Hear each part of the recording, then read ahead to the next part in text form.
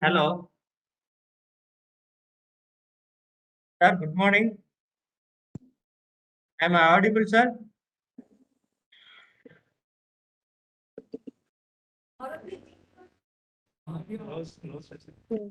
Is it background okay, sir? We have that.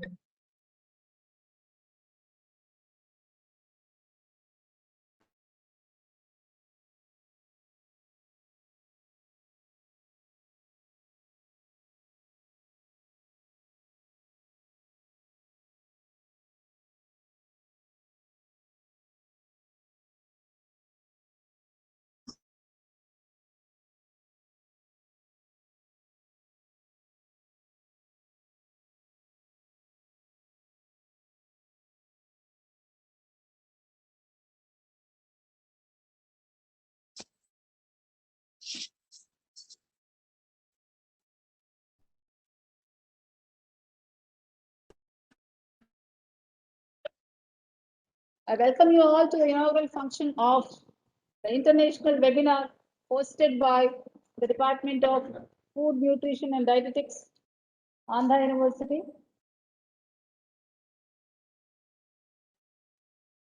Supported by National Commission for Women on the occasion of Poshan Ma 2021. I cordially welcome Honorable Vice Chancellor, Andhra University, Professor PVGD Prasad Reddy Garu, Chief Guest of today's function, Professor K. Samatha, Rector, Andhra University, respected Principal, College of Science and Technology, Professor K. Srinivasarao Garu, Principals of all the colleges, Registrar of Andhra University, Professor B. Krishnamohan Garu, Deans and Directors, invited guests, heads of the departments, Board of Studies Chairman, faculty members, supporting staff. I extend a warm welcome to the resource persons who are pioneering scientists and academicians in the field and who readily accepted our invitation. I welcome Dr. K. Kausalya, Dr. M.G. Subbarao, and Dr. Vimal Karani.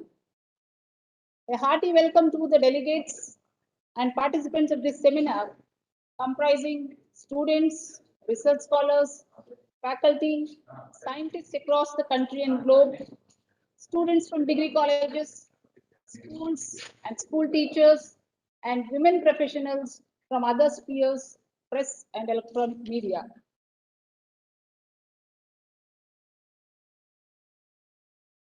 Now I request our beloved principal, Professor K. Srinivasarao Garu, onto the dais.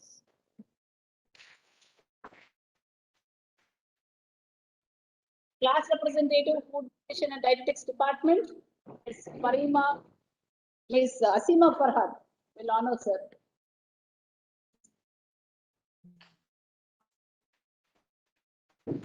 Now I request a faculty chairman, Professor Imya Rajgaru, to come onto the dais.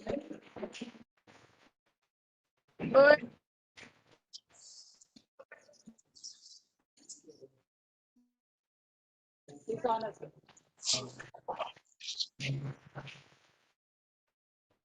Now we'll start the webinar with a prayer song by the students from Food, Nutrition and Dietetics Department. I invite Supriya, Dhatri, Madhuri and Priyanka for prayer song.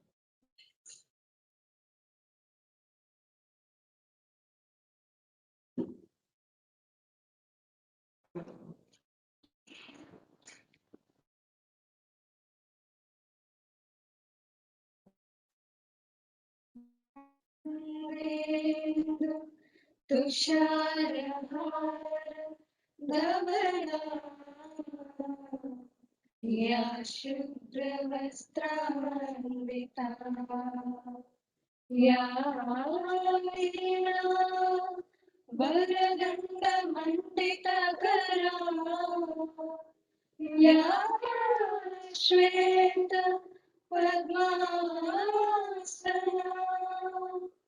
या ब्रह्माच्युत शङ्कर प्रभृतिभिः देवैः सदा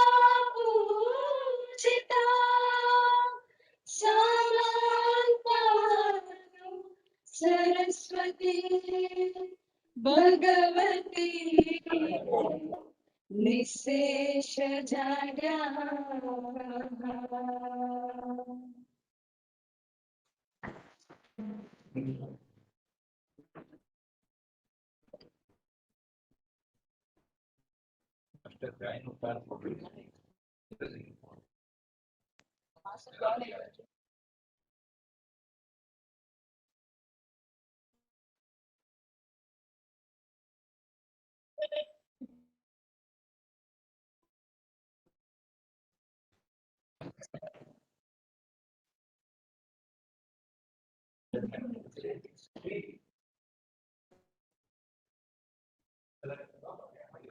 I request our honorary professor and ex-member APPSC, Professor G. Pategaru, to join.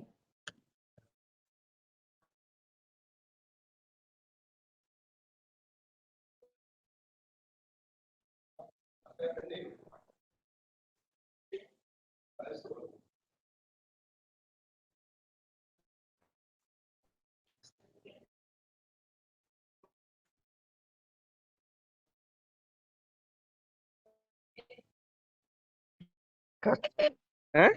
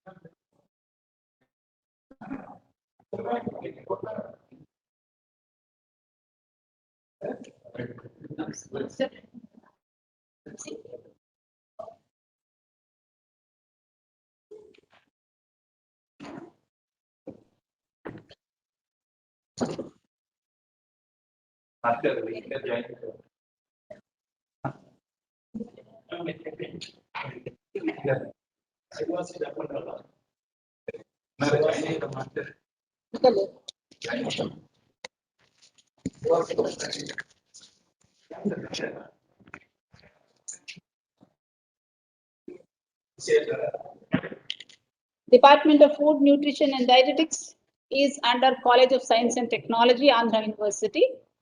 The prime objective of the department, besides academics and research, is to disseminate the nutrition knowledge to various segments of society and to act as a focal point for addressing current issues in the field of food and nutritional sciences by collaborating with experts from related fields. Having the exposure to all the areas under the umbrella of food and nutrition, students of this department are equipped sufficiently to pursue a career in all the areas of specialization. The department takes pride in achieving 80% of placements for the students every year. Alumni of the department are well placed in various hospitals across the country, including defense hospitals as dietitians and also in several food industries, research organizations, voluntary organizations, and state government nutrition related projects.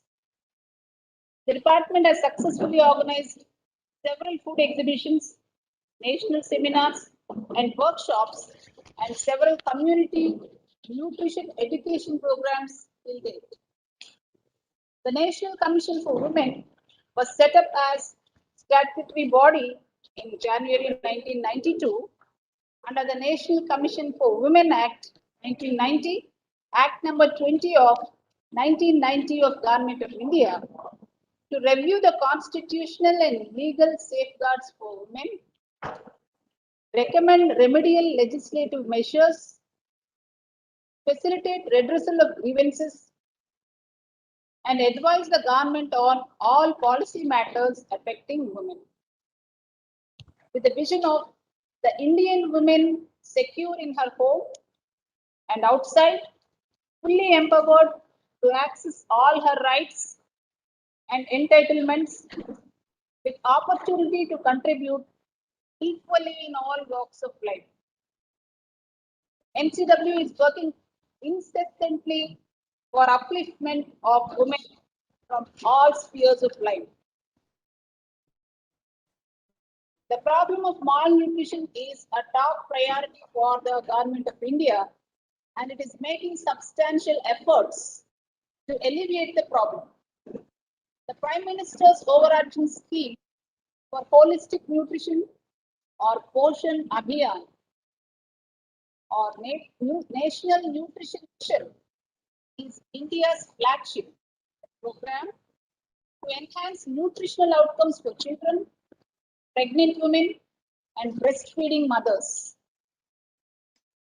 To give momentum to Poshan Abhiyan, the National Council on India's Nutrition Challenges on 24th July 2018 decided to celebrate the month of September as Rashtriya Poshan Ma. With this aim and objective to make Indian women strong in every manner possible, the NCW espouses the dream of Honorable Prime Minister Narendra Modi to be part of Poshan. During Poshan month, 7th to 30th of September 2021, NCW is focusing on the methodologies to be adapted for improving the nutritional outcomes for adolescents, pregnant women, and lactating mothers by leveraging technology, targeted approach, and convergence. With an aim to generate awareness, promote the nutrition status, and to explore the creative instincts of the masses, NCW has organized poster and essay writing competitions and supporting webinars. So out of the three themes which are given by NCW, we have actually selected the adolescents. So the theme of today's international webinar is Precision Nutrition for Potential Adolescence, Challenges in Context of COVID-19 and Beyond. I'm assured that the theme aroused an overwhelming response from the public, reflected by more than 1100 registrations. Now I request our esteemed Vice Chancellor, Professor P.V.G.D. Prasad Reddy Garu, to give the inaugural speech.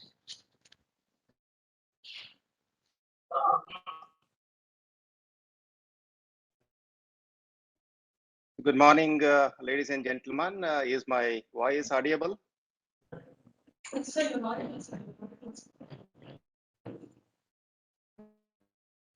Yes, sir, you are audible, sir. Oh, thank you. And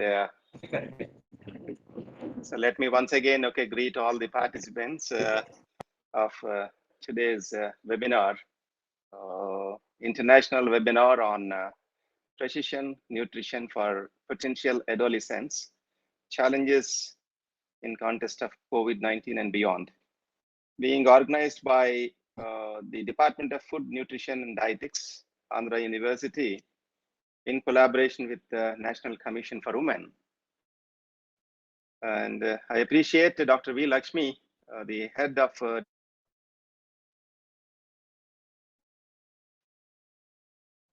organize this webinar. So all the distinguished guests, who are in fact participating, in this inaugural function today. And I see Professor K. Srinivas Rao Garu, the principal of College of Science and Technology. I see all the faculty members of university especially from, I see, okay, some of them, okay, on the screen from biotechnology, from human genetics. I see, okay, from the Department of Food, Nutrition, Dietetics, okay. And I also see Dr. Sandeep over there, right, okay. And all the other distinguished participants.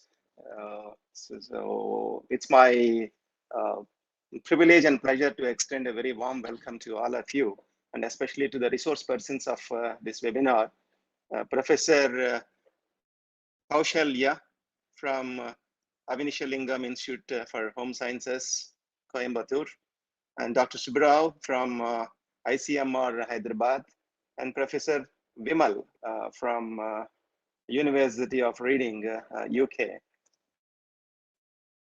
I extend a very warm welcome to all of you, okay, for this webinar being organized in collaboration with the National Commission for Women on a very important topic, precision nutrition for potential adolescents, right?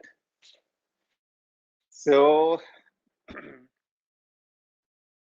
the challenge, in front of all of us is to provide a diet with nutrition, especially to the young population, okay, who come under, okay, this particular term called adolescence. I understand, with my, okay, little knowledge that, 15 to 19 years, okay, is generally called the age of adolescence. True, but, okay, because, okay, this particular webinar, okay, being termed as international, and from the, okay, initial talk given by Dr. Lakshmi, I understand that more than 1100 participants have registered for this particular webinar. Maybe I think, okay, some of the participants could be even from, okay, outside the country also. So when we look at, okay, the international scenario as a whole, coming to the dietary patterns, a developed country and a developing country, okay, I'll have to probably, I think, look at, okay, both these dimensions. Per se, look at a country like, okay, America, which is developed, and you find, affluence everywhere. In such a country also, 80% of their money generally is spent for health, whatever be the reason. As such, the children of the developed countries, and as well as, all the people belonging to every age group, okay, in a developed country, they have a choice of food. They can choose, okay, anything as they like because of the affluence. But even then, they have health issues. When you come back to a country, a developing country like India, where, you have a large population still living in rural places, always this, okay, the dietary restrictions or dietary conditions, availability of a diet with nutritional value is an issue. So what kind of, okay, food is required for the body, whatever be the age, is a $1 billion question always. So how to maintain the health is not just in the hands of doctors always. And to have health, I feel that it is the duty of all of us to establish a culture of health to begin with. When I say that, culture of health, I mean to say that not just, providing a nutritional diet alone. Along with that, you will have to probably, I think, create an ecosystem where each person understands all other dimensions of life. How do you live? How do you breathe? How do you keep your environment clean? And how do you manage your own life? How do you reduce stress? And what kind of quantity of food, okay, do you take? All these things, they matter a lot, not just, food alone. to have a healthy body, of course, people do say that, it is a physical possibility. I see Dr. Sandep, even after retirement also is maintaining, excellent body. And very rare conditions, not everybody can probably, I think, can have, that kind of a condition. Yes, I definitely agree that, physical exercise would always, allow somebody to maintain, the fitness. But more than that, after all, when you look at this particular body, how it is, built up, it is, essentially built up, or the essential ingredient to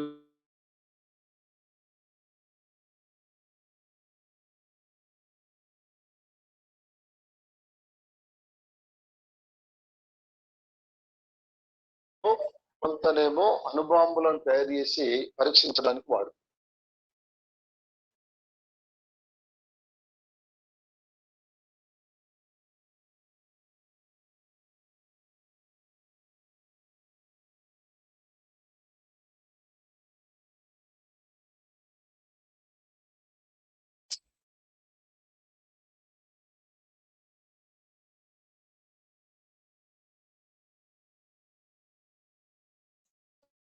Sir, you are not audible. Oh, are not audible.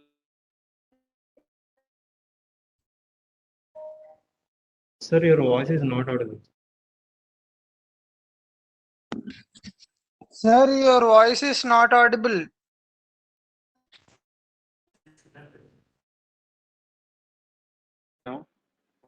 all of us, the political will, the policy decisions, and the responsibility of each one of us to see to it that the children of this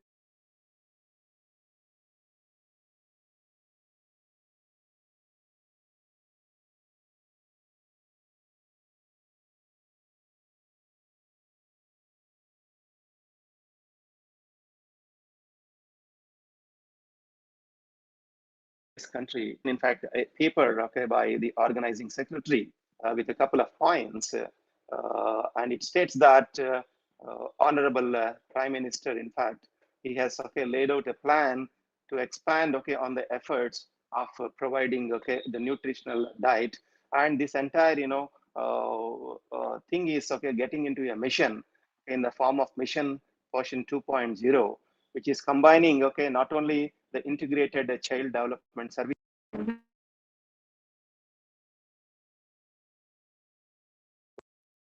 nutrition program, Poshan Abhiyan, scheme for adolescent girls, and national fish scheme into all of these things into a single program. It's really an excellent initiative. And at the same time, when you get back to the very state from where in fact we are operating, the state of Andhra Pradesh. In the state of Andhra Pradesh, in fact, this is like a one single state where you find an exclusive separate department for child and women development. And some of the schemes, novel schemes that are launched by Honorable Chief Minister of Andhra Pradesh, Shri Y.S. Jagan Mohan Reddy Garu, because one of his favorite subjects is education. In all the schools, of Andhra Pradesh, they have introduced two novel programs. One novel program is called Amavadi program. You know what is Amavadi program? Amavadi program in the sense government will directly transfer 15,000 rupees per year to mother's account for the reason that she is able to send her child, either son or daughter, into the school to make sure that every child will get access to education. That's number one. Second most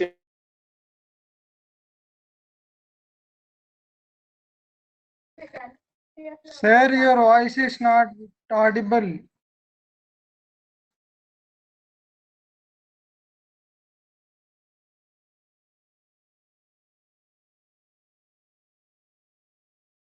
important, just let me check once.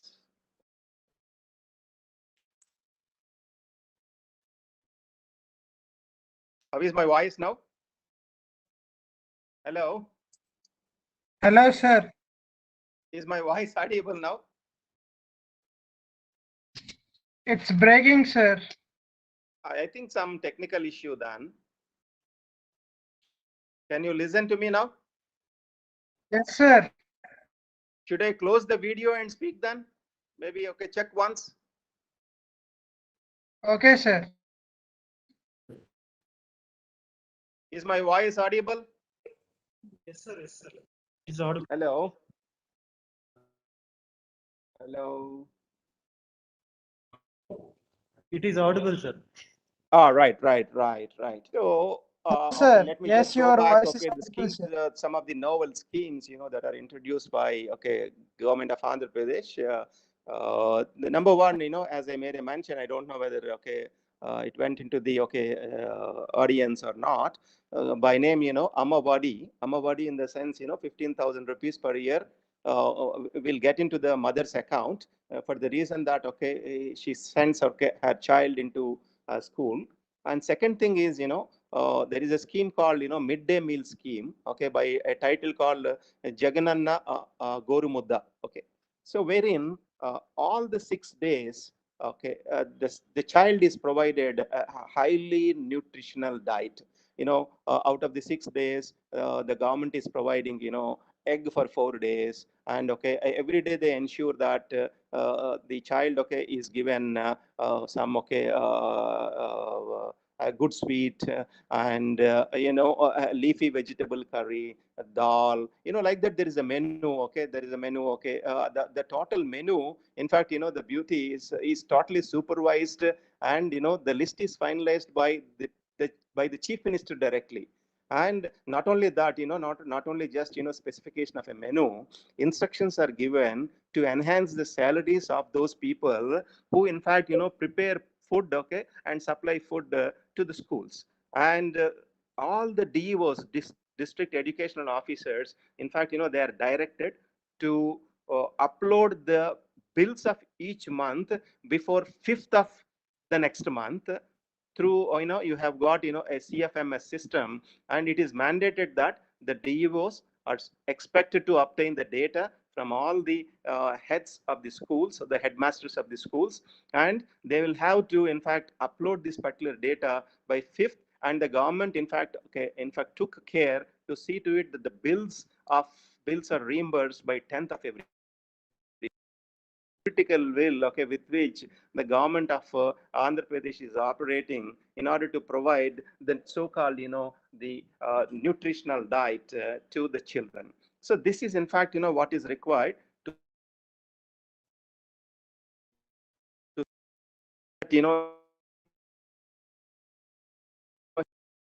talent. So, and one side, okay, there is Honorable Prime Minister who is giving top priority to this, and the other side, the governments, okay, the state governments are also proactive. And I would say that now it is the role of, okay, us, okay, maybe the doctors, the NGOs, and the universities and social organizations, along with the support of this National Commission for Women. If all of us can create what I earlier termed as a culture of health, then probably I think the world is going to be a beautiful place where every child is nourished, okay, or given the right kind of a food. And okay, once you provide the right kind of food, and once you tell them that, okay, this is the environment, okay, in which you are supposed to live, or if required, okay, there is nothing wrong in case into the school education we introduce a topic related to, okay, health, okay, how to, okay, maintain health, okay, right from school age. If this kind of a culture is created, and if this culture is maintained for the next coming 10-15 years, the whole world is going to become a wonderful place, because you just cannot sustain only with okay, the doctors. So, doctors alone, if you think that doctors alone can give health, probably I think it is not going to work out. As such, you look at the tradition of India also, this kind of a medicine has come into existence only for the past 50 years. But prior to that also, we had got, excellent health, okay, maintained by our predecessors.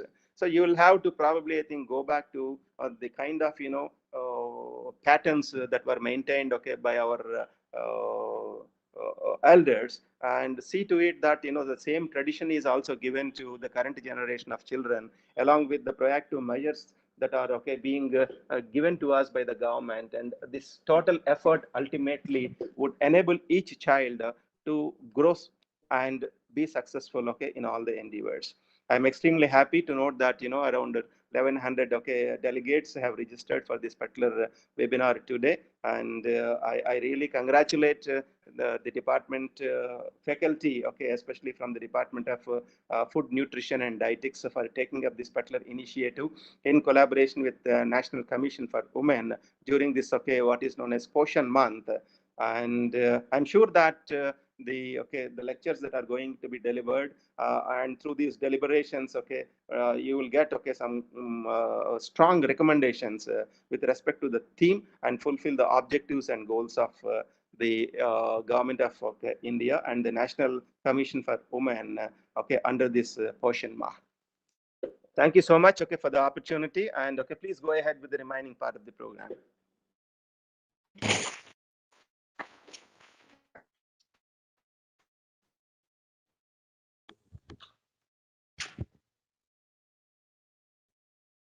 You can please go ahead with the remaining part of the program.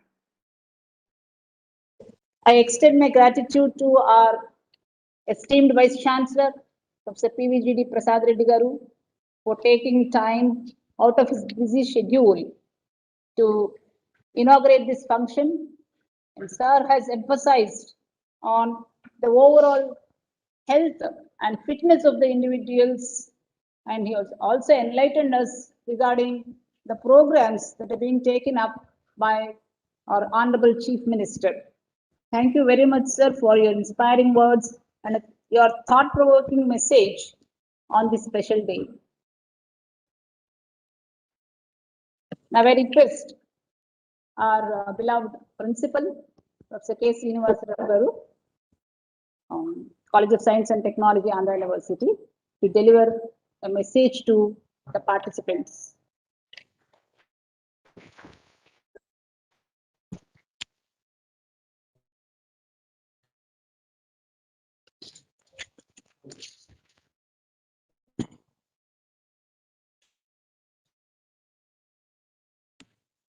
Honorable Vice Chancellor Professor Prasad Reddy Garu, Dynamic Registrar of this University, Professor K. Krishna Mohan, our beloved Rector Professor Samata, and my friend and Faculty Chairman of Sciences, MVR Raju, Head of the Department of Food and Nutrition, Dr. Lakshmi Garu, Professor Padaya, Professor Sudhakar, Professor Kalpana, Dr. Rajeshwari, and many other faculty members of these 4 departments: biotechnology, food and nutrition, human genetics, as well as molecular biology. Very good morning to you all. I feel it's a privilege for me to participate in this blended webinar, offline come online, because many of the participants I can see here sitting on that in offline, and many of the speakers as well as the guests, delegates, participants are joining online. I'm very happy that more than 1100 delegates have registered for this webinar, and this webinar is of very important and very useful to the current day needs, because the National Commission for Women, what exactly this is gender sensitization. The gender sensitization, when we talk about, basically not just the right of the woman, the well-being of the woman is very important. So in that front, when we look at the well-being of any human being, 3 things are more important. The first and foremost is food. Second, clothing. Third one is shelter. Among this food. So food science, for the society, for the development of the humanity. It is very much important. So in that perspective, taking a wonderful theme of this webinar, like precision nutrition for potential adolescents and challenges in the context of COVID-19 and beyond, by these organizers, I congratulate Dr. Lakshmi and her team for choosing this webinar and conducting in our Andhra University. And we all know this Department of Food and Nutrition, particularly in Andhra University. Bye. Several students per batch, and almost all the students are getting good career as an entrepreneurs, as a counselors, and a dietitians, nutrition experts, and scientists in this area. And I thank our beloved Vice Chancellor for focusing on this particularly food science subject in Andhra University. And he has taken several initiatives to establish very good research laboratory in the food science, that is food testing laboratory under RUSA project. We are spending nearly 25 crores on food and nutrition.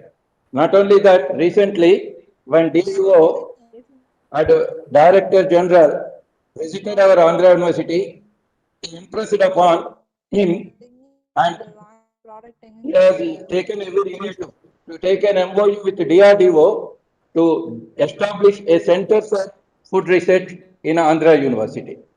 So in all these considerations, he is always giving lot of importance for this food science. And in Andhra University, really we are very happy, sir, for your boosting encouragement for the science college, especially these departments of biotechnology, human genetics, and food and nutrition, and molecular biology, because you are also initiated in the genetics laboratory here, and also giving lot of encouragement for all the faculty and students here to have more and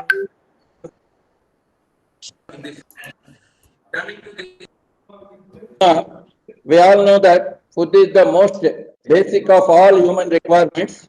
Balanced diet and adequate nutrition, especially for those who are most vulnerable, such as children, adolescents, pregnant women, and lacting mothers. So, nutrition science is not a just a narrow subject. It is an interdisciplinary. It includes food, nutrition, dietetics, as well as technology, agriculture, molecular biology, biochemistry, genetics, medicine, home science, and social science, and also psychology. So, as a result, it is a unique and fascinating scientific discipline that helps to harness for public and societal betterment and social purposes. The frontiers of nutrition science are continuously expanding with new discoveries of the impact of embryonic under nutrition, nutrigenetics, and most recently, precision nutrition. This precision nutrition is the now buzzword in the food science. And because of many opportunities and challenges coming up here, several people are working in this area. Particularly when it comes to the adolescent dietary, concerns are challenging in view of the rapid psychological and physiological changes during that stage. And also we know the food is the most important for the health and to safeguard the adolescent from several of the communicable and non-communicable diseases at that age. Nutritional management is probably the most appropriate answer for all these challenges. Designing personalized nutrition advice to treat or prevent metabolic problems is one of the ultimate goals of precision nutrition. Precision nutrition more particularly aims to create more comprehensive and dynamic nutritional recommendations based on changing, interacting parameters in a person's internal and external environment over time. To that purpose, precision nutrition techniques consider dietary pattern, food behavior, physical activities, tasks, microbiota, and metabolome in addition to the genetics.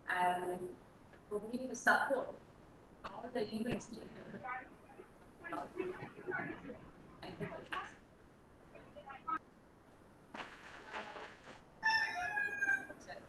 We are Rajagaru faculty chairman to address the participants.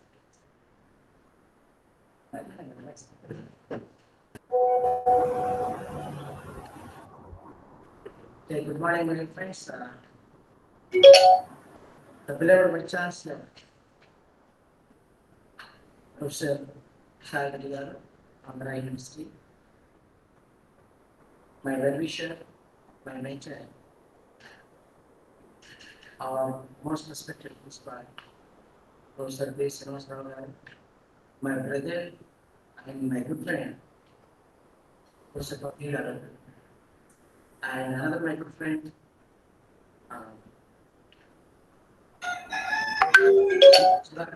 Professor Sudhakar, and another unexpected speaker.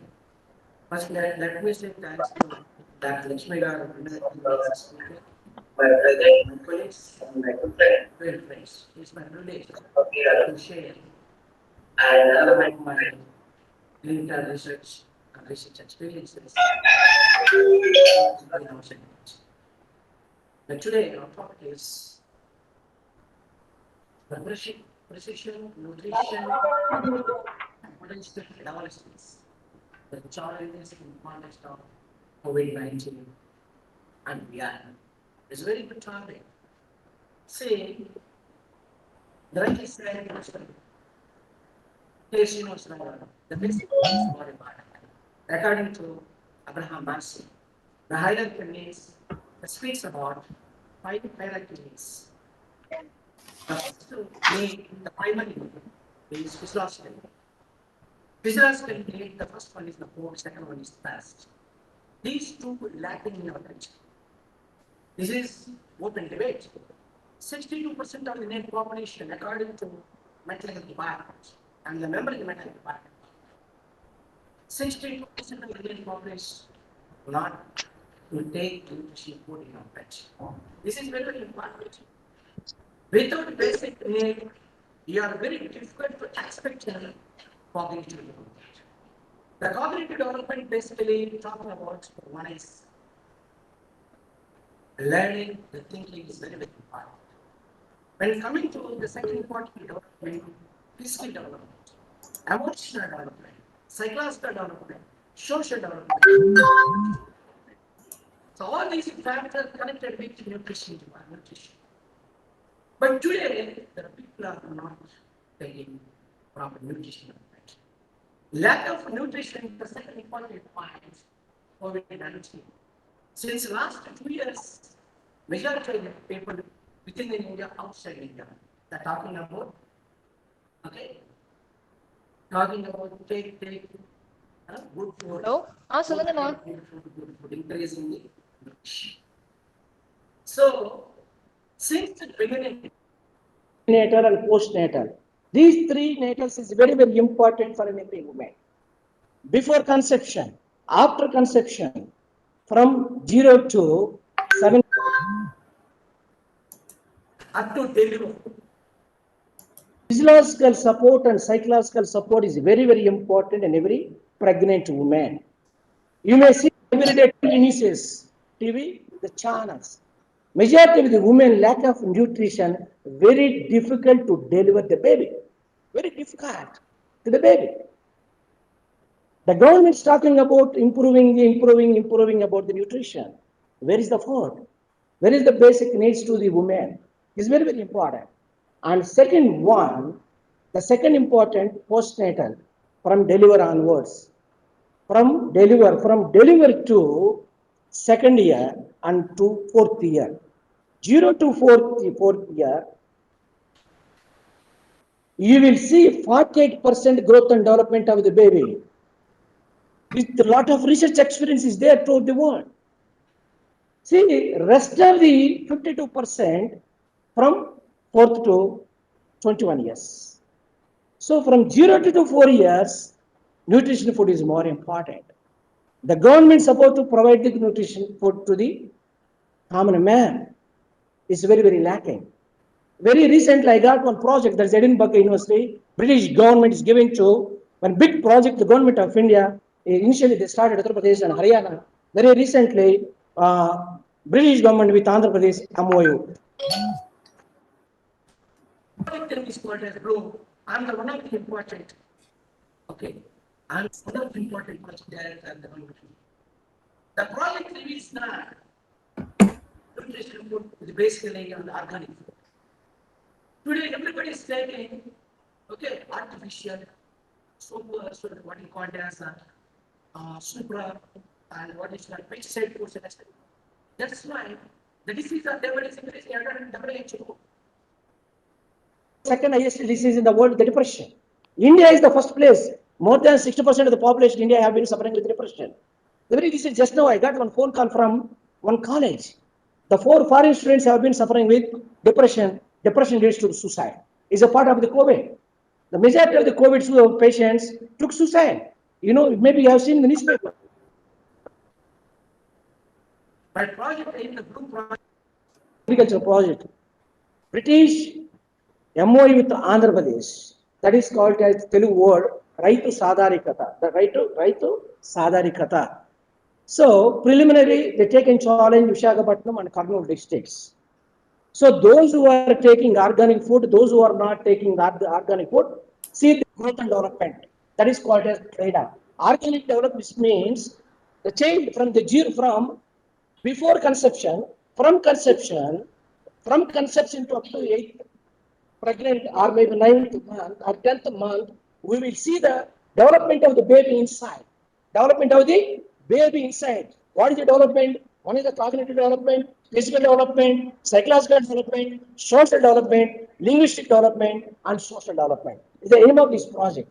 So that before concluding, whoever is coming for the delegates from within and outside India and the department faculty, please think about that, the importance of the nutrition food. Very recently, I was attended one pre-talk in the department, nutrition, not nutrition department, I think nutrition department or one girl submitted the paper that is called breast milk and artificial breast milk. I have similar study also is published. See, those who are taking the breast milk and the artificial breast milk, the lot of difference is there in cognitive development. Whoever is taking the breast milk, the cognitive development is very high when compared with non-breast milk children. Not only this, IQ level is also very high breast milk when compared with the artificial, the milk. The second important point, emotional development is also a lot of different breast milk, non-breast milk.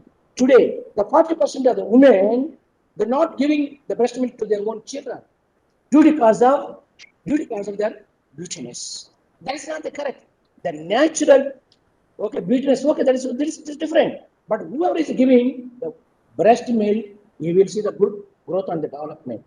So with these remarks, once again, I congratulate to the department and as well as especially Dr. Lakshmi Garu given wonderful opportunity to share my small experiences. Thank you, Varuna.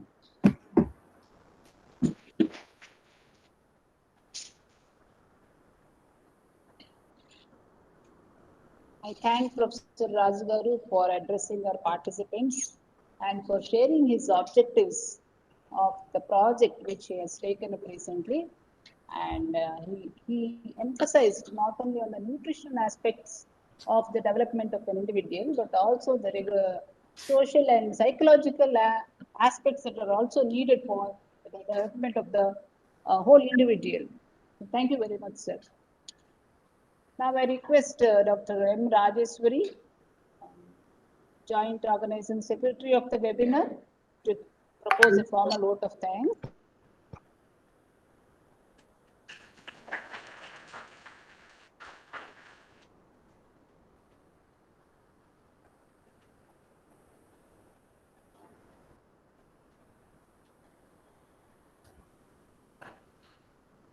Very good morning to all.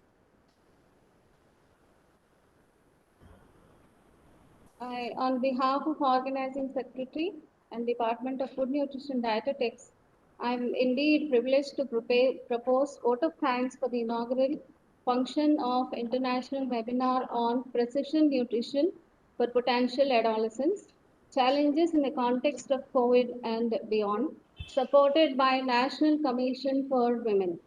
We are immensely thankful to the National Commission for Women for the support and giving an opportunity to participate in the celebrations of Poshan Ma 2021. First and foremost, I would like to extend my heartfelt gratitude to our Honorable Vice Chancellor, Professor PVGD Prasad Reddy Garu, for sparing precious time from busy schedule and gracing the occasion. Thank you, sir, for the thought-provoking and enlightening address. Your address emphasized on giving importance to overall health and the schemes provided by state government of India, such as Ammavadi and the Jagananna Gormudda, for in uplifting the health of the children. Thank you, sir. Your address is well perceived by the participants.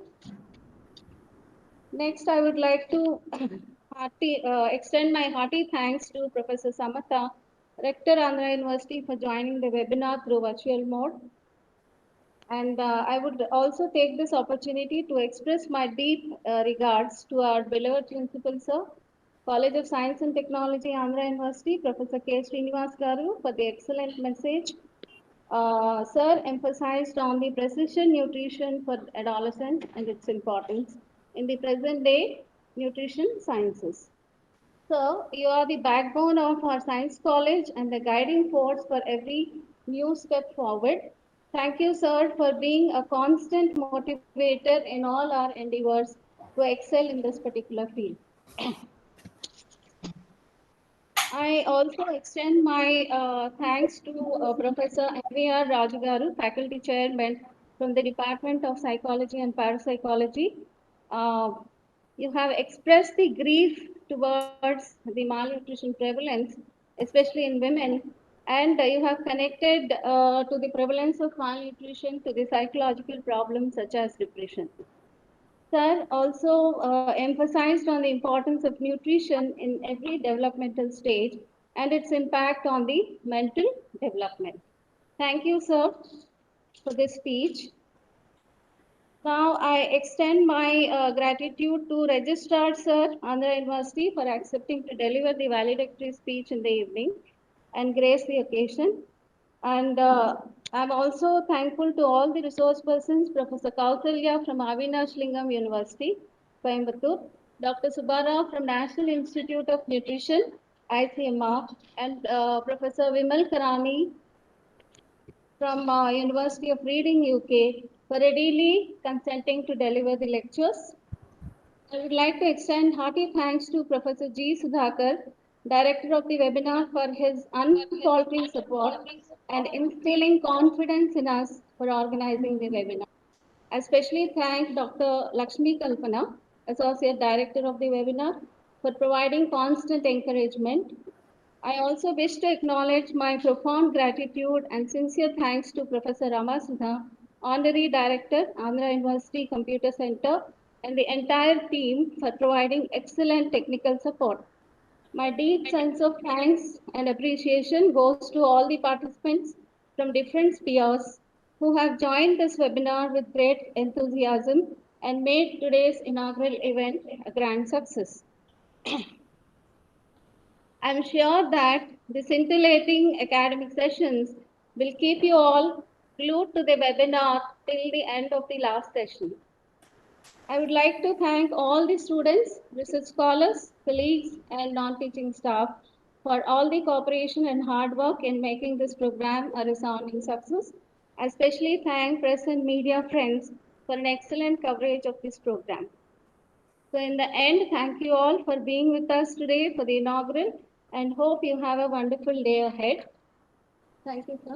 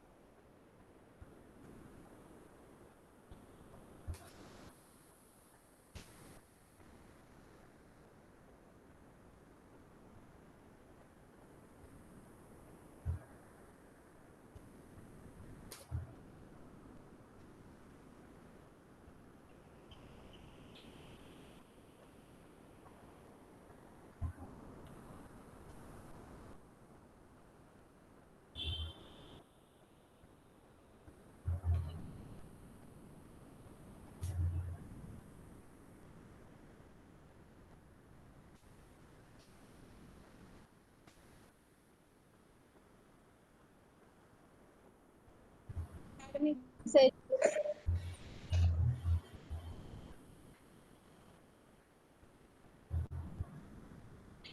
Today we are going to start with the first academic session with Dr. Kausalya. Ma'am will be talking on the topic, the nutritional challenges of adolescents during COVID and beyond.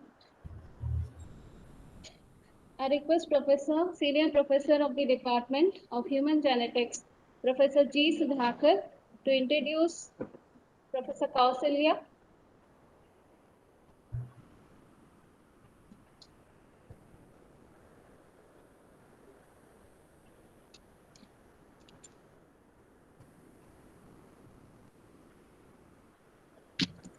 So very good morning, all of you. So as all of you are aware, the inauguration is over, and now let us start the technical session, the academic sessions. I'm very happy to stand before you to introduce today's first speaker. So he's a great visionary and a good educationist and an able administrator. Presently, she is the registrar of Avinash Lingam Institute of Home Science and Higher Education from Coimbatore. She is Dr. S. Kaushalya. It's my privilege to introduce Madam Dr. Kaushalya to the August gathering and the participants who are online. And I'm very privileged to introduce Dr. Kaushalya. So Dr. Kaushalya is the present registrar and had assumed charge as registrar on the 9th November 2016 of Dr. Avinash Lingam Institute of Home Science and Higher Education for Women, Coimbatore. She entered academia in 1991 as lecturer and emerged as a professor in 2009 in the Department of Food Science and Nutrition. She completed her PhD in the same field, the same subject, food science and nutrition, during 2002. She is a gold medalist in UG and PG programs and also received ICAR JRF for PG program. Her areas of expertise are nutritional biochemistry, micronutrient availability, community nutrition, nutraceuticals, and nutrigenomics and nanotechnology. She had been actively involved as principal investigator, as co-principal investigator in various research projects sponsored by Government of India and agencies like UGC, MNCES, DST, and the Department of Social Welfare, and other agencies like Institute of Applied Project and Hinge India Private Limited for the worth of more than 85 lakhs. SPI produced courseware, almost 640 e-lessons for PG students in the same field, food science and nutrition, by the UGC NMICT for 1.12 crores. She mentored more than 60 MSc projects, 22 MPhil theses, and guided 7 and guiding 8 PhD scholars in the same area. She has a patent titled on micronutrient rich biscuit. It's very great. She has a patent. She has published 84 research papers in national and international journals with H Index 8 and 13 books and booklets. Currently, she is EC member and a joint secretary elect at the National Level Nutrition Society of India. She has received around 15 awards for teaching and research. The Best Teacher Award by CII, Tamil Nadu Scientist Award, TANSA in Social Sciences, received from Honorable Chief Minister Tamil Nadu on December 2018, and received 10th Rajbal Davdas Memorial Award at 51st annual conference of NSI on 9th November 2019. She has also received P.K. Das Memorial Award in Life Sciences in the Education from Nehru Group of Institutions in December 2019. She has visited several countries like Sweden, Canada, South Korea, Tanzania, and Mongolia for research and research collaborations and academics and administrative purposes. With this brief introduction, I'm very happy to stand before you to introduce Dr. Kaushalya to the August gathering. And I'm very happy, madam. We welcome you all on behalf of the department. And we welcome you. We thank you for readily accepting our invitation. And now, over to Kaushalya. Madam, please take over the presentation. Thank you, madam. Thank you, sir, for introducing me. And it's a wonderful seminar today. It's an international webinar. So, in this webinar, I thank the organizing committee for having given me this wonderful opportunity of presenting on this topic. I thank immensely, first of all, the chief patron, Professor Prasad Reddy, sir, who has just now spoken on the various schemes of the Andhra Pradesh government on nutrition and its importance in adolescent girls as well. And our principal, Professor Srinivasa Rao, spoke on the various schemes and importance and congratulated the department. And also the psychologist, Professor Raj Rao, sir, and the professor who introduced me, as well as Professor Samatha, Rector, Andhra Pradesh Andhra University. Then Professor Krishna Mohan, Registrar of Andhra University. And I thank immensely the organizing secretary, Dr. Lakshmi, who has taken efforts with their colleagues to organize this as professor and HOD of the Department of Food and Nutrition and Dietetics. And the director of the webinar, Professor Sudhakar sir, and Associate Director, Dr. Lakshmi Kalpana, and Joint Organizing Secretary, Dr. Rajeshwari, who actually confirmed the presence of my participation in this as a speaker. So I'm very glad the technology has connected from far places like now Visakhapatnam and Coimbatore, and we are able to even work our own science and technology using this machine. And Poshan Ma is very special to all the nutritionists.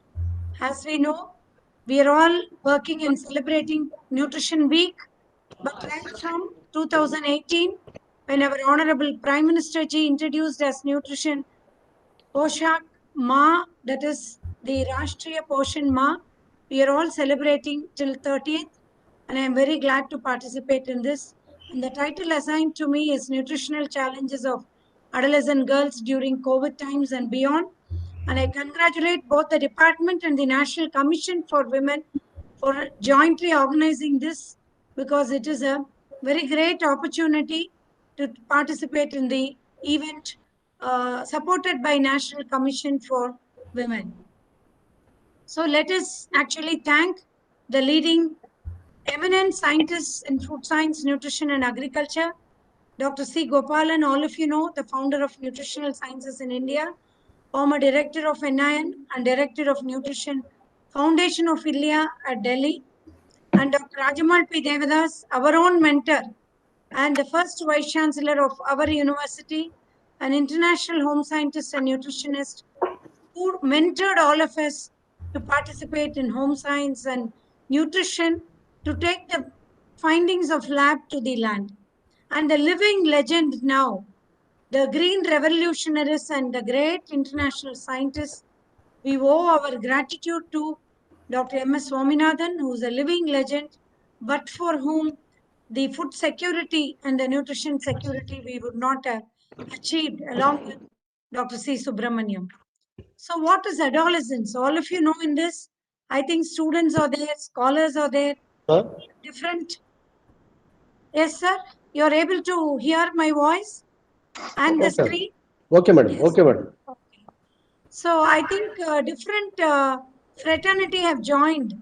Women have joined. I think scholars have joined, students, and also students from different departments like biotechnology, genetics, psychology. I'm very happy because nutrition is a field where we are going to interrelate. And all of you know this definition.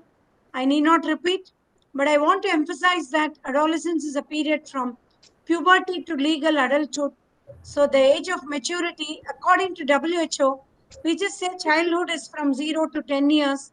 In different definitions, it is as 11. And adolescence is 11 to 18 years, and adulthood, as all of you know, is 18 plus. So what happens during this stage? It is the stages of development as the previous speakers have spoken, the principal and other Raja Rao sir and other speakers have already pointed out. It is the physical development, is a psychological, and it leads to adulthood with the changes in emotional and cognitive growth. Already the psychologist has, they have mentioned about the project with Edinburgh University and all that they are working on. So it is a brilliant age to which the career and the personality is developed. So what nutrition means at this age? Good nutrition is essential. No need to say. All of you know about the macronutrients, energy, protein, and fat, and all that, and vitamin and minerals as micronutrients. So, what do we emphasize here? Healthy food, nutritious, energy food for growth and development, both physically, mentally, and socially. You have to adapt. So, some of you may belong to adolescent if you're in the first year of your graduation. If you're in PG and scholars, you are going to the late adolescence to adulthood. So, what I just say here is say yes to large amounts of vegetables and fruits and colored fruits, which gives you vitamins and minerals, especially during this COVID period. And say no to the junk foods which you like. Of course, you can have it. There is no need to say no, but you can have an ice cream, but you should be cautious. You can have some popcorn, burger once in a time. Not always, every day. Every day snack can be even a vegetable and a fruit. This is what we say. I think Dr. Subara is going to talk about communication. We always emphasize communication and education is very important for the community. Here, what affects our choice of food, especially for adolescents? It's a peer pressure. You may be, even if I say eat vegetable and fruit, or even a healthy snack prepared from maybe a fruit salad in the evening. When somebody says no, your friend, you will not have. That is what you say as peer pressure. And the food scare and lifestyle, cost of the food. Of course, in your canteen, you share your pocket money and you have your snack and you think about your health too. Adolescent girls always think that they should not put on weight, isn't it, girls? If you're here. So you have that type of attitude, which is also related to even religious. Sometimes Navaratri is going to come next week and after 6th. So we also, and according to different religions, we go for fasting as well as feasting. And we have storage and cooking facilities. If it is in an urban area, we have refrigerator. But in a rural or a tribal area, they need to think about how they can store and cook the food. Personal choice, availability, food trend, and regional variations. Maybe Gongura is very famous in Andhra, whereas idli dosa is very popular in Coimbatore and other types of sambar. We'll see about it later. So, what adolescents should aim during even the topic given is COVID and post COVID, but even otherwise, you should aim for taking a variety of nutritious foods, vegetables of different types and colors. We say green leafy vegetables, green in color, which gives you chlorophyll, as well as carotenoid, calcium, iron, all sorts of vitamin packs and mineral packs, and legumes and beans and colored fruits and vegetables. And of course, you can have beetroot, you can have oranges, you can have fruits, different types of colored vegetables, grain foods. Now, even the biofortified varieties have come, and you have the cereal, pasta, noodles. Don't go into always this, but even The nutrition departments are trying to bring out noodles and pasta with all the vegetables and millets as the base. So let us welcome that and you can popularize. Of course, you can eat lean meat, poultry, fish, eggs accordingly. Tofu is a fermented food. Nuts and seeds and yogurt and cheese also give vitamin D to you. Drink plenty of water, irrespective of the climate, and reduce consumption of saturated fat, added salt, and added sugar. It is not an advice, but it should become a regular practice. And of course, you should enjoy your eating during adolescence. When I say recommended dietary allowance, the reason that I've just picked up only protein, carbohydrate, and fat, 15 grams, and vitamin B12, folate, all this is there in your RDA book. But what I want you to say is that at least fundamentally, the micronutrients like iron and zinc, iodine, and vitamin A should definitely be ensured in your diet. That is why I say repeatedly green leafy vegetables, and fruits. Vitamin D has become an issue now. And iodine also. Earlier days, we thought when we were in studying, iodine means only a belt like Himalayas and other places, top hilly areas from where water is flowing down. So they have inadequacy. But no district, no state is free from iodine deficiency. Subclinical levels, iodine and also vitamin A and vitamin C is really needed. And all of you know, during for the past 1.5 years, we have COVID situation, how the vitamin D tablets are given and C. Why don't you go for a walk and then have at least for 10 to 15 minutes exposure to sunlight? So, what is that during adolescence? The disorders we see anorexia nervosa. As you see here, when a adolescent girl thinks that even if the girl is very thin, she thinks that she is overweight and she tries to restrict the food and she looks thin. So she doesn't eat well at all. That is what we call as eating disorder number one. Another one is bulimia nervosa, where it is again binge eating, but they will also vomit.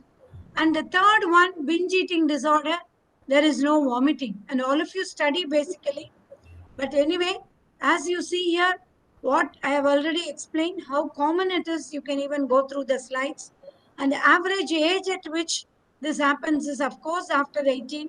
So during the late adolescence and adult, this happens. So I want all the adolescent girls to be really happy, enjoy their adolescence and adulthood as young women, because this is the age at which you can enjoy even dressing up with your peer group, eating well, concentrating, and in your studies and in your career, that we want you to help your family, which supports your studies. That is the fundamental, isn't it? And you need to help the community also at large.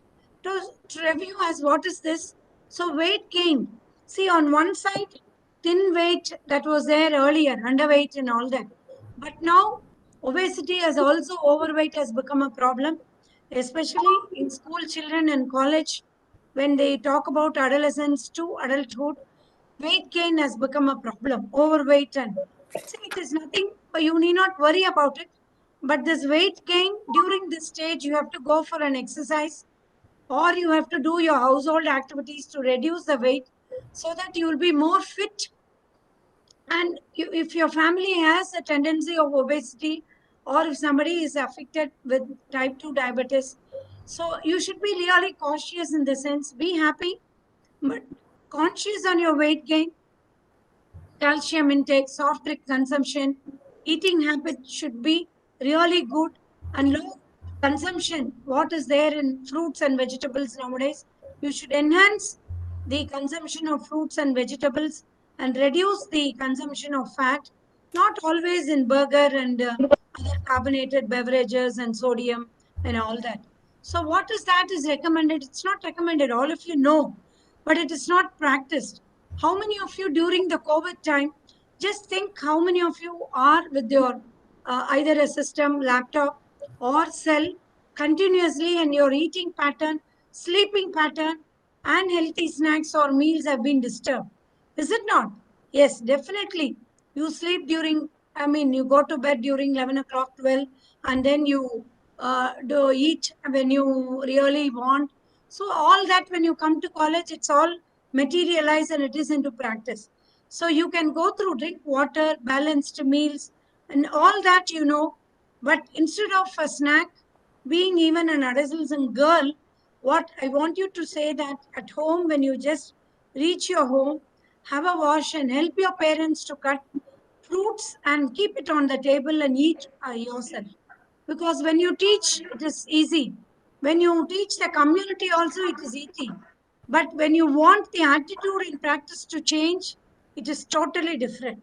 So food security, as I said about Dr. Swaminathan, and the FAO has given World Food Day is going to come in October 16. So it focuses on availability, access, utilization, stability. Fundamentally, we all have food, but you know, the poor of the poor do not have. But the PDS system, the public distribution system, has enhanced now. So you should not waste food at all. So during this adolescence and post, I mean, during this COVID and post COVID, you should concentrate on functional foods. What do we, so far we have talked about foods and vitamins and minerals. What is this functional food? The food which has a special function to prevent diseases. That is what.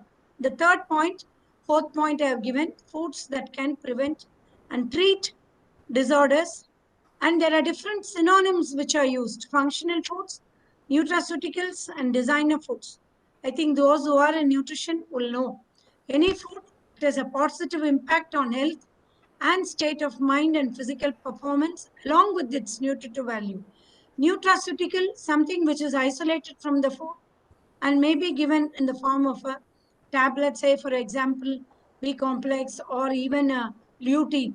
Designer foods in US, especially it is used for cancer preventing substances. So what does this functional foods contain? All of us know. Right from 8th standard, we study about phytochemicals and antioxidants. Phyto means, you know, light, and chemicals that will get, I mean, the metabolism will happen in the The presence of chemicals sunlight. which are And we know present in about, light. yes, Ma'am, the chemicals which are present in light is called phytochemicals, right? yes, sir. Can I Ma'am, proceed? student. The term phytochemicals and phytonutrients are interchangeably used, and phytochemicals exhibit antioxidant, immune boosting, and other health promoting potentials. And if you say, for example, you have many terpenes, carotenoids, limonoids, and phytosterols, and this gives the classification. And you go in for many of the phytochemicals. I think the people who are working in plant, I mean, phytochemicals, you will do a qualitative assay and you will try to say whether initially it is present or it is negative, and then go in for the other questions and quantitative estimations in terms of vitamin C and also as vitamin E. So antioxidant activity you may have to prove. So what is the function is that that it clearly protects the plants every day from the environmental hazards. So this helps in slowing down the aging process. And you can even, the girls can think about the Korean people or Japanese. The hair is very fine, very you know, soft and aging. Even aged people, they live even above 100 years. Many of the geriatric people, and it's all because of the colored vegetables and fruits and soy and other lean meat and fish and what they take. Even when I have visited and interacted with the students, and also I found naturally there. So I want to emphasize here, then every day you plan your meal that yellow, orange, red, green, blue, purple generally contain most of the phytochemicals and the nutrients. And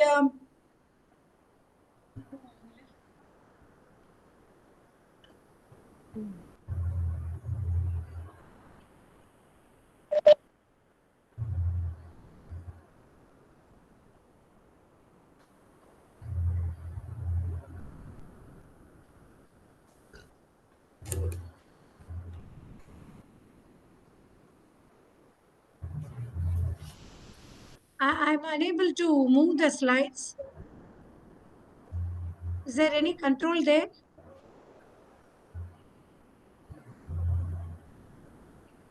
The technical people should help me.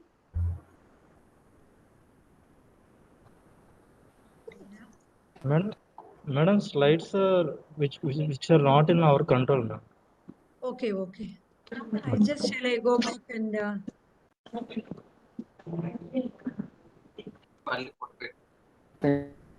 Professor Kaushalya, this is Subbarao.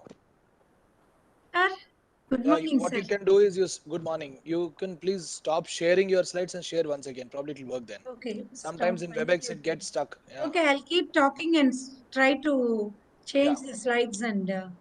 Right.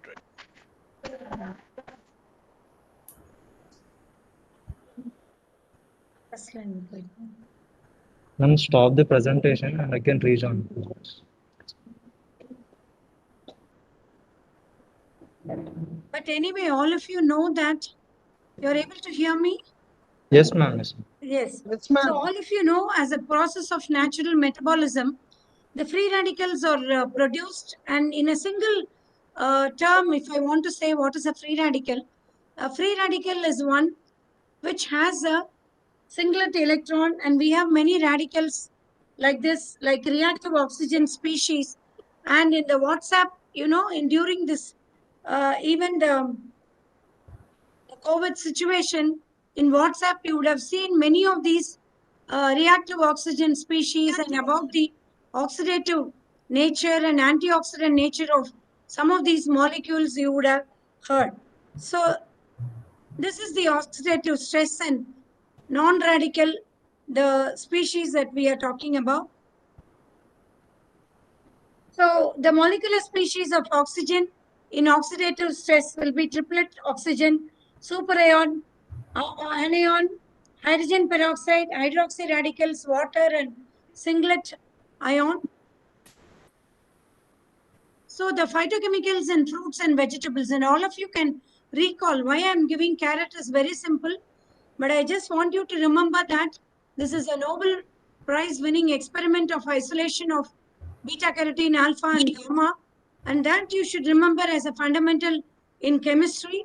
So this is my work. Actually, in my PhD, I have isolated with the help of scientists from NIN that I learned from NIN HPLC technique of isolation, and actually lutein.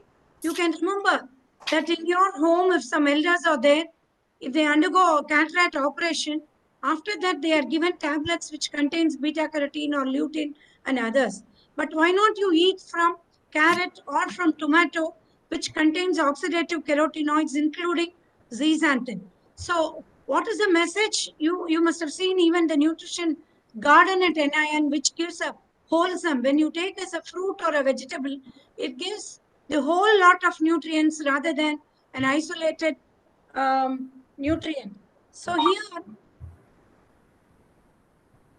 again, I just want to say that in the next slide, that I'm just showing some of the red colored vegetable fruits like, strawberries, fresh cranberries, tomatoes, red peppers, and red raspberries.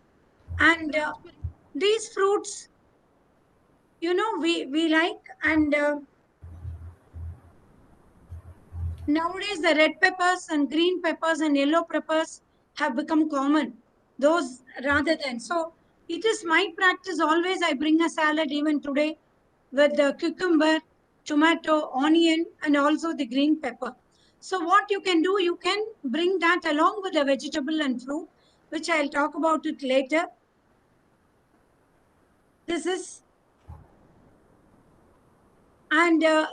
one of our studies where we have seen with different types of cooking, like sauteing helps in retaining the carotenoid, because all of you know that the Ma'am, sorry, this is Subbarao. We're not able to see your slides. Is it only, on my side or even with the others? Your screen is blank. We can see the slides, sir. Just Now, pin the yes. Now, yes. Now, yes. Yes. Methods of cooking. Yes. So the Okay. sorting method has improved the carotene retention compared to other methods. But even when we have dried the vegetables, Even sun drying has retained 50% of because the moisture is lost. You can even practice at home. I will show you in the next slides as this is what.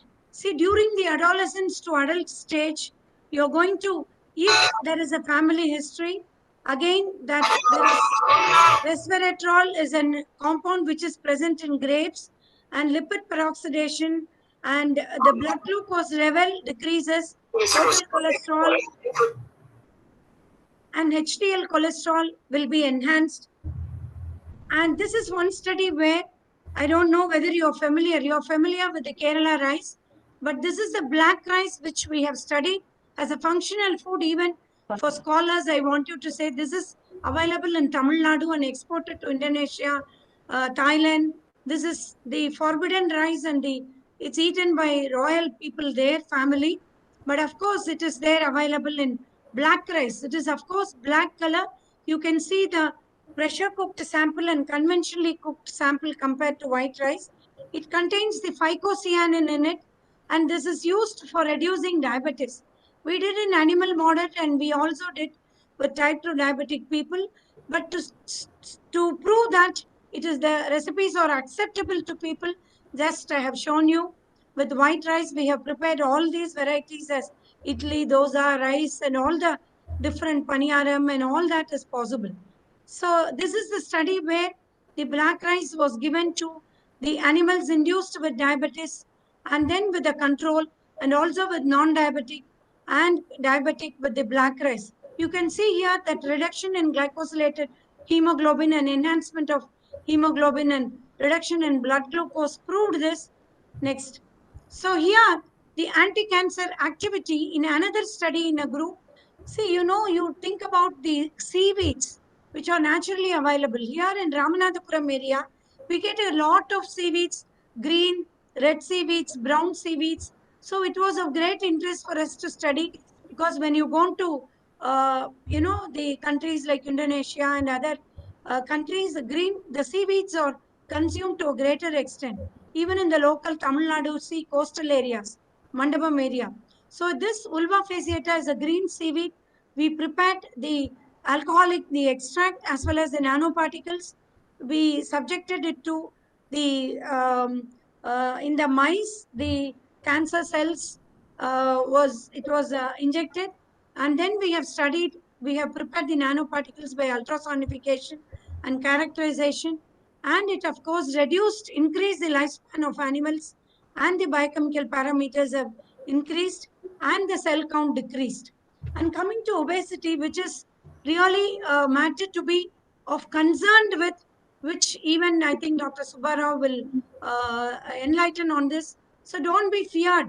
But during COVID, people put on weight. But as a nutritionist, or as a good adolescent, or as a mother, you should try to enhance or bring a good attitude in these adolescent girls or adolescent boys, that they are maintained, they are fit, so that the overweight, if they have a predisposing factor as diabetic in their family or overweight, all that can be reduced.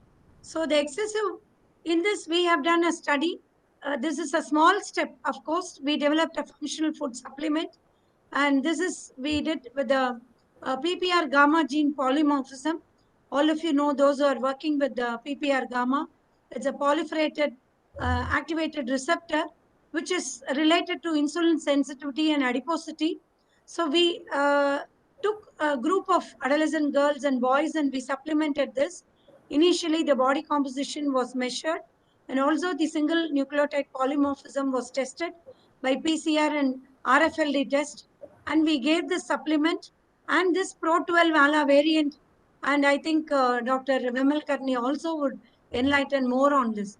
So we have found that this food supplement was able to effectively enhance the body composition and reducing the BMI. So here the WHO classification of 25, and for us to prove to 23, also you can take into account, since you're scholars, I'm just showing this. And the factors which may cause obesity, I think Dr. Subbarao also will touch upon. See, sometimes When you all have eating disorder, you may eat. But even otherwise, with obesity factors, physical activity, I like, even if you give the principal talked about the age-old methods. If you give a grinding stone, I like that. And I also did a basic study. See, people, when they are obese, they go to the gym. You need not go. You can do your own cycling, your own household activities. You help your parents in cutting vegetables, fruits, household activities. That itself is a physical activity. If you give a grinding stone, like we say in Tamil as ammikal, I can even grind a chutney. You know the famous dish puliyodara, the dal chutney is very popular, and I like it, and I do it also sometimes when I get time. That is, it is like the activity is like, horse riding, which you do in a gym. The activity. Some of you can even do a study on what is the activity that do relating to the energy levels and energy expenditure and BMR you can do.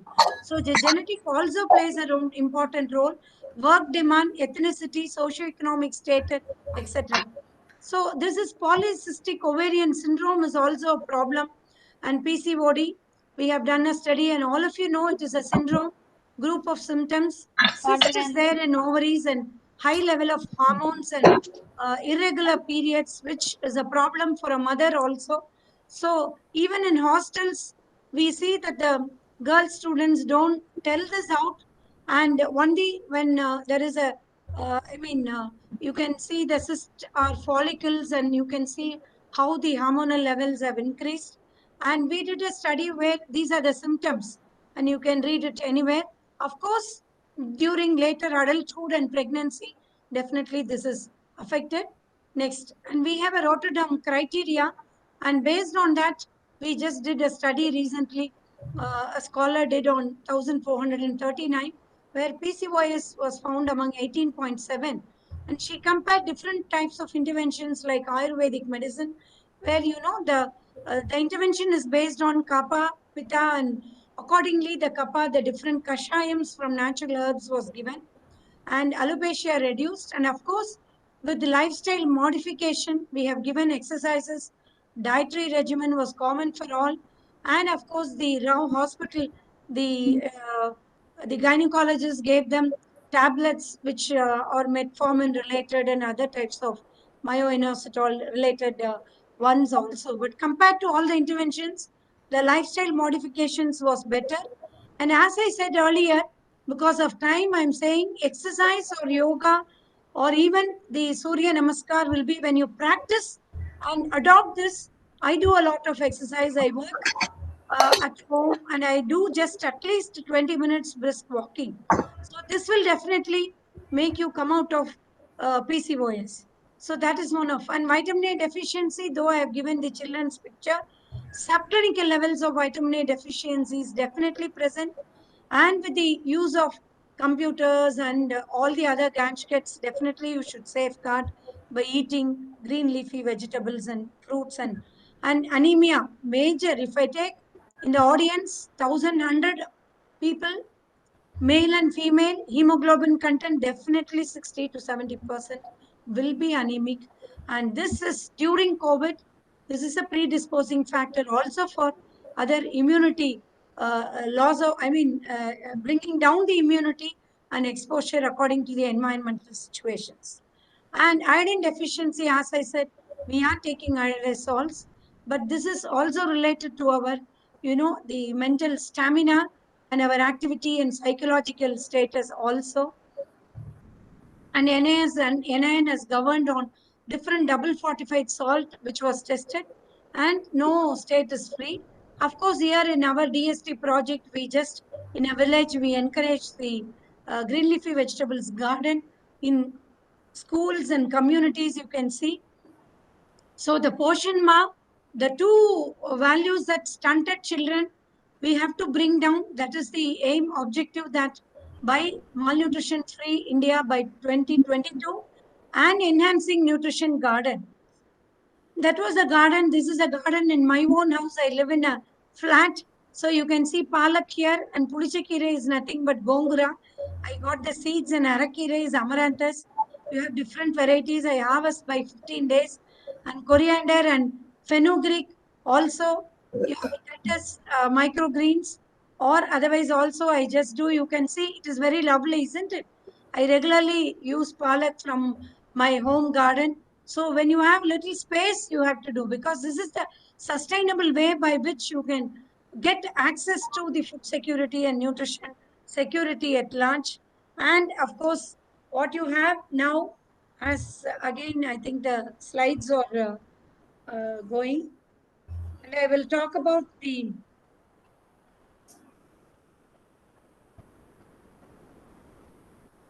gardens, and I think the slides have to be. This is one of the sample menu that I have shown here. This is from my house. See, you can see vegetable salad, rasam, which is a spice, and I have not included dal, but you can put a vadai as a dal sauce and put it in more kodambu, the buttermilk kodambu that we prepare. Next, this is for the plate for the day from NIN and from the other source.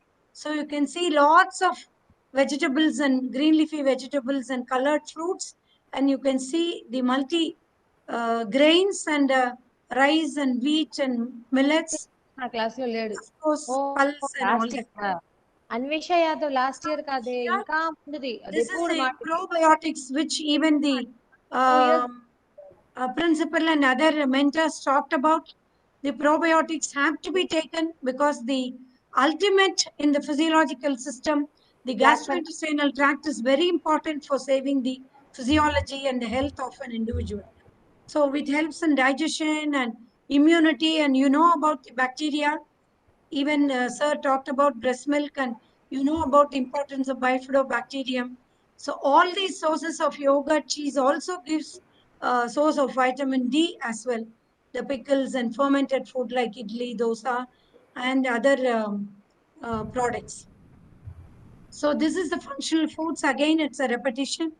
And for example, I'm just giving you as post-COVID or otherwise the breakfast dishes that are prepared from. These are most of the dishes are prepared from my home. I've taken the photos, Italy, and you can see here a curry leaves chutney is very popular. It is a raw curry leaves which are used. So you can just see how best we can use these foods, and the appam, and you can go to the next slide. The snacks, you can see the types of salads that you can prepare. Sundal. Sundal, you know, from the different chana, dals and others. And you know, you can always eat, you like pani puri and bel puri. What I teach my adolescent girls in our own campus is that go home, if you want a bel puri or pani puri, you can prepare, take the poha, then you can cut vegetables and you can prepare, add some mixture and all that and eat and enjoy. You can even squeeze a lime. And these are the dinner dishes even in Tamil Nadu. Next, for your interest from Kerala, the red rice and fish kolambu and boiled tapioca. And those who are from Kerala who are in Andhra also might enjoy these foods. It's nothing but a way of, you know, break the monotony and have the food and enjoy the food with nutrition. This is from Andhra Pradesh. Gongura, chutney always at NIN during lunch. Whenever we attend NSI, we always relish this, and of course with all the other accompaniments and pesaretto and all that is there. Yes, next. With Karnataka, you know, with the Neera dosa and Nippatu and all the recipes, Bisibelabath. Now you can add the Wangi Bath, all these you can replace with millets. And 2023 is going to be the millet year, and Indian Institute of Millet Research conducted 2 days back an international convention for this. And many people joined from NIN and other big shots. And this is from the food safety point of view, how you will take care when you go home and how you handle with foods and all the things. Next. This is from the sources National Institute of Nutrition, home guidelines on food safety. I don't know how, whenever I take a class for in Tamil Nadu, only recently we have allowed the students, even now only yesterday our second years have joined. This is a safety measure given by NIN, ICMR. But you know what we do? From home, they just believe us and send the children. But here, as soon as I see people in the garden, they remove the mask and they take a selfie. in a garden. See, you have to ensure safety, maintain. So all that what is given here should be followed because you need to be very conscious during this situation. And below 18, if you are not, if you have not taken vaccination, it again poses a threat to the adolescents. Next. So this is also again how you need to wash vegetables, running water, or with chlorinated water, or how with the detergent you will be very careful. How you have to thaw the food. Thawing is and how you have to refrigerate. All that is given by the standard protocol by national agencies and the ICMR. So this is what makes me interesting post-COVID or COVID. We give lot of emphasis to herbal and green foods. Turmeric, we eat, we drink lots of kashayam. That also you have to do. Bitter leaves, you can boil with a little, the, um, what you say as with turmeric or with ginger, you can boil and drink that kashayam. Or what I do is I just take 1 or 2 bitter leaf and post lunch or something. I even eat or dinner.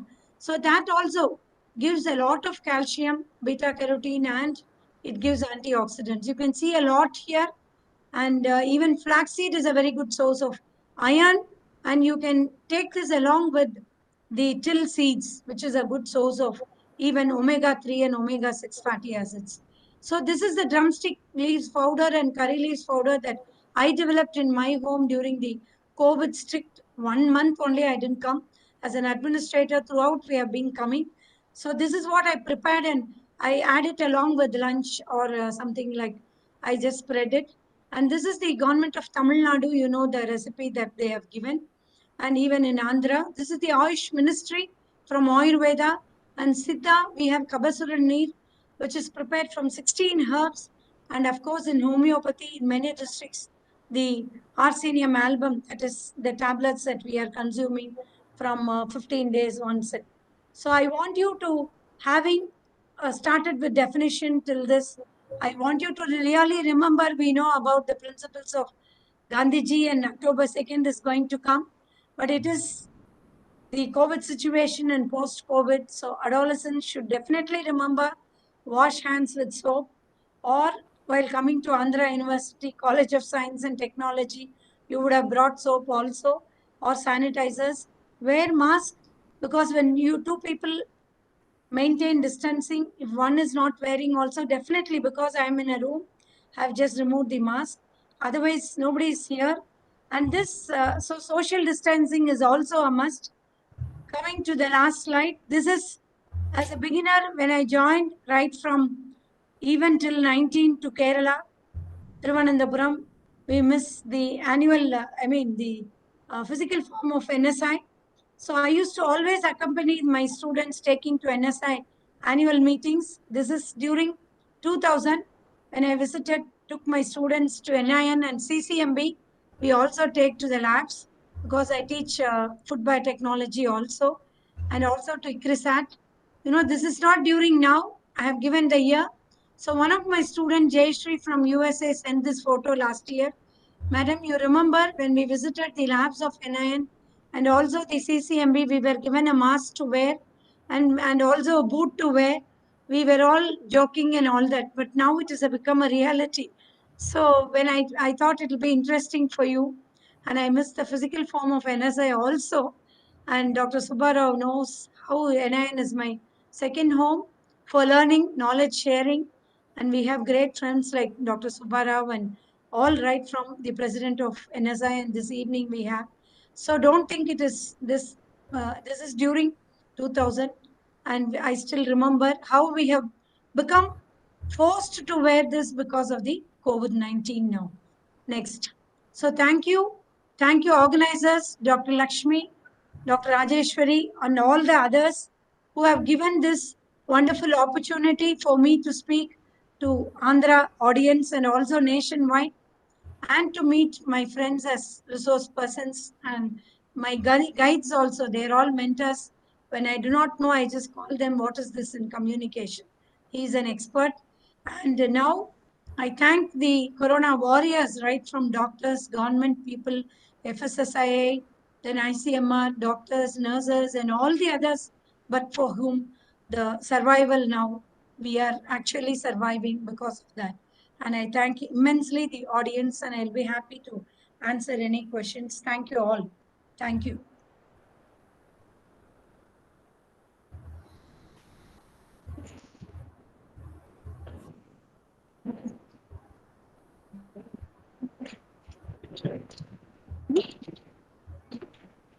Thank you, Professor Kausalya. Thank you so much for an enriched and fortified delivery on the importance of diet on adolescents. Thank you for recollecting the pioneering scientists in the field of food and nutrition. And today I'm also elated to tell you that Dr. Subbalakshmi also joined this meeting. Oh, She great, must be great, happy. madam. Yes, Great, yes. great. We attended actually when I joined as a faculty, we attended together a bakery course at Hebol. So madam used to teach. Madam was a senior professor then itself. Madam received Dr. Rajamalti Devdas award. Yes, yes. We thank you, madam, for joining online. Thank you. And thank you so much, ma'am, for expressing the critical importance of nutrients, especially vitamin D, antioxidant vitamins, and the role of phytochemicals and the phytonutrients for adolescent girls. Some of the innovative research studies, such as black rice for diabetes, vulva fasciata seaweed for the anti-cancer effect, are, I'm sure, very interesting, and they have inspired the younger generation to take up innovative research. So overall, it was a very thoughtful and very elaborative speech. Thank you so much, ma'am. Now we are already crossing the time, so few questions. Many questions are there actually. So the platform is open for asking questions.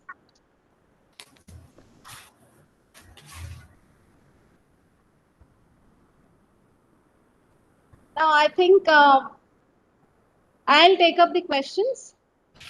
This is a question. Have you written the? Have you written the audience?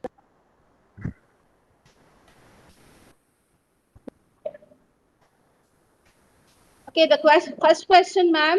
What are the specific diets for COVID-related problems in adolescents? The specific diets, you can just think of adding millets and green leafy vegetables and fruits, and also soy paste, and also about fish if you are a non-vegetarian, and include, because specific diet during COVID, which means that you have to have a breakfast, you have to have a snack and lunch and all that. So depending on the traditional diet of your region, you can that add whatever I have mentioned. So all these will give not only the vitamins and minerals, but also the phytonutrients to enhance as an immunity booster. So you can even add the millets and the fruit, leafy vegetables. So one diet alone, one snack alone will not fulfill for COVID situation. Thank you. You can also write to me because other two speakers are also there. You can write to me in my email also, kausiskk@gmail.com, or register at avenuet@ac.in. I'll be glad to answer. So you can see the website and write for anything. Free to ask any questions also. Yes, ma'am.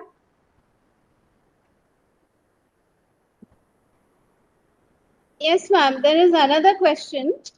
What are the tips on fasting and feasting? See, tips on fasting. See, depends on the festivals. Some people who fast on specific days, they eat only like a porridge, which is easy to digest, because when they fast, when it is a real fasting, the lighter food will give them energy. And some people are at home, like mothers, but some of them, the children, they come to universities or colleges or workplace, which is inevitable. So lighter foods, depending on whether it is from different religions they have, you have something, for example, a simple porridge with rice or with a Bengal gram is very common in on Fridays fasting and also during Navratri, and also milk based foods or fruit based also. During on Fridays, some of the communities they may avoid the lime juice and all that because it adds acidity. So depending on the festival, lighter foods you can have, milk based, or the porridges you can have, or fruits you can have, or salads. So it depends on that. And if you really have to fast, you can fast if that is your religious belief.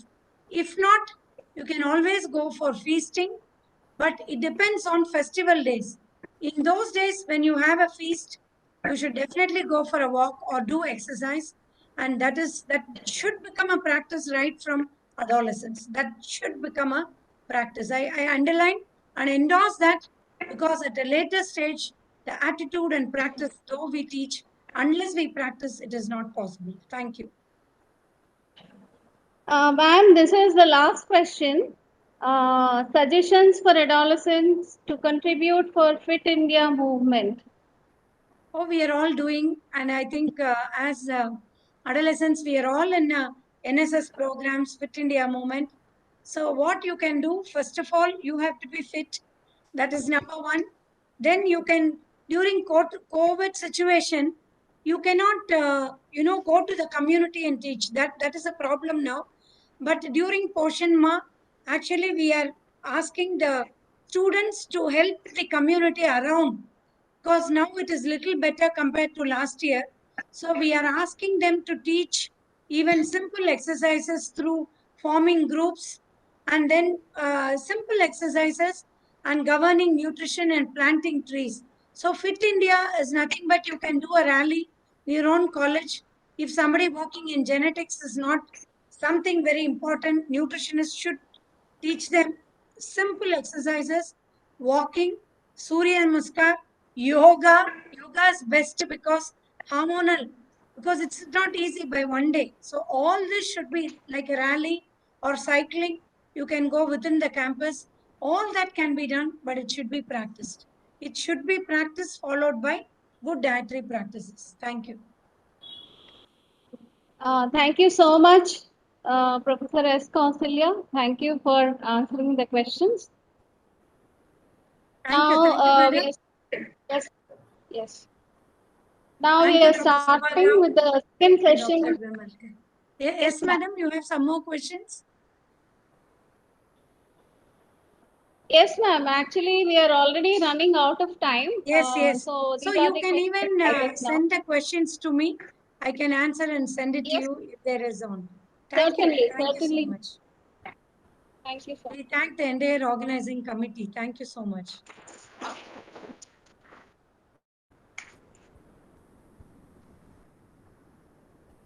Okay, moving on to the second session of today.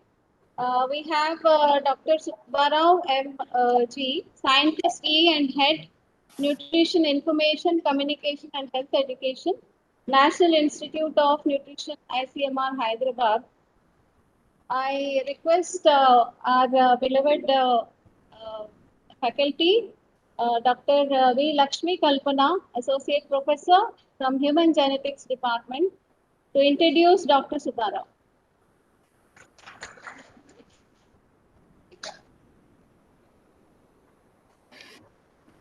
Good afternoon to all of you.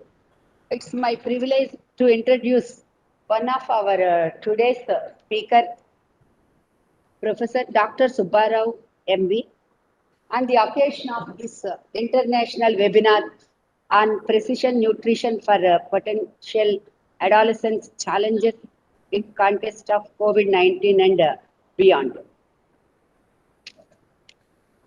Coming to this, Dr. Subbarao Garu, MB, is a scientist.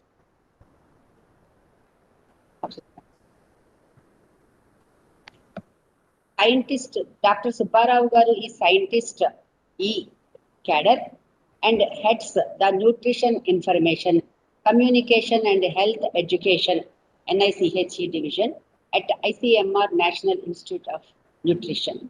He has widely researched and published in the areas of health, nutrition, and food safety communication. He has published widely in indexed international journals and had over 65 research papers and 12 book chapters on his credit. He is editorial board of the Journal of Nutritional Education and Behavior, review editor for Frontiers in Communication, and also served as Asian editor for American Journal of Health Behavior.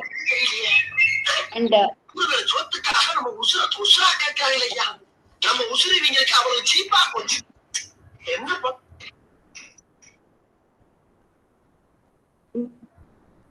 just wait, sir.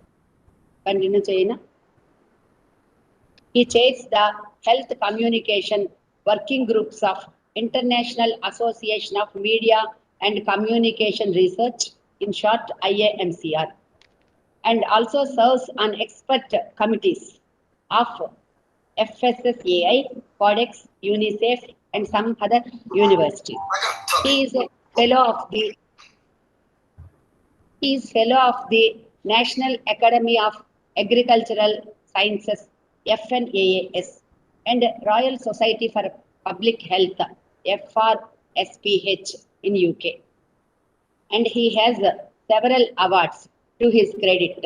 Some of them are the VN Pathvardhan Prize for ICMR Mid-Career Award from American Society of Nutrition, finalist of the NASI Scopus Young Scientist Award, J.N. Bose Award from IDA, and Platinum City Strategist Award from Foundation for Futuristic Cities, to name a few.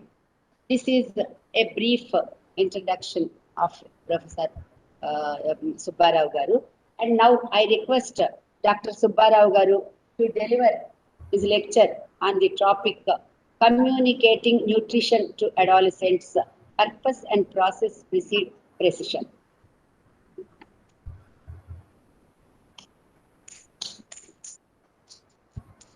Thank you. Thank you so much for those kind words of introduction. I hope you are all able to hear me. Are you all able to hear me? Yes, sir. Yes, sir. Okay. May I please request everyone to keep the mics muted? Yeah. Thank you so much. And are my slides? I think you have to stop sharing for me to share. Yeah. Can you see my slides? Are my slides visible, please? No, sir. Yes, sir. Now we can see, sir. Now you can see? Okay. Thank you very much. Sir, can you make full screen? It's in full screen now. Not even now. Okay, I'll share again. That usually it happens with WebEx. Now, is it in full screen now? No, sir. It's just coming like it's not coming in a slide. Now, okay, sir.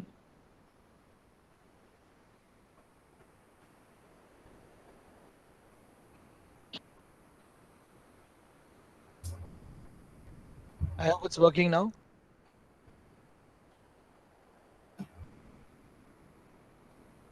Is it? Are the slides moving? Can anybody tell me whether the slides are moving or full screen or not?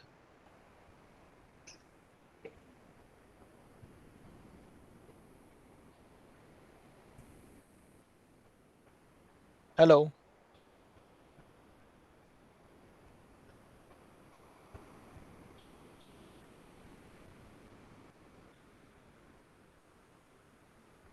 That's sir. It is visible, sir.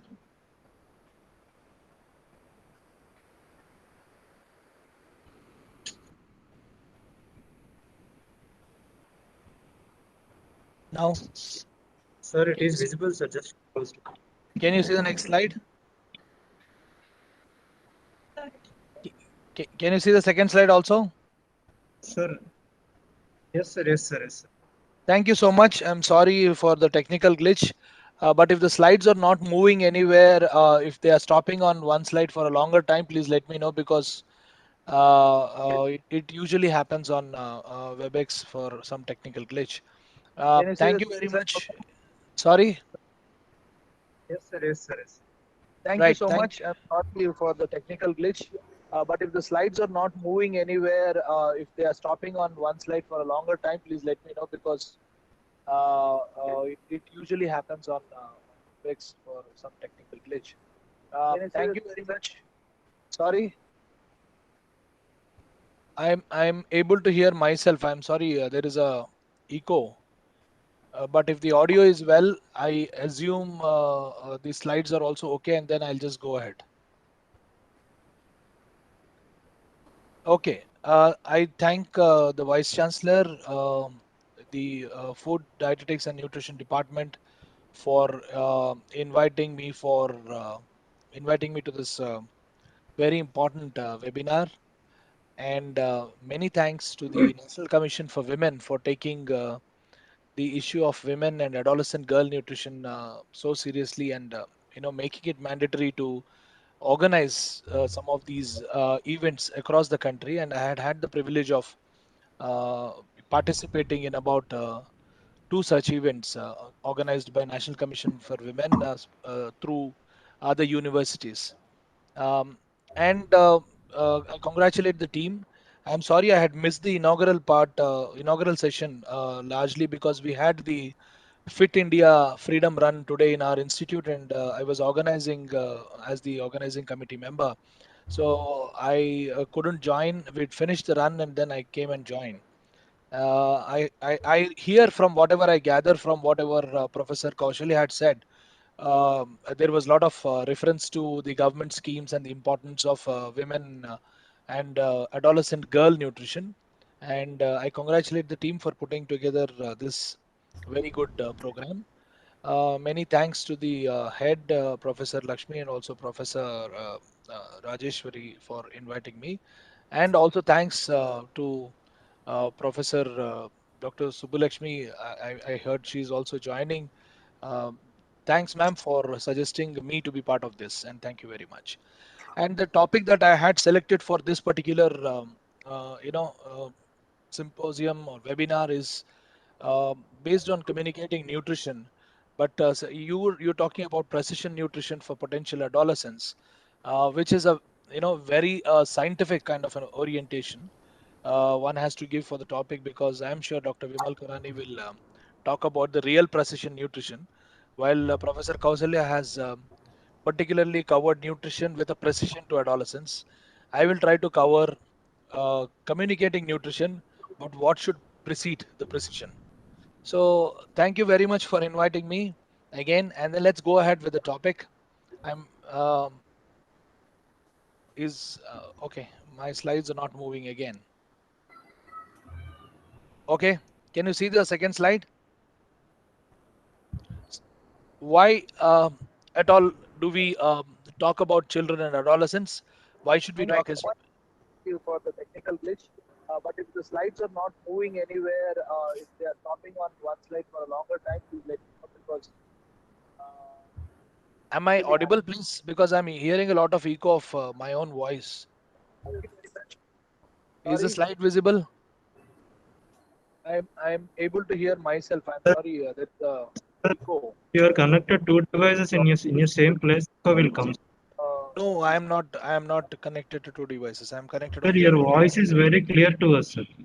Okay. Yes, sir. And slides are clear. Then it is fine. No problem. Yes, sir. It is clear, sir. Fine. Thank you so much. Why do we think of children and adolescents as a very important age group? Especially when it comes to adolescence, we are all the more worried about adolescent girls, because adolescent girls naturally are the future mothers. Once the adolescent nutrition is compromised, the mother's nutrition, potential mother's nutrition is compromised, then the mother's nutrition is compromised during pregnancy. You also see the outcomes of low birth weight, and which also have long-term repercussions of height for age and things like that, which will again probably, although there is a catch up among many children, it may end up showing different kinds of outcomes, including compromise in cognition and productivity, and at a later stage, susceptibility to non-communicable diseases. And if the child happens to be a girl again, the transgenerational cycle of malnutrition continues. That's the reason why children and adolescents are focused, and especially in all programs of the country which deal with nutrition and health, women and children are at the fulcrum. That is very, very important. And again, saying so, we should also not rule out the fact that children and adolescents are full human beings. They are not half tickets as we usually think.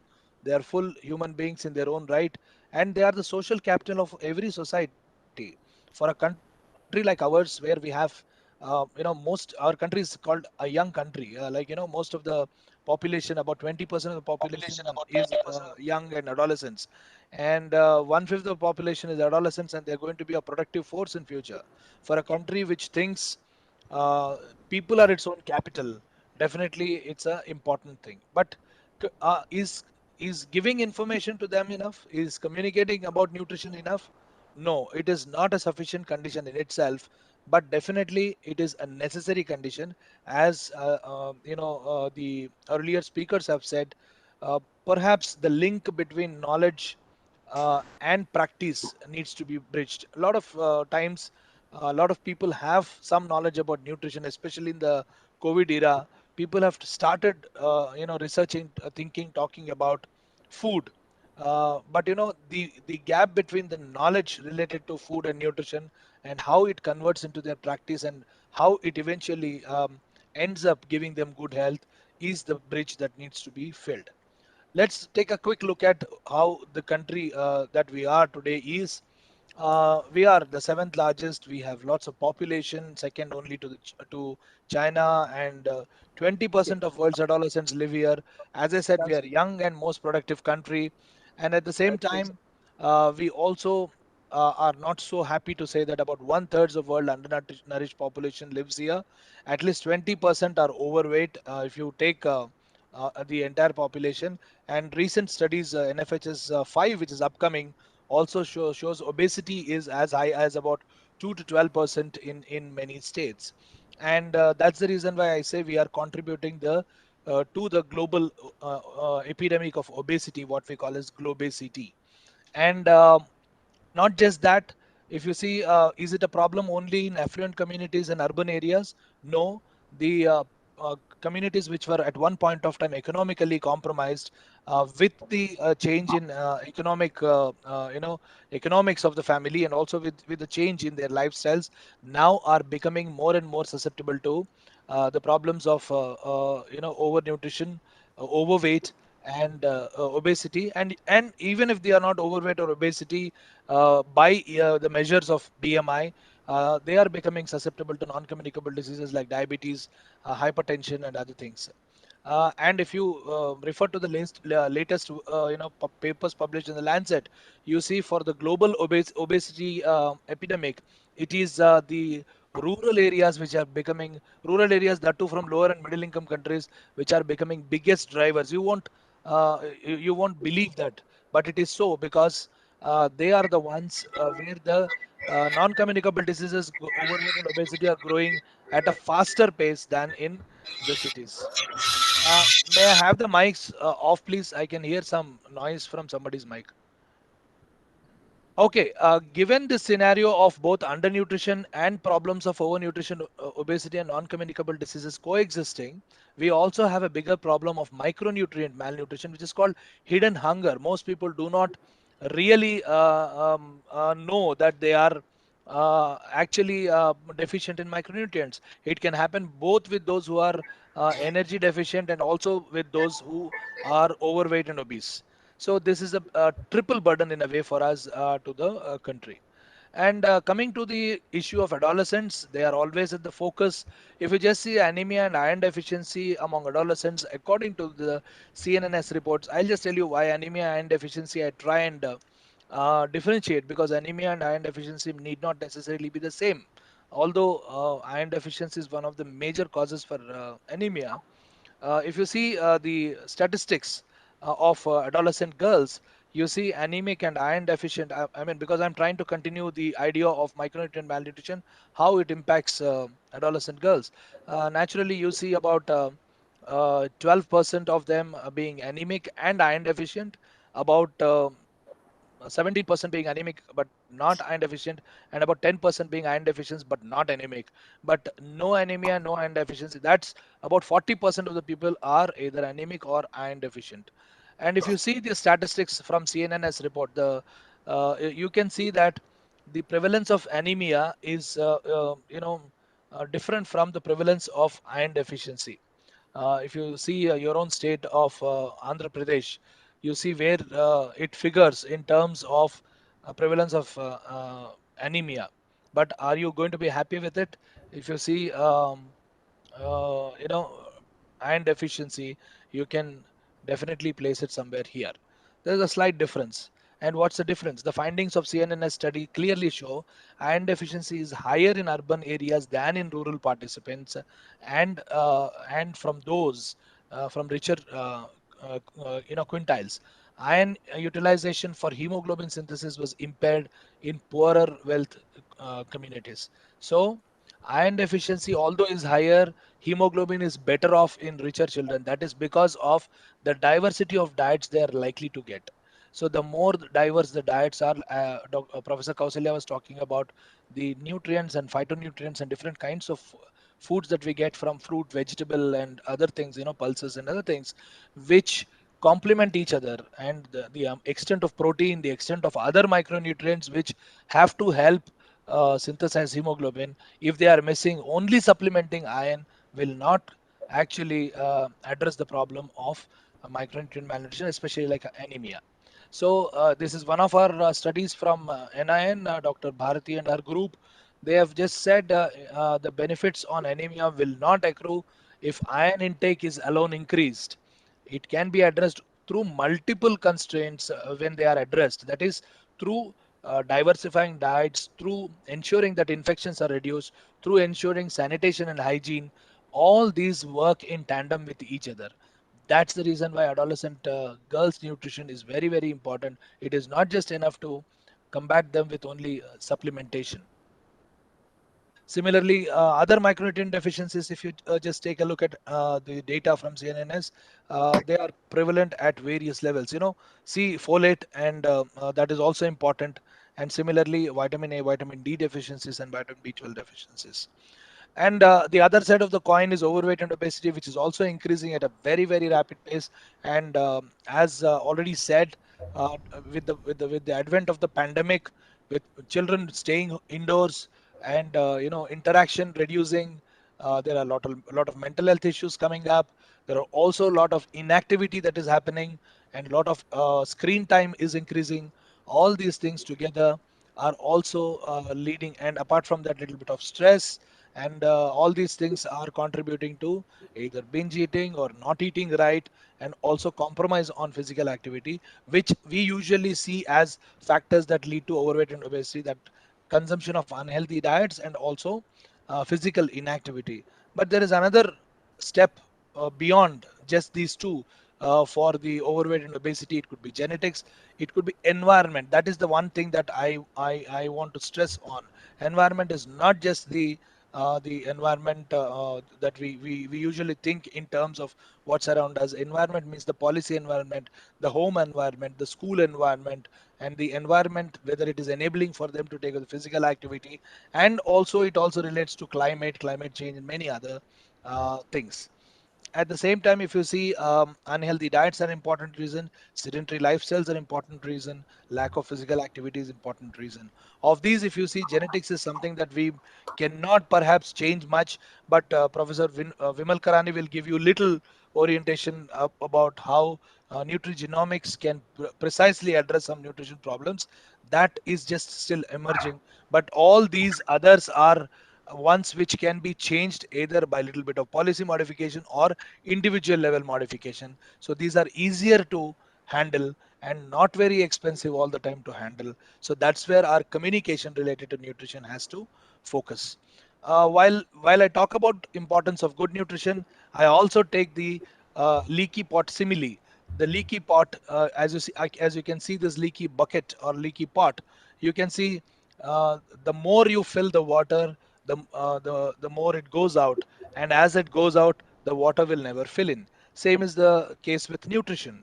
If the more nutrition you give, but if the environment around them is not safe or hygienic, if the food is not safe, or there are adequate measures are not taken, there if there is issues of diarrhea and repeated infections, they also make adolescents and children susceptible to the problems of more undernutrition.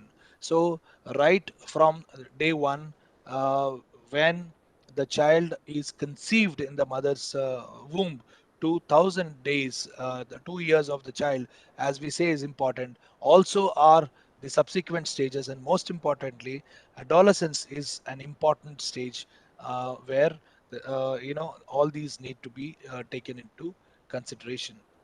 And is it easy to tell them about nutrition? Are they the ones who change? No, but when we look at some of our research, we realize that it is a big challenge to communicate nutrition to people in general, not just adolescents. That's because, and adolescents are no different. That is because nutrition messages don't interest many, because the outcome that you talk about of taking good food is not seen as an immediate outcome. For instance, you ask child to take a balanced diet and you will be healthy, happy, you will not get into non-communicable diseases in future. That is something that people have not seen. People are not able to see that immediately. If there is a pill, if somebody has a headache or a cold, you take a pill, it will give a relief. That's something that is visible and tangible outcome. But similar outcomes may not be seen by the people, so they don't take it very seriously.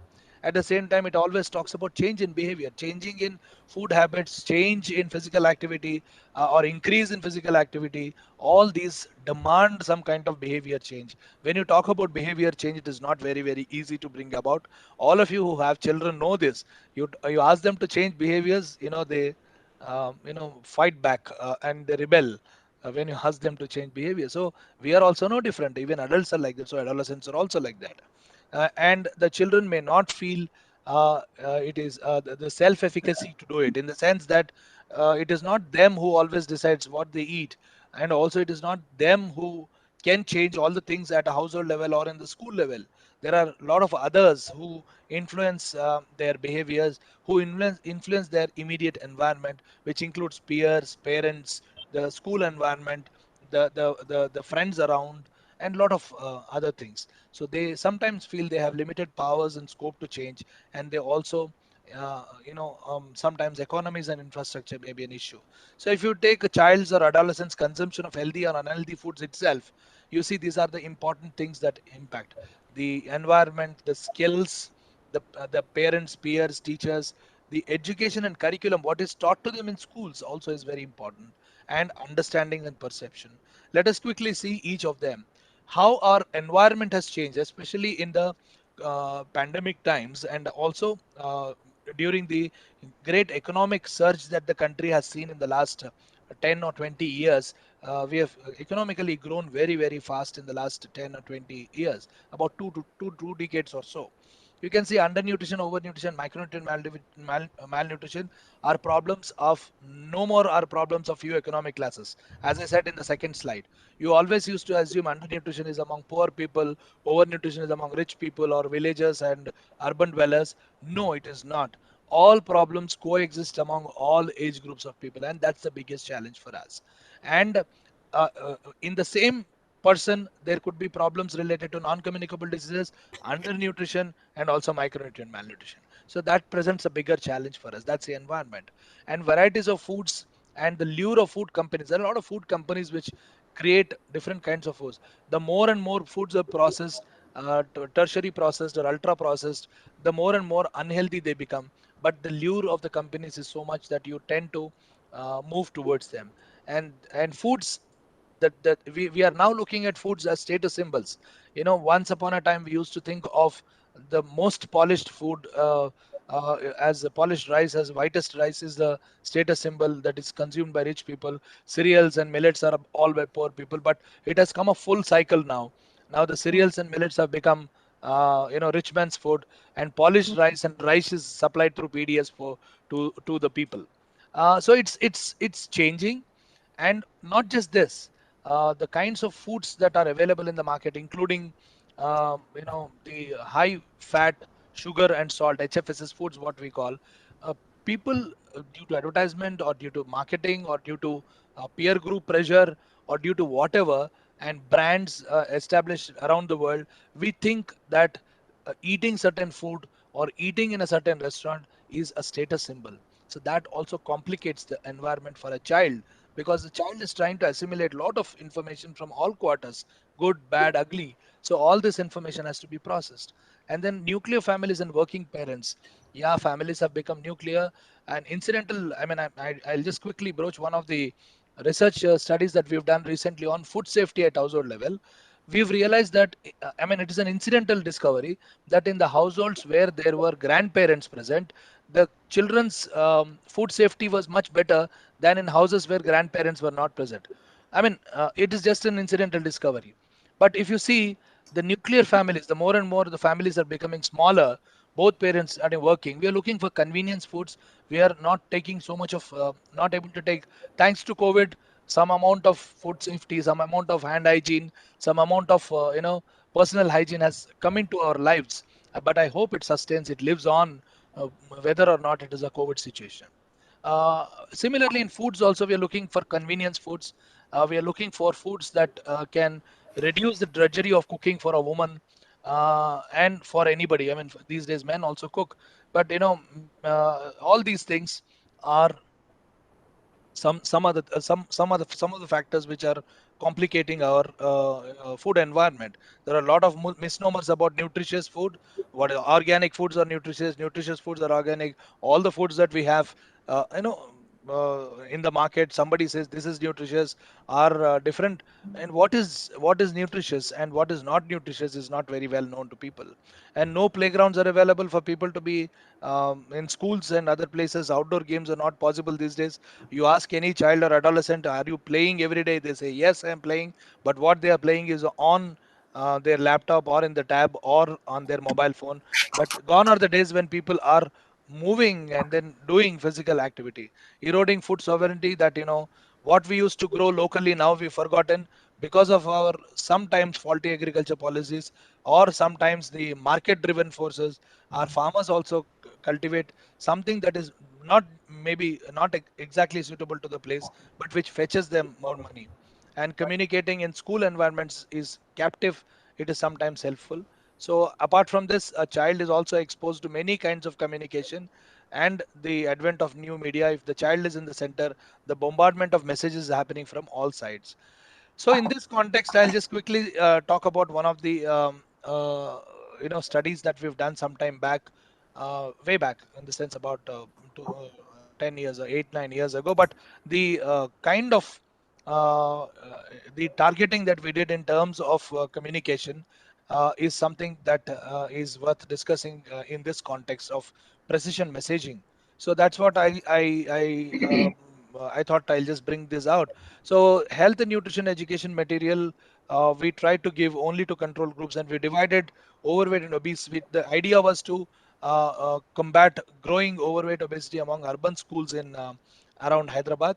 And then we've seen some amount of targeted material distribution to experimental groups, and these are some of the communication material we used. At the end of it, what we see is increased moderate to physical activity at home, 30 minutes for at least 5 days in a week, and encourage the participation in sports. So we dealt with teachers, we dealt with environment, we called parents, we dealt with each of the individuals, and then these were the targets for which we've worked: reducing the television time for less than 2 hours, decrease in consumption of high fat calorie dense foods, and limit the consumption of carbonated beverages. Revision of school curriculum is what we wanted to work towards, at least to make the sports and game sessions happen. They are not taken over for any special classes to the children. For 32 weeks, we've monitored all this. And if you see the differences between control and experimental group, you can see there was marked difference between watching television. Television time has reduced. Similarly, playing has also the increment was negative in terms of playing games, but it was better off in experimental group. Similarly, physical exercise also increased, and the outcome, if you see in the control group, what happened, the children who were in normal weight, from thin weight to normal weight, they moved. It is very encouraging. From 85% of those who were thin, 14% have moved this way. But if you see from those who are in normal weight, lesser number of people became thin, which is also not desirable, but more number of people moved towards overweight. Similarly, those who were overweight, nobody has moved to thinness or normal, but most people have moved towards obesity. People who were obese, they remained obese. But the same thing, if you see in control group, what has happened is thin people have become normal, which is a good trend, and the number of children from normal who become thin was also unfortunately as high as the people who became overweight, but this number was a little lesser. And if you see, um, the greatest impact that we've seen was in obese children becoming overweight, that is reduction from this 21% have reduced. Similarly, overweight children, about 15% of them have moved to normal weight. So if the messages are targeted, it is likely to show impact, but it is not just the message.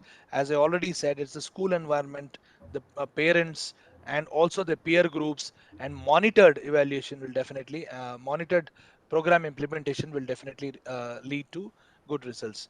In skills, the children that, what do the skills that adolescents and children need today? Choosing low cost nutritious foods. If you see the theme of Poshan Maha this time, it is about Sthaniya Ahar, Thame Sthaniya Ahar ki door, which means let us embrace local and traditional foods. Getting diversity in the diets, as Professor Kaushalya has shown the my plate for the day of NIN, which I'll also show at the end.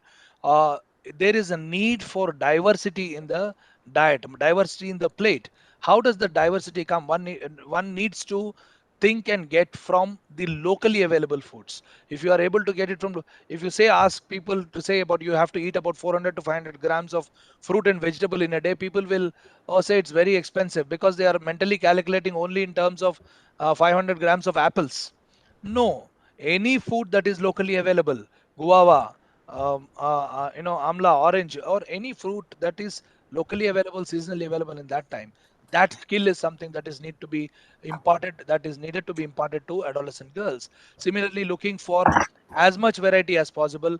Good cooking practices are to be taught right from the beginning, whether it is a boy or a girl. One needs to know what are the good cooking practices to retain the nutritional quality of the food. Differentiating between healthy and unhealthy foods. How do you see what are the difference between healthy and unhealthy food? And what are the safety issues one needs to take? What are the requirements during adolescence the child has to know? And understanding the food label information. These days, labeling is very, very important aspect of the packaged foods.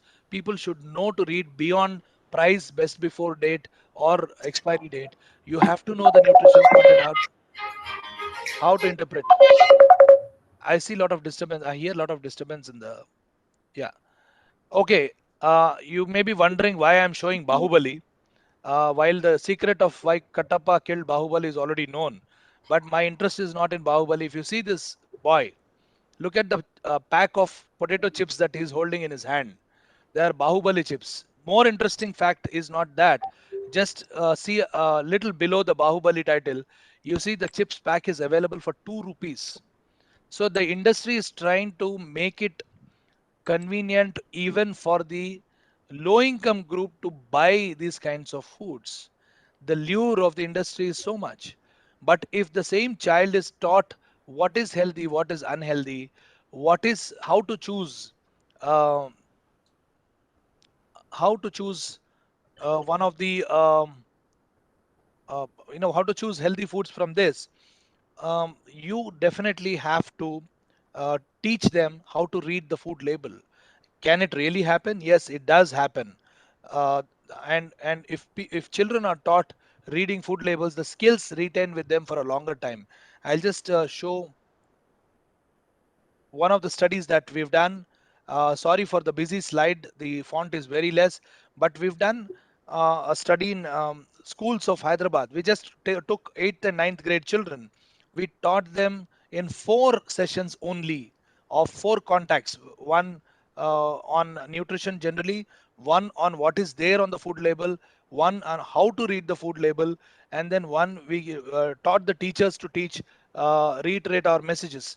But once we've done this, apart from this, we've also given away some videos and other things to the children, and we've seen marked improvement in terms of the facts that children are able to read on nutrition labels. And this material has been published as a great education material in Journal of Nutrition Education and Behavior.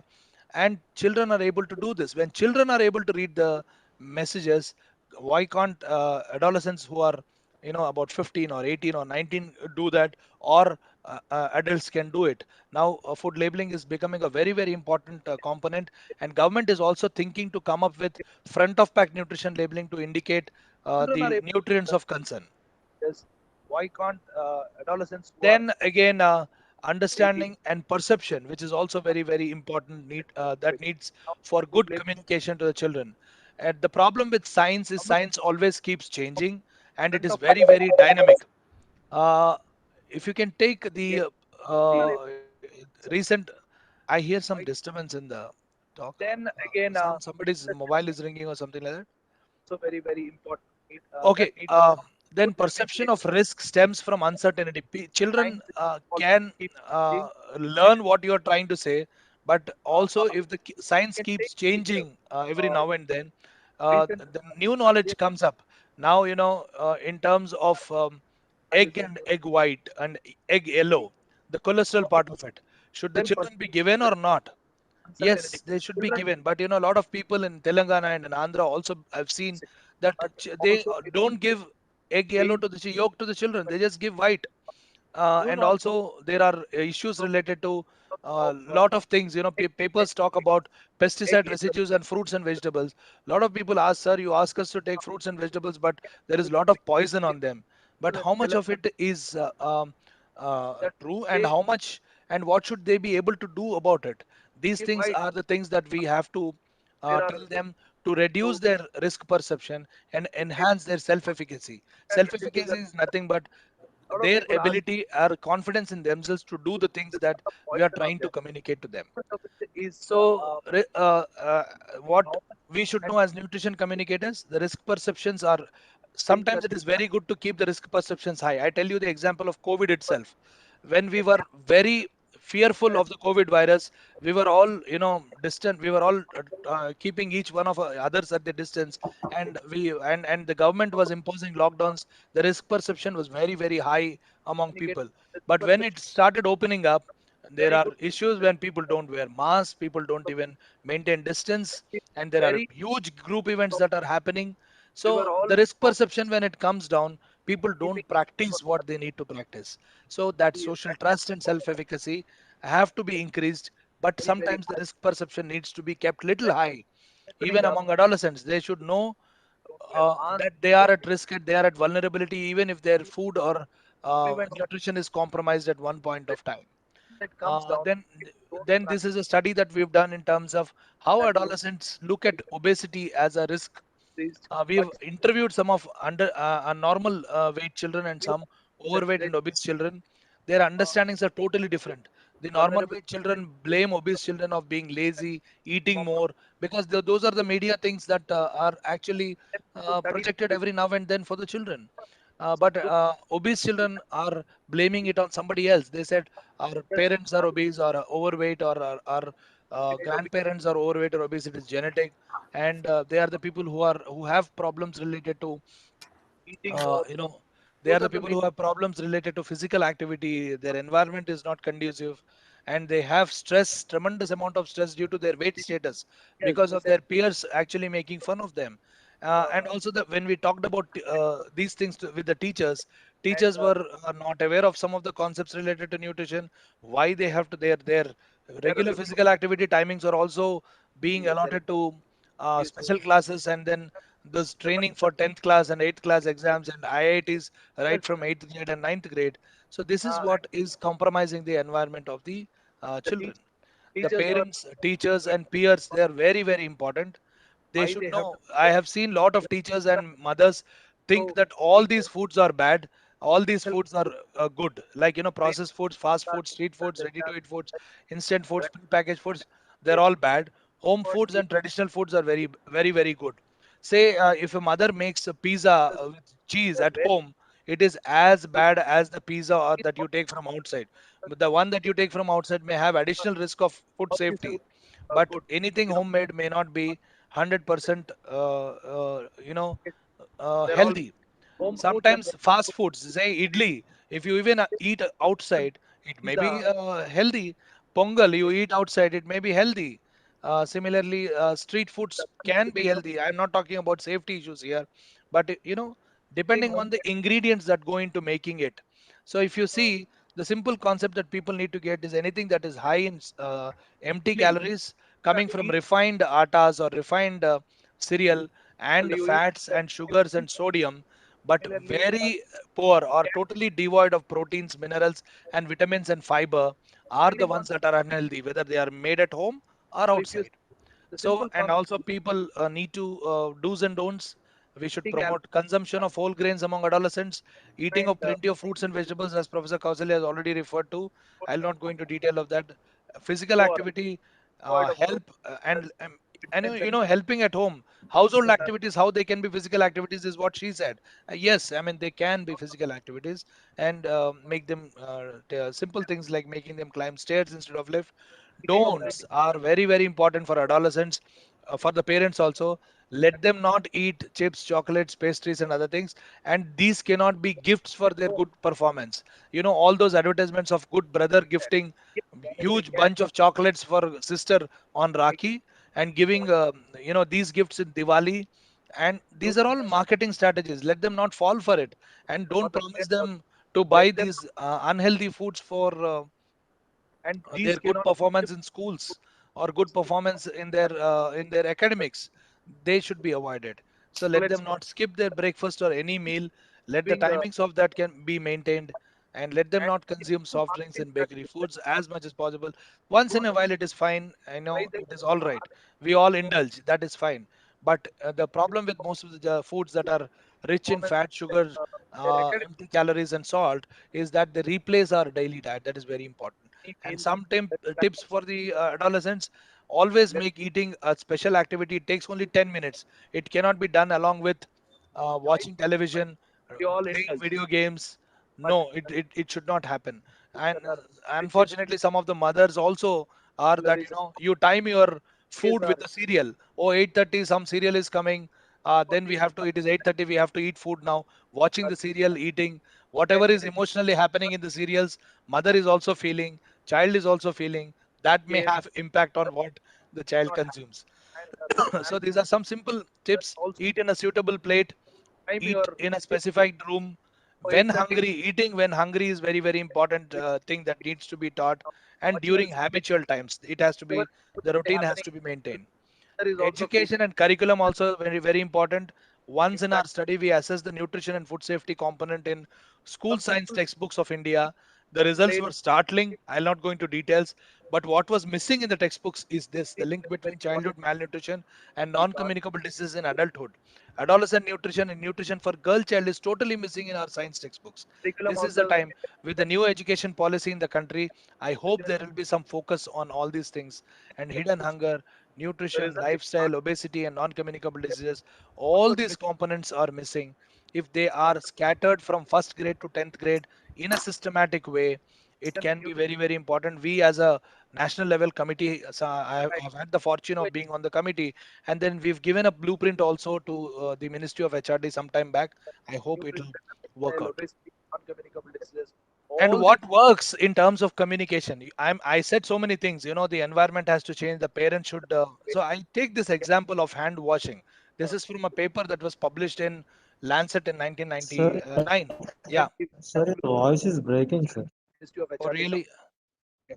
Okay. Now it's okay. And what Hello, works sir. in terms of communication? I said so many things. The environment has to change. The parents should. So I take this example of hand washing. It's actually whatever I spoke. I'm now Signal is hearing breaking. myself. Nine. Yeah.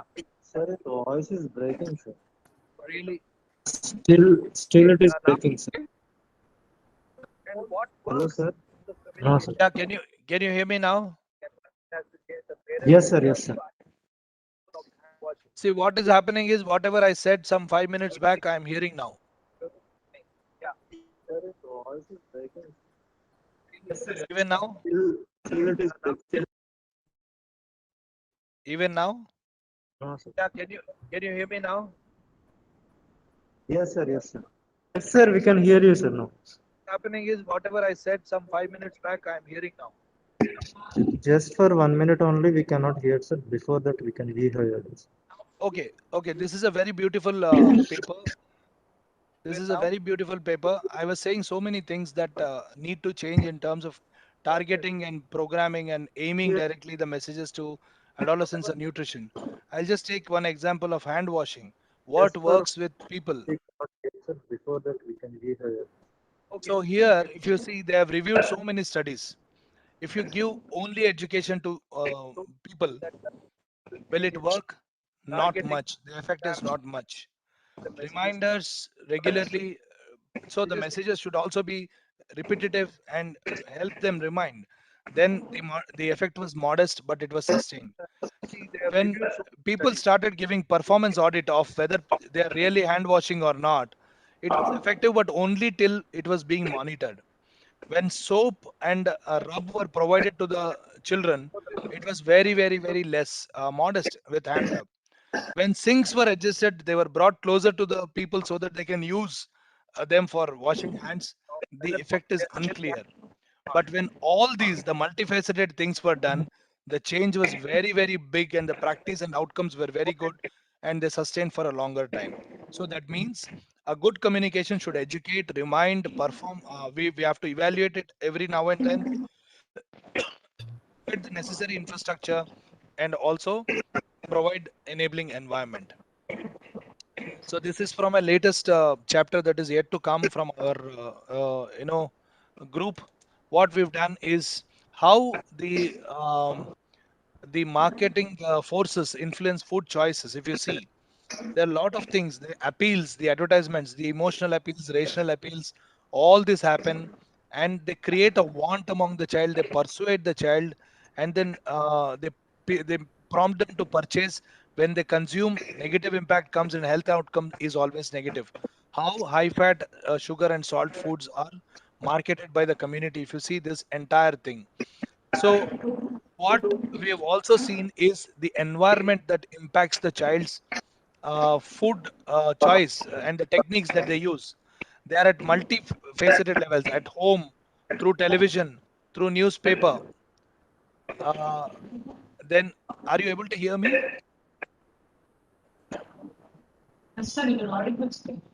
Okay. Then at school level, at home level, at community level, and nowadays children's exposure to media. So a child or an adolescent is actually impacted by all these things. This is the larger media environment which is actually prompting a child's food environment and the child's food choices.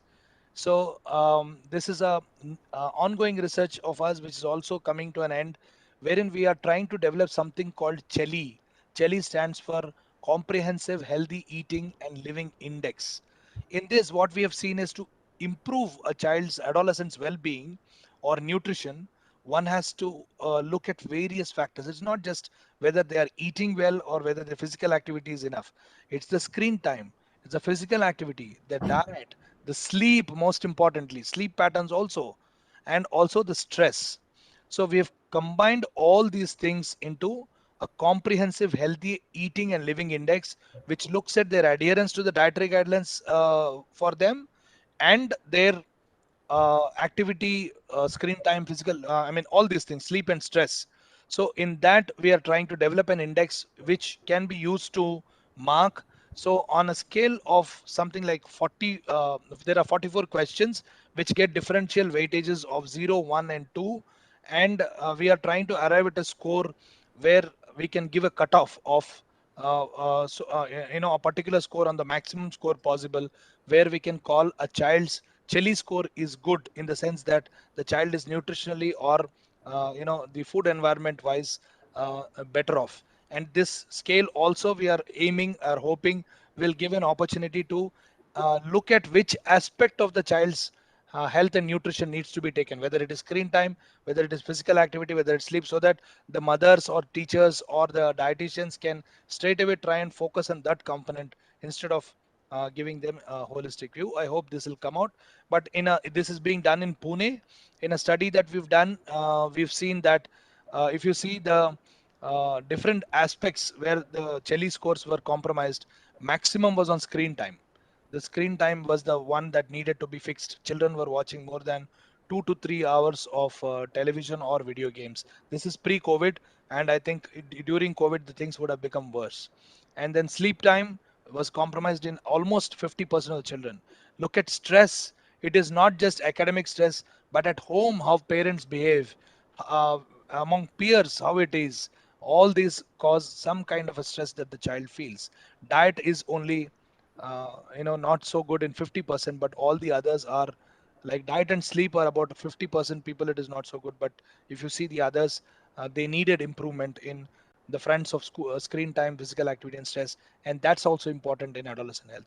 Finally, the way forward: understanding perception. We need clarity on what is junk food, what is prestige food. People are associating status to that. If that is the case, how can we make children associate status with healthy food, not doing any favor by bribing unhealthy foods? School at least is not an environment where unhealthy food should be given. The skills that children need to bring know is differentiating between healthy and unhealthy foods, reading food labels and safe foods. Education and curriculum need a change, and enabling environment has to be created. And one quick last word: in the COVID era, there is a lot of information which we call infodemic. There is a deluge of image. Even as elders, adults, we are confronted with this dilemmas every day, because lot of information comes. One day one micronutrient is good, the other day other micronutrient is good. One day somebody gives a remedy of jeera, the other day somebody gives a remedy of pepper. No, all these are coming, and sometimes credibly with a WHO logo or with ICMR logo or with NIN logo also. Some people are circulating false information. In that scenario, if you see, look at this particular work which was done in last year, you see that 33 different academic and dietetic and nutrition societies and academies around the world in different countries have come together. All their uh, uh, you know guidelines are saying the same thing: unnecessarily giving supplements don't work. People were madly taking vitamin C and zinc and other supplements during COVID time, thinking that their immunity will be better. If they come from food sources, it is excellent. Supplements are only for those who are deficient in them. Supplements don't keep the disease at bay. There was no convincing evidence that food or food packaging is associated with transmission of COVID-19. Almost all documents encourage consumption of fruit and vegetable and whole grain foods and milk. And 31% of the guidelines highlighted the importance of minerals and vitamins, but not through supplements, through a balanced diet. So this is what is the total schematic representation of that. And this needs to be communicated very, very clearly to adolescents. And physical activity and keeping low on stress and keeping low on screen time are also important along with this. These are similar guidelines that NIN has brought out. They are available on our website. I'll not go into details because Professor Kaushal has covered some of these. But you can see them on our website, Nutrition and Immunity. I'll just, in the interest of time, leave these. But finally, if you see what seems to work, if you want to communicate, know what people already know. That is formative research is important, and how their environment, that is important. What can change their environment, that is important. Multiple channels of communication will always be better. Only one kind of things will not work. And separate and simultaneous interventions of different stakeholders and communities can bring a lot of change in adolescent health and nutrition. Monitored interventions and frequent evaluations are very, very important. Don't think that I supplied 50 pamphlets to 50 adolescents, they are going to practice the same thing. It is not the compromise of information. For them to change, a lot of children and a lot of adults today know a lot about nutrition and know good things about nutrition and right things about nutrition. But what is lacking is the practice. The gap between knowledge to practice needs to be bridged by good communication. So what is that that needs to be? Is it the message that needs to be precise? Maybe not. It is the method that needs to be precise. So it precedes the precise communication. So what needs to be tackled first? Who needs to be tackled first? Sometimes to change the view of an adolescent, you need to talk to the mother, you need to talk to the friends, peers, probably the school, the teachers. So you need to decide what you want to talk and what you want to communicate and to whom you want to communicate to attain the change that you want to see in them. And that's the reason why I say, what precedes communication, good communication, precise communication, is what you need to promote. Thank you very much for your attention. And sorry if I overstepped time. It was due to technology issues in between, you all know. And thank you once again for this. And this is a My Plate for Day. It is available on our NIN website, nin.res.in. Please uh, download, disseminate, and use the information. Thank you very much.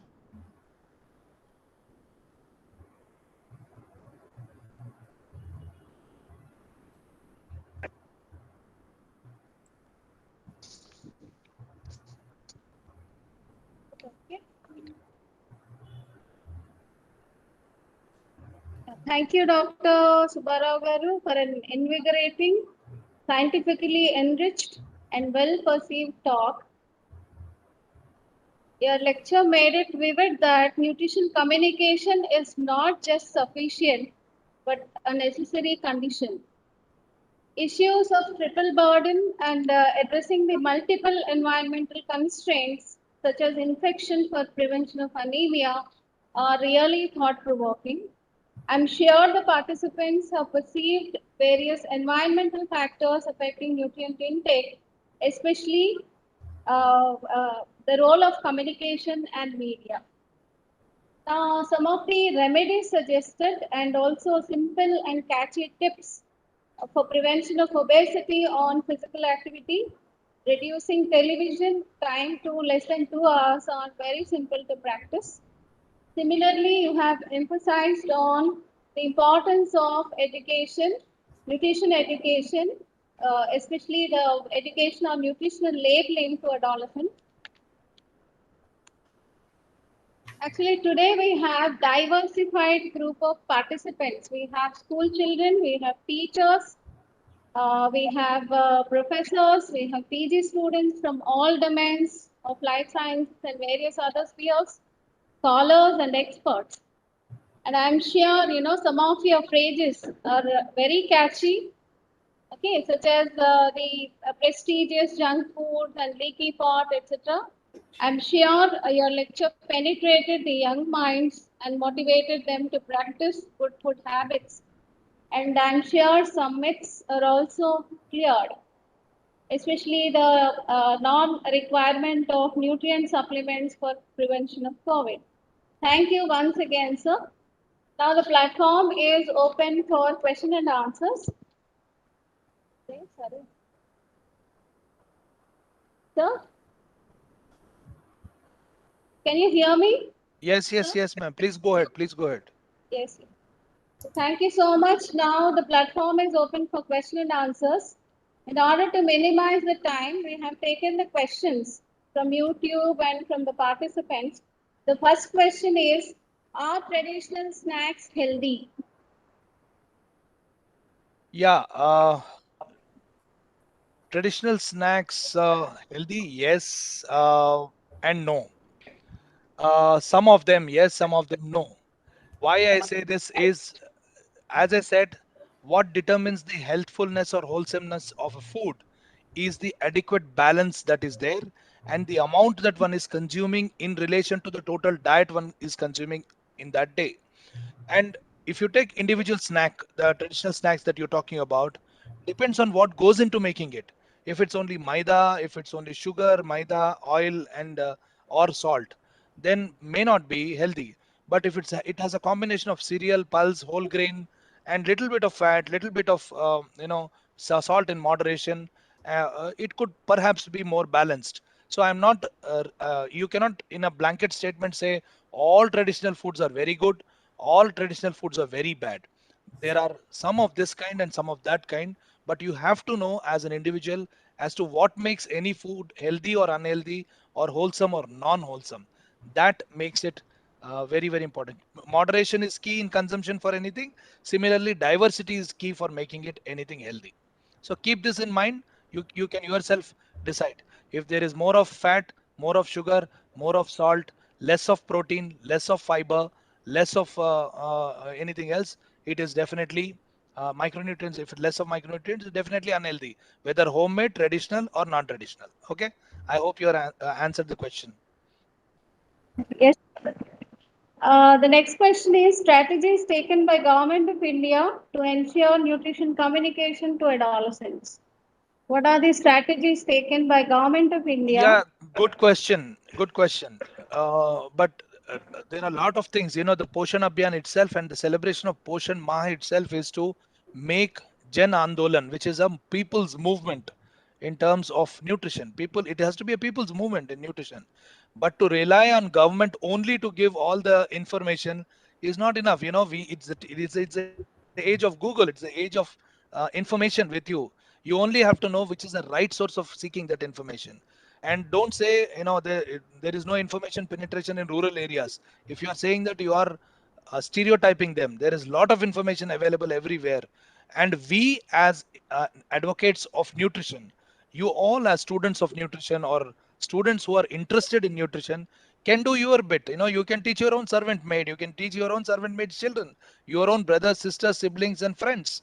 So we are all ambassadors of nutrition, and government is doing a lot of it. Government has a lot of schemes for adolescents, government adolescent health supplementation, then sanitary napkin distribution, then overall health and supplementation, midday meal program, all these, and also a lot of awareness programs in nutrition, wherein in Poshan Ma, one fruit plants are to be given in schools and anganwadis to be planted, which is like telling them the importance of fruits in your daily diet. Similarly, yoga and nutrition were to be communicated in the second week, and a lot of schools and did that. That is only in this month. But imagine, with so many schemes around the country, I am sure the professor, the vice chancellor himself has talked about the schemes that the Andhra Pradesh government is running. I'm sure there is a component of nutrition information and communication for adolescents in that. But don't see it as only government's initiative. It is all ours initiative. It is all of us who have to do it together. So the next question. Adolescents have a lot of peer influence. So how can the mindset be changed towards healthy eating? That's what I said. My entire lecture was on that. The peer Yes. influence is only one factor. There is enabling environment. There is education and understanding of the child himself that can happen only through repeated, reiterative messaging, through creating that kind of an enabling environment around the child within home, within schools, and other things. So, in peers, there is something called social desirability, and there is also something called social cognition. In social cognition, what happens is, if somebody is doing good, the other children are also likely to do good. You are only thinking peer pressure happens in negative way. Peer pressure can happen in a positive way. For instance, if the two of the four kids who are friends are going for a jog every morning, I am sure the other two children will also join for physical activity. Why do you think it can also happen the other way, that the other two can also lure them not to jog? But even this can also happen. So if that can happen, the peers can themselves be good agents of change. Yes, sir. So the last question, are there any evidence-based studies on impact of communication, nutrition communication on health? Uh, that's a very loaded question. See, there are a lot of studies that have happened. It depends on the overall objective with which the study, nutrition communication study, was conducted. Unfortunately, in the literature, if you see, most studies look at improving the knowledge, and they think if the knowledge is improved, the practice, it materializes into practice. But that gap is not bridged by many studies. But there are some studies, for instance, Alive and Thrive recently has published in Bangladesh the studies that they have done. If you see, I think it has come in American Journal of Communication, or I mean American Journal of Nutrition, or maybe AJC, and I'm not too sure.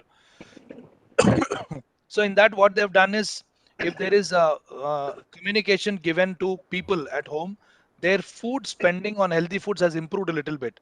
But communication at household level, counseling to the mothers and adolescents, national level campaign, creating that kind of government scheme together has helped change their feeding practices completely. But for them to sustain, it takes a long time. So what I'm trying to say is, nutrition communication should not only aim at uh, improving the knowledge, should be continuous, and at the end of it, it has to help in changing the behavior. And once this intervention is removed, it should sustain. That is also an important factor. So there are certain evidences, but they are long run processes. Okay, sir. Thank you so much, sir, for sparing your Thank you. precious time Thank you. and for delivering a very good speech.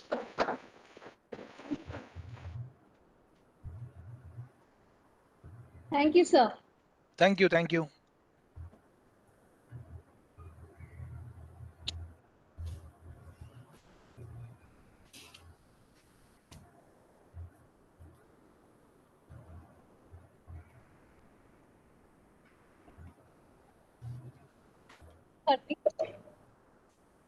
We'll be starting our afternoon session at 2:30. So we have a very interesting lecture on nutrigenomics, the precision nutrition by Dr. Vimal Karani. So I hope all of you will join sharp by 2:30. We break for the lunch now.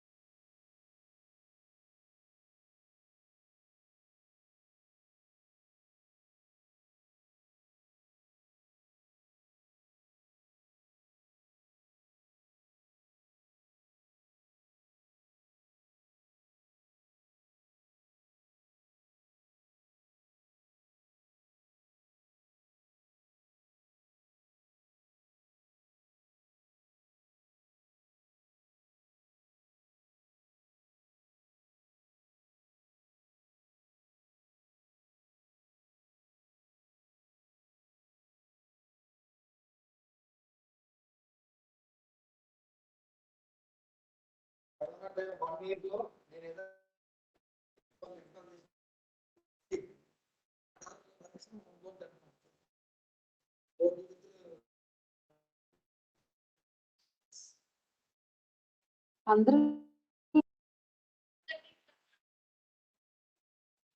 పొద్దున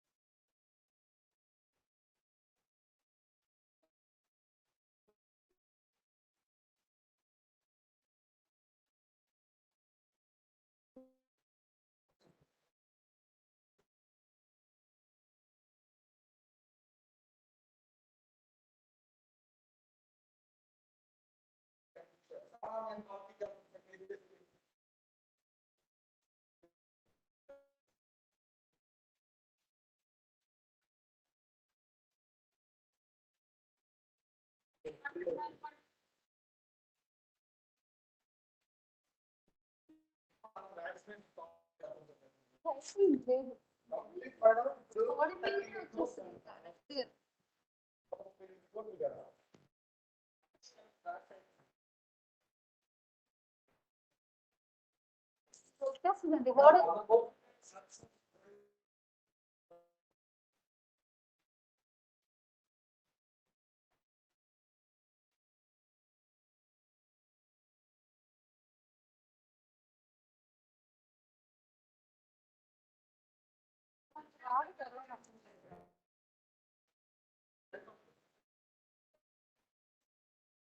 త్వరగా mask కూడా తీసేస్తే మనం బాగుంటుంది ఇంకా 9 రోజులు ఇస్తారు చెవులు ఆడట్లేదండి ఇవి లూజ్గానే ఉంటాయి కానీ ఎన్న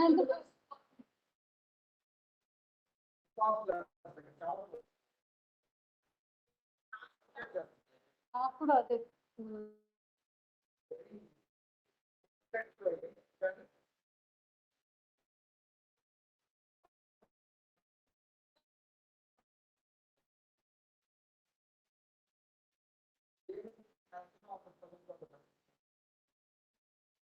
ఎన్నంటి పైన ఉందో ఎన్నంటి పైన ఉండలేకపోయాను నేను చెవులు దగ్గర కాటన్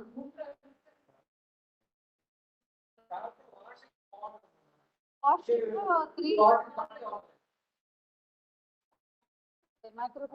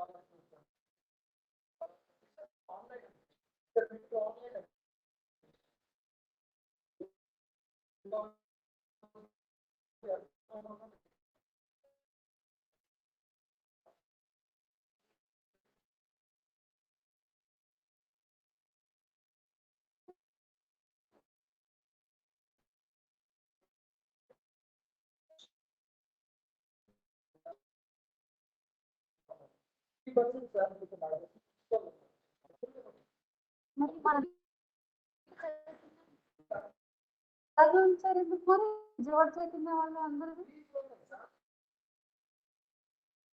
తీసుకుంటున్నారు జోడు మెడికల్ వాళ్ళు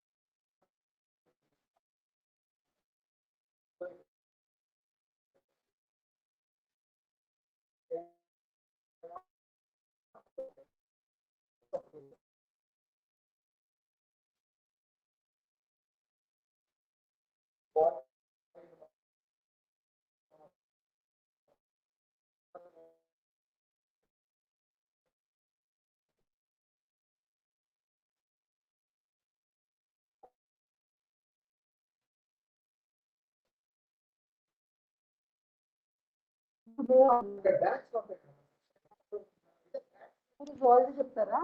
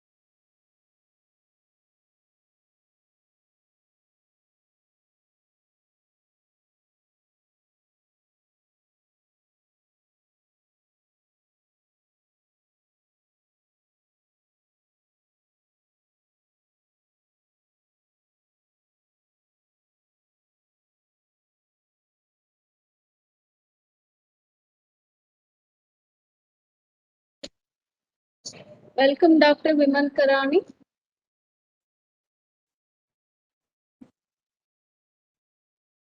Oh, hi. Yeah, I'm here. Yes, yes. Have you joined? Hello. Yes. Can you hear me?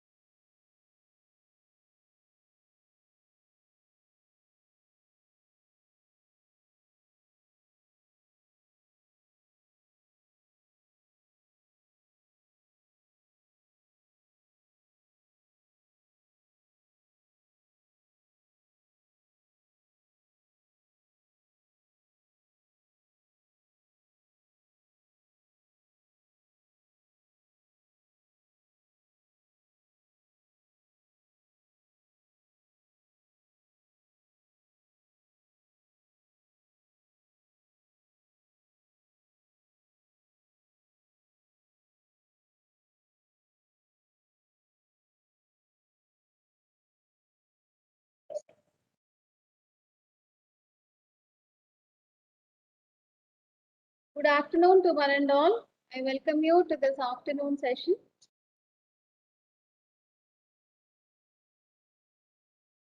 Precision nutrition may sound like a new fad diet, but it is actually a potential emerging area of research in the field of nutrition.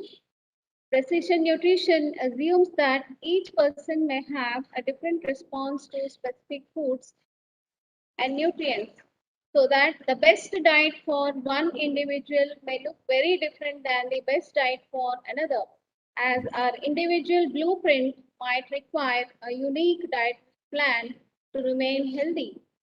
Precision nutrition develops interventions to prevent or treat chronic diseases based on a person's unique characteristics like DNA, gender, health history, microbes in the gut, and lifestyle habits. Precision nutrition aims to provide safer and more effective ways to prevent and treat diseases by providing more accurate and targeted strategies. So, to enlighten us on the topic, precision nutrition in maternal and child health care, we have Professor Vimal Karani with us. Good afternoon, Professor. It is indeed a great pleasure for me to introduce Professor Vimal Karani, a renowned researcher in the domain of nutrigenetics and nutrigenomics. Professor Vimal Karani is currently the Deputy Director of Institute of Food Nutrition and Health at the University of Reading, UK. He joined the University of Reading after his postdoctoral training at the MRC Epidemiology Unit and University of College London. He has also received advanced training in epidemiology at the London School of Hygiene and Tropical Medicine. Professor Vimal Karani has published extensively in areas related to nutrigenetics and non-communicable diseases, and presently has more than 80 publications in peer-reviewed journals, including those in premier biomedical journals such as Nature Genetics, Lancet, BMJ, PLOS Medicine, and PLOS Genetics, and various book chapters to his credit. He has received significant global media attention for his work on nutrition, lifestyle, and cardiometabolic diseases. He has received funds as a principal investigator and co-investigator from various funding bodies. And in the last 7 years, the grants that he has been associated with are of the value of £2.6 million. He won the UK Nutrition Society Silver Medal Award for the year 2020 for his contribution to the world of global nutrition. Professor Karani, your profile is truly inspiring to all of us. Now I request Professor Karani to deliver the talk. Over to you, Professor Karani. Thank you so much for a wonderful introduction. So let me share my slides.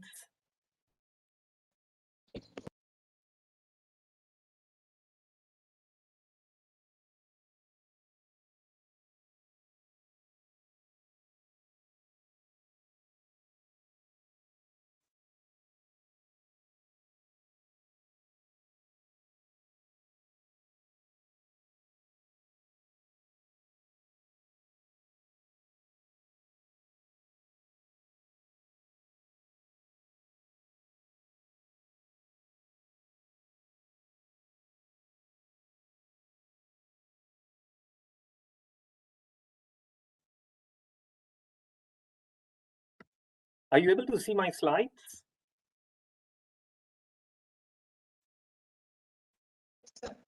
So we can see your slides. Okay, thank you very much.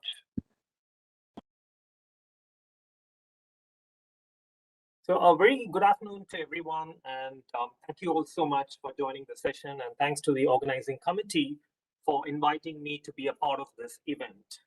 So today I'm going to talk to you all about precision nutrition in maternal and child health care.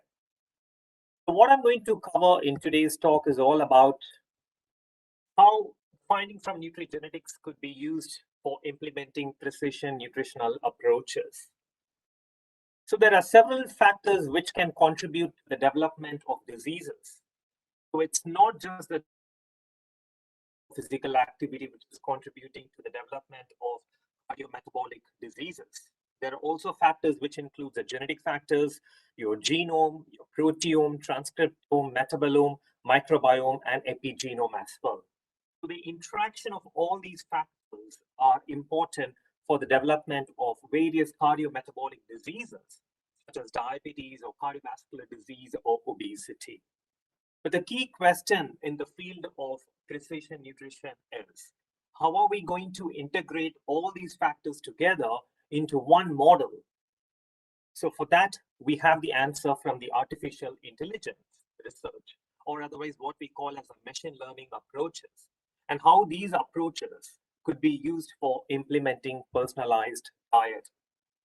What I'm going to cover in my talk today is basically about all these factors, the genome and various other multi-omics platforms, and how the interaction of all these factors could contribute to the cardiometabolic diseases, and how can we prevent such diseases in women.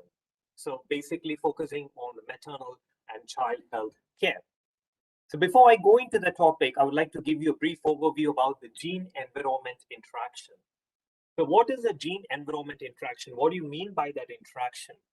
So we know that there are various lifestyle factors, which includes your diet, your physical activity, your stress, your sleep, your socioeconomic status. Various environmental or the lifestyle factors can contribute to the development of chronic diseases such as obesity, diabetes, cardiometabolic diseases. But these factors alone cannot contribute on its own. It requires a genetic susceptibility.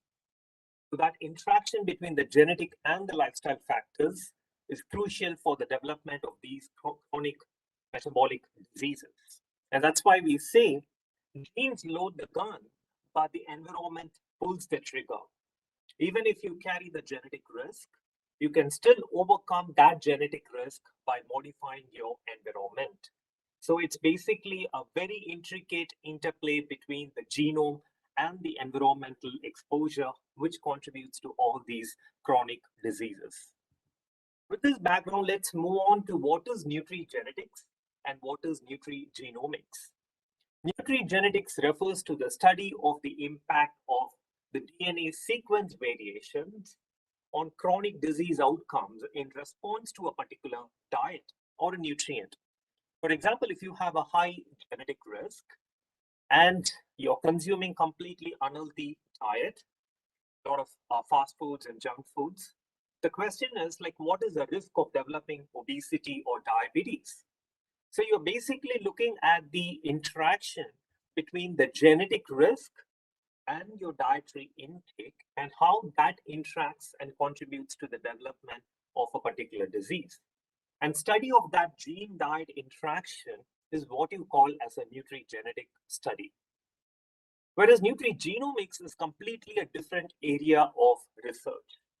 As the name implicates, omics means expression. Genomics refers to the gene expression, and nutrigenomics refers to the impact of the nutrient on gene expression. So where a particular nutrient enters inside your body and enters a cell and reaches a nucleus where the DNA is, converting the DNA to RNA and RNA to proteins. So studying the impact of the nutrient on gene expression is what you call as nutrigenomics. So nutrigenetics and nutrigenomics are completely two different areas of research. And findings from nutrigenetics are required for the implementation of the personalized nutrition. That is where you're developing an optimum diet for an individual according to that individual's genetic makeup. Sir, can you increase your voice? Sir, we cannot hear your voice much. It's low. Could you put your mic on near your mouth, sir? Well, I'm not using a mic. I'm just using the speaker. But Which device are you using?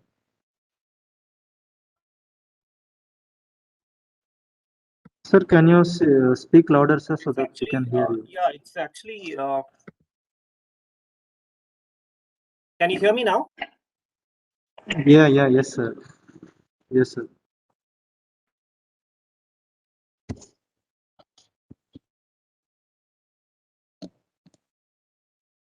Can you hear me clearly? Yes, sir. We can hear you now, sir. Okay, great. So coming to the first part of this talk, which is going to be about nutrigenetics.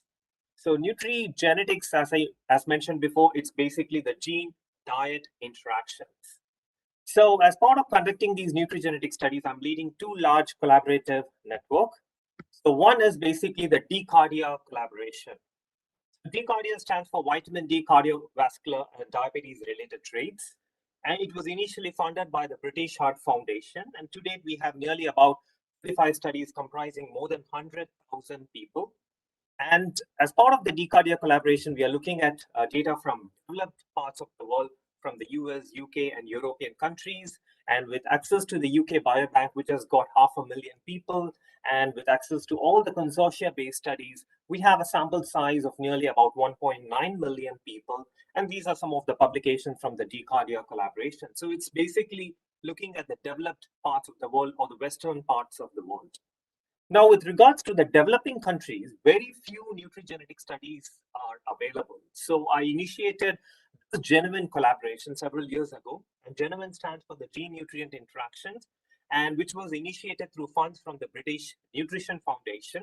And these are the countries in which we have implemented the nutrigenetic studies for the first time. And what you see in the brackets are basically the funding organizations which have supported all these nutrigenetic analysis in these countries. So let me give an overview about like what I'm doing as part of the genuine collaboration. So it's been 7 years since I started this collaborative network, and the main objective is basically to implement nutrigenetic studies for the first time in contrasting ethnic groups. The first nutrigenetic study was implemented in the year 2017 in the Indian population, then in the Sri Lankan population, Indonesia, in Brazilian population, Ghanaian population, Turkish and Peruvian population. And in addition to all these collaborations, like we are also running some nutrigenetic studies in Nigerian population, and we are planning to start one in Malaysia, and also focusing on other islands in Indonesia. And also, like as part of the genuine collaboration, we are also doing comparison with the data from the developed parts of the world. And these are some of the findings from the genuine collaboration. So the main objective of the genuine collaboration is to integrate the data from nutrigenetic and multi-omics approaches, and how that could be used for developing dietary intervention studies, and how that could lead to the development of personalized nutrition approaches. Sorry, can you hear me? Because I'm getting a message that you're not able to hear.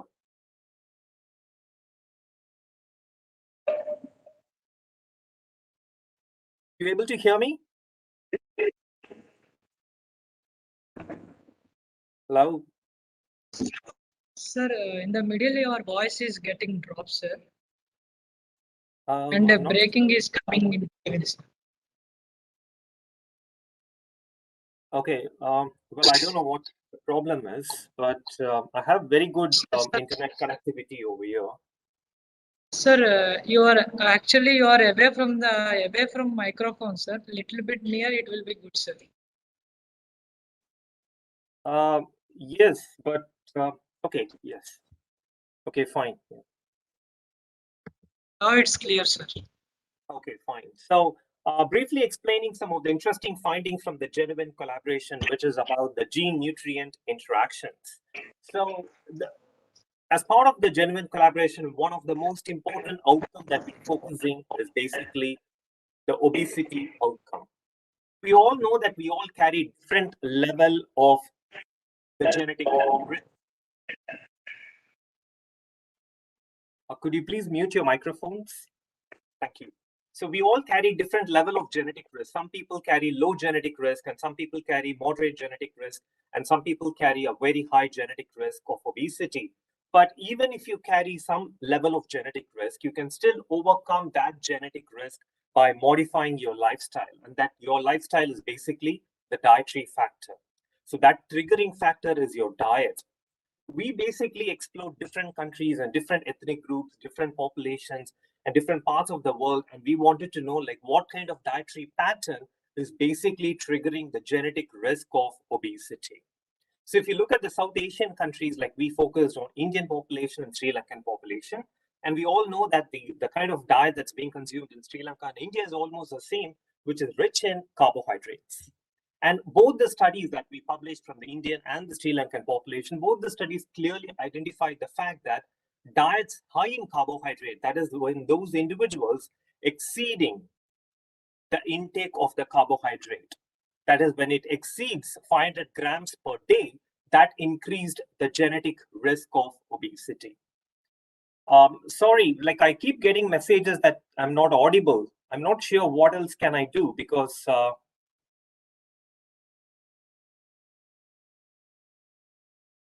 Is this something at your end, or I'm not sure?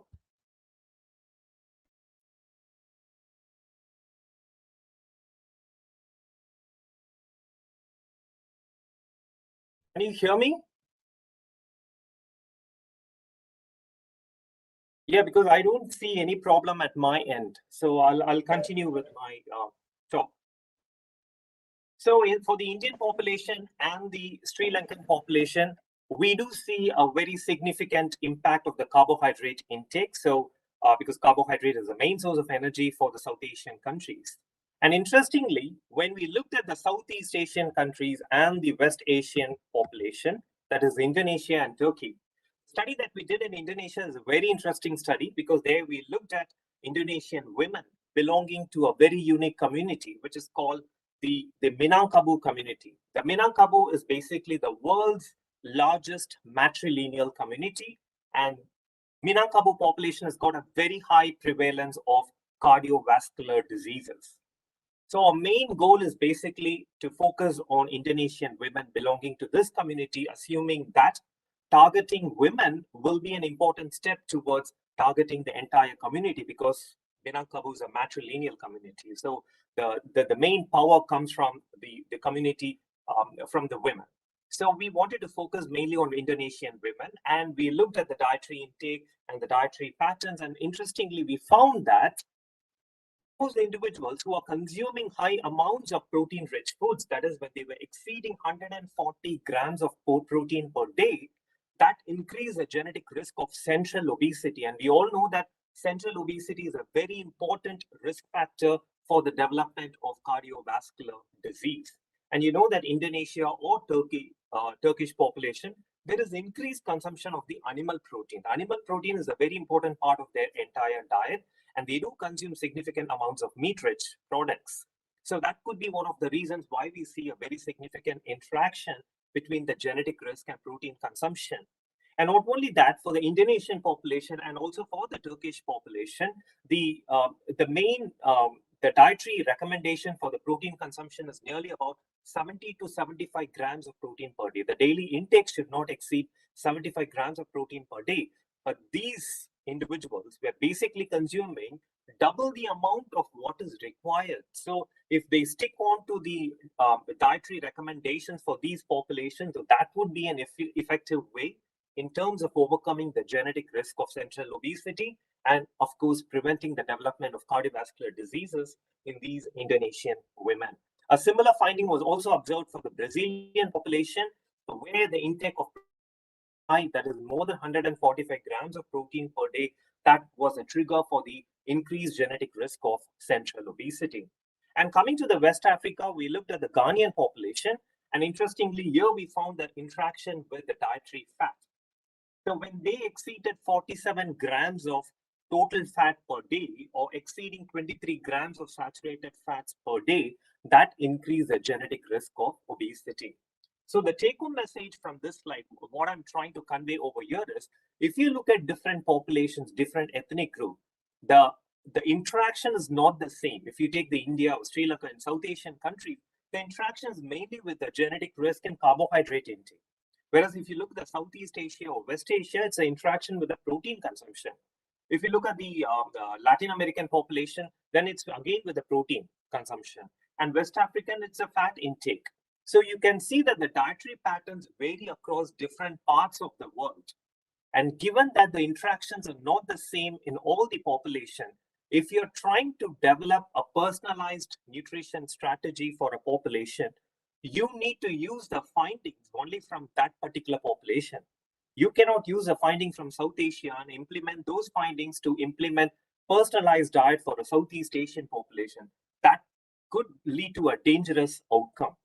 So the findings from one population should be used only for the implementation of the personalized nutrition for that particular ethnic group or for that population. And currently, we are also running some studies in Nigeria, Peru, and also planning to implement nutrigenetic study in the Malaysian population as well.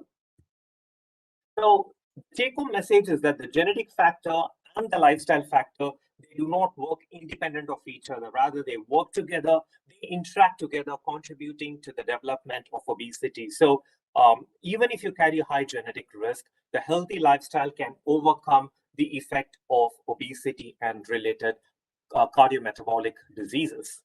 So if you're interested in knowing more about like what I'm doing as part of the Genuine Collaboration, feel free to go into this publication, which will give you a better understanding of the Genuine Collaborative research activities. Coming to the nutrigenomics, as mentioned before, nutrigenomics refers to the study of the role of nutrients in gene expression. It all starts with your diet. The food that you're consuming has got all the nutrients, and these nutrients are eventually being absorbed by the cells. It goes inside the cytoplasm, and where they go and bind to these molecules, which are the transcription factors. These transcription factors are the signaling molecules which will take the nutrient to the nucleus where you have the DNA. So these nutrients, along with the transcription factor, they bind to the DNA and regulate the gene expression, leading to the conversion of DNA to RNA, RNA to proteins, and proteins to metabolites, and which will eventually carry out various other activities. So this is exactly what is happening as part of the gene expression pathway. So the study of the expression of the RNA in response to a nutrient, that study is what you call as transcriptomics. And the study of the expression of the proteins in response to a nutrient is proteomics. And the study of the expression of the metabolites in response to a nutrient is basically metabolomics. So all these omics approaches, they come under one big umbrella, which is the nutrigenomics study. Right. So what is the purpose of studying all these omics approaches? Why do we have to study all these multi-omics approaches?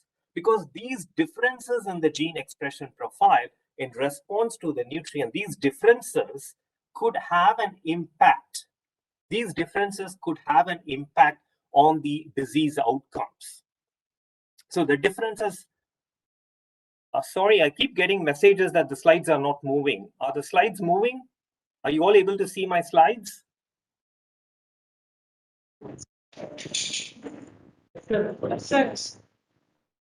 Hello?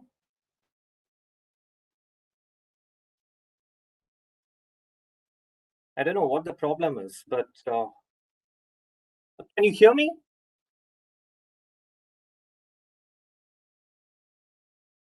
Because I haven't used WebEx before, so I have no idea what. We can hear you, sir. Sir, can you change the presentation once? Slide text, change the slide. Just once. Sorry, I can't hear you. What did you say? Sir, please change the slide, sir. Once. Your voice is audible, sir.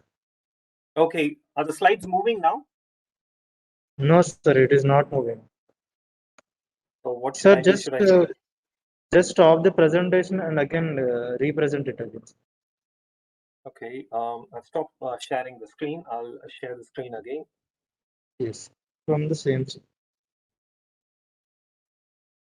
What about okay, now? Sir. Now we can see, sir. Are the slides moving? Yes, sir. Yes, sir. It is moving. Okay, perfect. Yeah, I'm not sure what the problem is. Anyway, so the main purpose of doing all these omics approaches is to understand the differences in the gene expression profile in response to a particular diet. For example, if you're consuming an unhealthy diet for example, 3 months or 6 months, consuming a lot of junk foods and fast foods, definitely that will have an impact on your gene expression profile. So if you're able to identify the differences or the abnormalities in your gene expression profile at an earlier stage, that will give you an opportunity to correct your dietary pattern. And by rectifying the dietary pattern, you will be able to correct your gene expression profile. So these differences in the gene expression profile, they serve as molecular biomarkers. And understanding these mechanisms and these biomarkers will help you to prevent the development of the disease. And how can you prevent the disease? By developing personalized meal plans. This is how you can use the nutrigenomic findings to implement personalized meal plan. Could you please mute your microphone? Thank you. It all starts with the food and the diet, so which has got all the nutrients, micronutrients and macronutrients, basically all the flavonoids, vitamins, antioxidants, amino acids, fatty acids. So what do? They enter inside your body. As I said, they go and get absorbed by the cells. They enter inside the cell. They go to the DNA and regulate the gene expression. So the expression of the genes in different cells like muscle cells or adipocytes or hepatocytes or pancreatic cells or brain cells, in all the tissues, you need the expression of the genes. And the genes basically are coding for the proteins or proteins of the enzymes which will carry out various metabolic activities like fatty acid metabolism or carbohydrate metabolism or amino acid metabolism. Eventually, they are all contributing to the maintenance of the glucose homeostasis. Any defect early in the pathway, that is starting right from your diet, your dietary pattern, that determines that glucose homeostasis mechanism. So let me give you an example. Like, for example, foods which are rich in phosphorus basically have been shown to increase the blood pressure pulse rate. And all this evidence have come from the epidemiological studies and dietary intervention studies. They are not mechanistic studies. But how these foods are basically increasing the blood pressure is basically these nutrients are basically contributing to the expression of the genes which play a key role in blood pressure pathway or the hypertension pathway or the cardiovascular disease pathway. So that is how they are regulating the gene expression. So let me share a very interesting finding from a study which is an integrated omics approach which has been used for predicting the infant's neurodevelopmental outcomes. So this was a study which was published in the year 2014, but it's a very interesting study. So in this study, they collected the placental biopsy samples, and these samples were processed and were used for creating a biobank. And with the help of these samples, they generated a lot of multi-omics data, that is from metabolomics, proteomics, transcriptomics, and epigenomics. So these data were basically used for developing a molecular signature. The molecular signature was developed using various bioinformatics platforms, and that signature was used for determining the infant's neurodevelopmental outcome. So this is something, a kind of a pathway for predicting the development of any abnormalities in the fetus. In addition to this, they also collected the sample from the infant, and these samples were integrated into the biobank, and which was again used for developing all this multi-omics data. So this kind of an integrated platform, it provides a retrospective comparison with the placental profile and also a prospective comparison with the infant's neurodevelopmental outcome. So this kind of an integrated omics approach could be applied for even for predicting the cardiometabolic diseases when these kids are becoming adults. So that is the most important thing, because the main objective of conducting all these integrated omics approaches is basically how we can target children and adolescents and how that could be used for preventing the development of cardiometabolic diseases when these children become adults. And most importantly, that's what we say, the first 1000 days of a child's life is very crucial, because what you do and what you eat during those 1000 days will determine the development of the child. So implementing such integrated omics approaches in the mothers and also in children, that is very much crucial for preventing all these cardiometabolic diseases. Let me share a very interesting study that I'm leading at the moment, which is called SONGS. SONGS stands for the study of obesity, nutrition, genes, and social factors. It's a study which is being funded by the Medical Research Council. And SONGS is part of this Young Life study. The Young Life study is one of the largest longitudinal study. We are looking at nearly 2,000 children from the Peruvian population. So it's an international study of childhood poverty, looking at 12,000 children in 4 different countries. That is looking at Peru, India, Ethiopia, and Vietnam, and over a period of 15 years. But this SONGS is focusing mainly on the Peruvian population. So it's being conducted in collaboration with GRADE, which is an organization in Peru, in Lima, in Peru, and also in collaboration with the Department of the International Development at the University of Oxford. So what we are doing as part of the SONGS project is basically, we are looking at the adolescent population, and these adolescent kids have been followed up for the last 15 years. So 5 rounds of data collection has been completed. Now we are looking at the 6th round of data collection. So the main objective is basically to look at various factors, various biosocial markers of obesity and how these markers could be integrated together and determine the development of cardiometabolic diseases when these adolescent kids, when they become adults.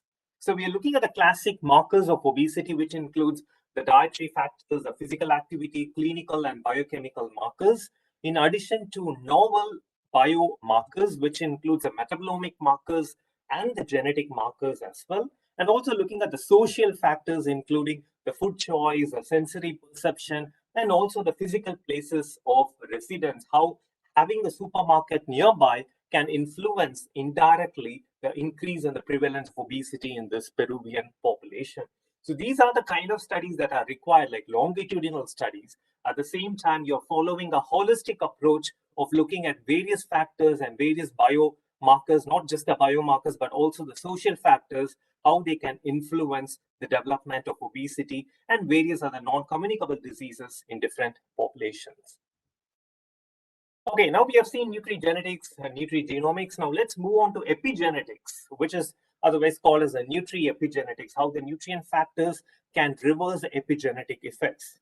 Epigenetics is a field which should be considered as a non-genetic factor. The reason is here we are just looking at the heritable changes in gene expression. So we are just looking at the gene expression and not the DNA by itself. So we are not looking at any changes in the DNA. So that's why we say epigenetics is basically a change in phenotype without a change in the genotype. The genotype is a genetic representation of an individual, whereas the phenotype is a physical representation of an individual. So there is a change in the phenotype, but no change in the genotype. We are not touching the DNA at all. So that's why we call that as a non-genetic area of research. So one of the most commonly and extensively studied epigenetic modification is the DNA methylation. So where methyl groups are being added on to one of the 4 nucleotides in the DNA, and that nucleotide is a cytosine. And how this DNA methylation is taking place? That is taking place in response to the diet that you're consuming. If you're consuming a diet which is rich in methyl donors, then there is a possibility of your DNA getting methylated. But if you're consuming a diet free of methyl donors, that is completely unhealthy diet, then there is no possibility of DNA methylation. So this DNA methylation is determining the control of the gene expression. So let's have a look at it, how DNA methylation can regulate gene expression. So for example, if you're consuming a methyl-free diet, that is, you're not consuming a healthy diet, then the transcription factors can bind to the DNA and regulate the transcription. So unmethylated DNA allows gene expression to take place. Whereas if you're consuming a methyl-rich diet, the methyl donors can get added on to the DNA. So it will prevent the binding of the transcription factors. If the transcription factors are not binding to the DNA, transcription cannot take place, and eventually translation is not happening either. So that would result in gene silencing. Gene silencing is highly required to control the gene expression because, for example, we do not need all the genes to be expressed 24/7. Only when we eat, we want the metabolic activities to take place. So you need certain enzymes, certain proteins to carry out the metabolic activities. So only then you need the gene expression to take place. Other times, the genes have to be silenced. And that gene silencing will control the gene expression pathway. And in that way, you're indirectly preventing the development of cardiometabolic diseases. Whereas overexpression of certain genes can lead to the development of these chronic diseases. So let me explain that with an animal model study, which is a very commonly studied animal model, which is the agouti mouse model. So there's a gene called the agouti gene in the mouse. And this gene basically codes for a protein which contributes to the fur color of the animal. So there's a variable methylation region. So if you're basically providing a methyl-rich diet to the mice, the promoter of the agouti gene gets methylated, and this methylation will prevent the expression of the gene. So preventing the expression, so the agouti protein is not being produced here. So that would result in the healthy mouse with brown fur. Whereas if you're not providing a methyl-rich diet, so the region is not methylated. So unmethylated DNA will allow the binding of the transcription factor and leads to the overexpression of the agouti protein. That would result in a mouse with yellow fur, and these mice eventually develop obesity and diabetes during adulthood. But this is exactly where you have the twist. When these mice, when they become pregnant and you're providing a methyl-rich diet, then you can expect a generation of offsprings which are healthy, which could be healthy mice with brown fur. So here you can see that the diet is able to reverse the epigenetic effects. And that's why we say epigenetic modifications are reversible, whereas the genetic variations cannot be changed. If you're born with high genetic risk, until the last day of your life, you have to live with your genetic risk. You cannot change your genetic risk. Either you belong to high genetic risk or low genetic risk. So you have to live with that genetic risk. But you can overcome the genetic risk by lifestyle modification. Whereas when talking about epigenetics, you can reverse the epigenetic modifications through your lifestyle changes. There's a very strong nutri-epigenetic link that has been established between the maternal diet and fetal growth. As mentioned before, the first 1,000 days of a child's life is very, very important. So studies have shown that the unbalanced maternal diet during pregnancy can result in abnormalities in fetal growth, and that can eventually lead to cardiovascular disease development in adulthood. And also studies have shown that seasonal variations in maternal methyl donor nutrient intake during the periconceptional period have shown to influence the maternal plasma biomarkers, and that in turn can lead to the changes in the DNA methylation pattern. And also obesity during pregnancy or diabetes during pregnancy, which is what we call as the gestational diabetes, they both have an impact on methylation changes, and that can remain postnatally as well. And recent studies have clearly identified that micronutrient deficiency during pregnancy can influence the DNA methylation and can also lead to the abnormalities in fetal growth. So let me touch on that very briefly by a recent study that we did in the Indonesian population, which is called as a vitamin D pregnant mother cohort study. So what we did in the study is basically we looked at the pregnant mothers right from the first trimester, second and third trimester, and we also measured the newborn anthropometric measurements. In addition to that, we also measure the vitamin D status, vitamin D levels in the first trimester and the third trimester. And interestingly, we found that the pregnant mothers who had a high genetic risk and who had a high genetic risk, they had significantly lower levels of 20-hydroxy vitamin D concentration. That is, pregnant mothers who had high genetic risk had vitamin D deficiency, and which was seen especially during the third trimester. And interestingly, these pregnant mothers who had high genetic risk and who had vitamin D deficiency during pregnancy, they gave birth to babies which had small head circumference. And there are a lot of previous epidemiological studies and observational studies which have clearly highlighted that the small head circumference during birth is associated with the development of cardiometabolic diseases when these children become adults. So this is a clear indication of the fact that the micronutrient deficiencies during pregnancy might have an impact on inducing DNA methylation changes, and which could have a direct impact on the fetal growth. Also a study which is the healthy lifestyle in Europe by nutrition and adolescent. It's a very old study, but then here they looked at nearly about 945 adolescent kids, and in these teenagers, they basically looked at the health records, and they were able to get the duration of the breastfeeding for these 945 adolescents. So in this graph on the x-axis, you see the duration of the breastfeeding. Those who had never breastfed, those who were breastfed less than 3 months, 3 to 5 months, and more than 6 months. On the y-axis, you have the BMI, and the black bar is individuals with low genetic risk, and the white bar, those individuals with high genetic risk. Those adolescents who were never breastfed and those who had high genetic risk, they significantly had higher levels of BMI. And this finding was also observed when looking at waist circumference and also the skin fold thickness, which clearly highlights the fact that the first 1,000 days is very important, because the diet is the one that determines the development of the disease. So even if you have a high genetic risk, if you're able to get the right nutritious diet, you can still overcome the genetic risk. And that right nutritious diet depends on your metabolome, your proteome, your transcriptome, your genetic makeup. So that is what I call as a personalized diet for an individual and how that can overcome the genetic risk.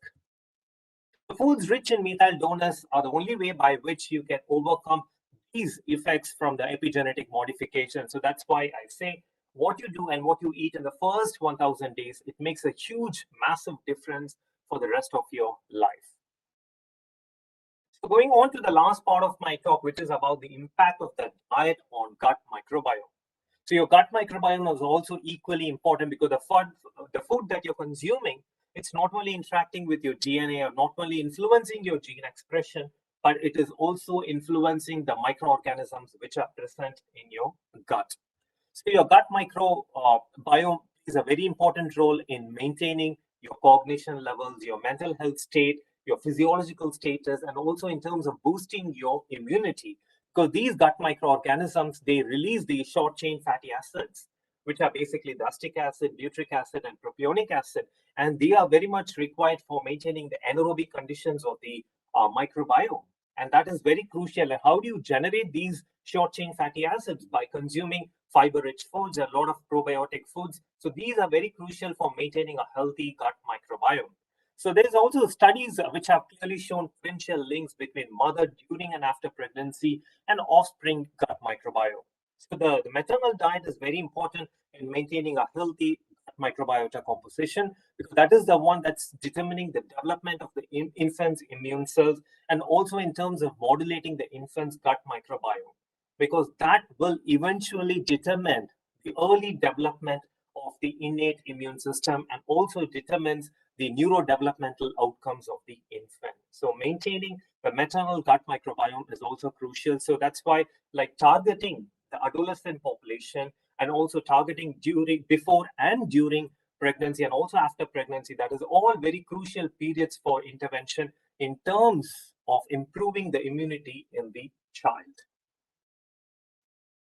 So taking together like all these findings from nutrigenetics or metabolomics or nutrigenomics or proteomics or epigenetics and gut microbiome. So how are we going to translate that to precision nutritional approaches? That is a key question over here. So it all starts with your diet, the food that you're consuming. The food that you're consuming, it interacts with your DNA, and that area of research is what you call as nutrigenetics. And also it interacts with your gene expression, that is the proteome or the genome or the metabolome. So that area of research is called as a nutri-metabolomics, so the metabolite diet interaction. Then also it interacts with your gut microbiome, the food that you're consuming. So that area of research is metagenomics, or where you're trying to profile the gut microbiome. And last but not least, which is the epigenetic factors. All these factors are basically happening at the same time. These four compartments are functioning in parallel as soon as you consume any food. So if you're trying to implement precision nutrition, which is a holistic approach, it's more important that you need to target all these four factors together: metagenome, hyperbolome, epigenome, diet interaction, because that is the one that's going to determine the precision nutritional approaches towards preventing these cardiometabolic diseases. But how do we implement this approach? That is, the key question is, how are we going to integrate all this information together? This integration is what I call as a revolution in the nutritional science. And that integration will eventually lead to the development of an algorithm or the development of the artificial intelligence or the machine learning approaches, which could lead to the implementation of the precision nutrition approach. From DNA to personalized diets, like moving towards the precision nutrition, whether it's going to be for a community or for a population, for an individual. So it's very important that we are not just looking at nutrigenetics, nutrigenomics, metabolomics, or gut microbiome. We need to look at it as a holistic approach. And how do we take it forward?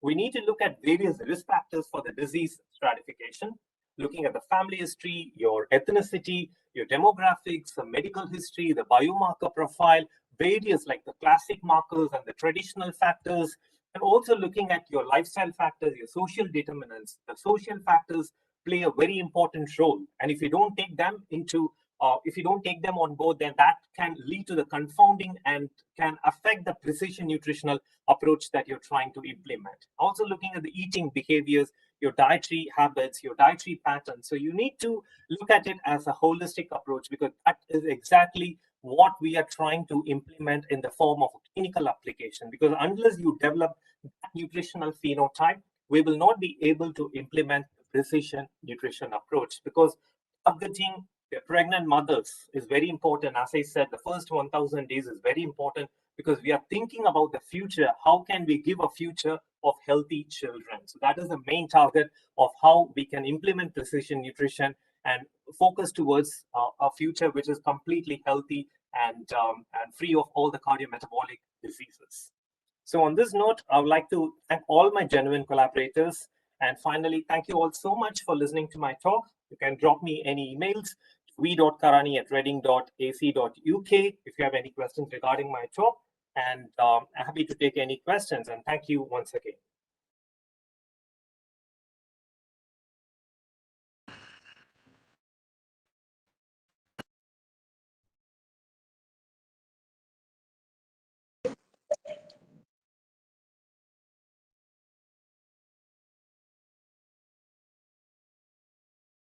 Do you have any questions?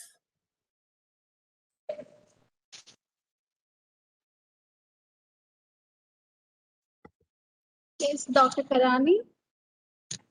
That was a very knowledge enhancing speech. We have lots of questions. The first question is the impact of junk food consumption on genes. Are there any studies or on gut microbiome? Any specific studies in this particular area? Sorry, which area did you say? Impact of junk food consumption. Okay, so we carried out the study which was published in the BMJ, which was about the consumption of the fried foods, not exactly junk food, but fried foods also, they come under the fast foods and junk foods. So consuming higher amounts of fried foods were shown to increase the genetic risk of obesity. So that was a study that we did, but not in relation to gut microbiome. Yeah, because like studying gut microbiome is a very challenging area. And when you say junk food, it's very difficult to put people on just junk food diet for a period of time. And it takes a while to see a significant impact on the gut microbial changes. Yes, sir. The next question is, what is the impact of personalized nutrition on maternal nutrition? Well, I mean, that is something, the future that I've discussed in my talk. So that's going to be the future in terms of like preventing any diseases in children, and not only in terms of non-communicable diseases, but also in terms of overcoming the effect of such abnormalities in relation to the genetic disorders in children. So there are a lot of birth defects quite recently in the last couple of decades. And how can we overcome these birth defects? And birth defects are more towards the genetic effect. So how can we overcome that through personalized nutritional modification? So that is something more about the future, because we are still very much in an infant stage in terms of implementing such approaches. Yes, Dr. Karani, we have another question. Some pregnant women face natural symptoms like pregnancy-induced symptoms such as vomiting. So is that going to, I mean, generally they have low nutrient intake during that period. So is that going to have any impact on the offspring or the genes? Yeah, so, well, that's a very interesting question. So we are basically talking about these kind of effects during the early stages of pregnancy. But that happens like even, that happens towards the end of the first trimester most of the time.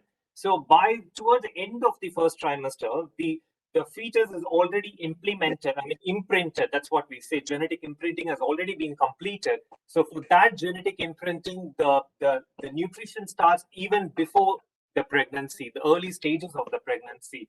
So by that time, things must have already been fixed. So during pregnancy, of course, you need to maintain a healthy diet. And even if you are not able to consume a healthy diet, like taking supplements can also overcome such abnormalities in the fetal growth. Yes, doctor, we have the last question. Yeah. Any other questions from the audience? I think there So is yeah, they have plenty of questions, but the yeah. So I area can is just vast. question. So how we give suggestion to pregnant mothers who came from 2 copies, if we concerning with epigenetics for prevention the children Yes, yes. from non-communicable diseases. Well, that's what, as I said, like, I mean, we have not reached a stage where we can provide personalized diets for pregnant mothers. That is like, I mean, the question is about like 2 copies and 1 copy. So generally, like when you do a genotyping, when you take the blood sample from a person, we can identify whether the person belongs to a high genetic risk or a low genetic risk or a moderate genetic risk based on the number of copies of the genetic variation you carry. So if you carry 2 copies of the genetic variation, it is an indication that you have a high genetic risk. So if you see a pregnant mother with 2 copies, so it doesn't mean that the mother is going to give birth to an unhealthy baby. It doesn't work like that because the mother has got that 2 copies right from her birth. So it's not going to have an impact just because during pregnancy. So it all happens like throughout, because it's more important like providing a nutritious diet for a woman, not just during pregnancy, even before pregnancy. That is the most important thing. But in terms of providing a personalized or gene testing service for pregnant mothers, we still haven't reached that far. And also there was a question, what do you mean by what are methylated diets? Well, the methylated diets are basically diets which are rich in methyl donors, like all the, for example, oily fish and the greens and vegetables and all the healthy foods, the fiber-rich foods. So they are all like very good source of methyl donors. Dr. Karani, probably this is the last question. With precision nutrition, is it possible to treat people at epidemiological levels? I'm not sure what your question is exactly. So precision medicine to treat people at epidemiological level. So I believe that your question is at the population level recommendation. So when you go to the population level, it's more about universal dietary recommendation that you're talking about. So the universal dietary recommendation is something that we have already been following based on the WHO. And we know that like for the last 2 decades, we're all following these dietary intake, like 5 fruits a day and consuming this much amount of carbs or proteins and fat. But what is happening is we are still seeing a significant increase in the prevalence of cardiometabolic diseases. Why? Because we know that these universal dietary recommendations are not working for everyone. Some people are responding to it quite well, whereas other people are not responding. Why? Because it is not working in relation or in line with their genetic makeup, because we are all unique people. So the DNA that is present in my cell is completely different from the DNA that you have in your body. That's why we all look different from each other. And that's why we need a personalized or a precision approach to overcome this important challenge. So I wouldn't look at it as a population or epidemiological level. I would look at it as an individual level. And that's why we call as individualized diets or the personalized diets. I hope I've answered your question.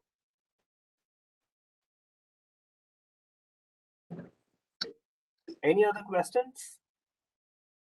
The question session, it's almost over, sir. Thank you very much, Professor Vivi Karani. Actually, we have students from different courses who are doing human genetics, microbiology, biotechnology, and food nutrition and dietetics.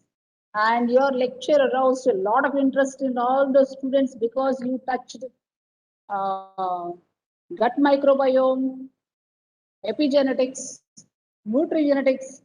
They all are very happy with your lecture, sir. Thank you so much. So the first 2 speakers, they talked about the food, but you have touched the different aspects of how you can connect the genes with the food and the final outcome, the phenotype, what you see in the individuals. Thank you very much, sir. Yeah, thank you. Thank you so much for making me be a part of this event. And I love the interaction that I had at the end of my talk. Sorry about the issues that I had in the beginning stage of my talk. So I'm not sure what the problem is, but everything went well at the end, I guess. So thank you so much. Thank you, sir.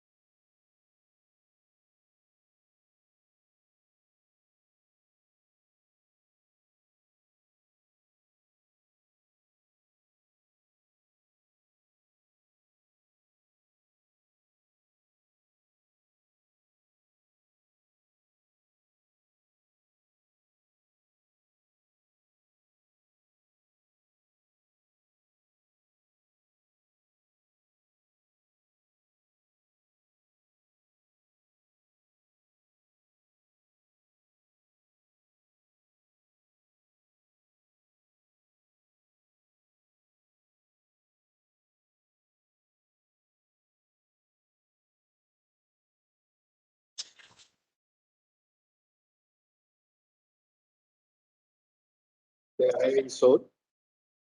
So he is going to deliver the valedictory address. So we are waiting for him.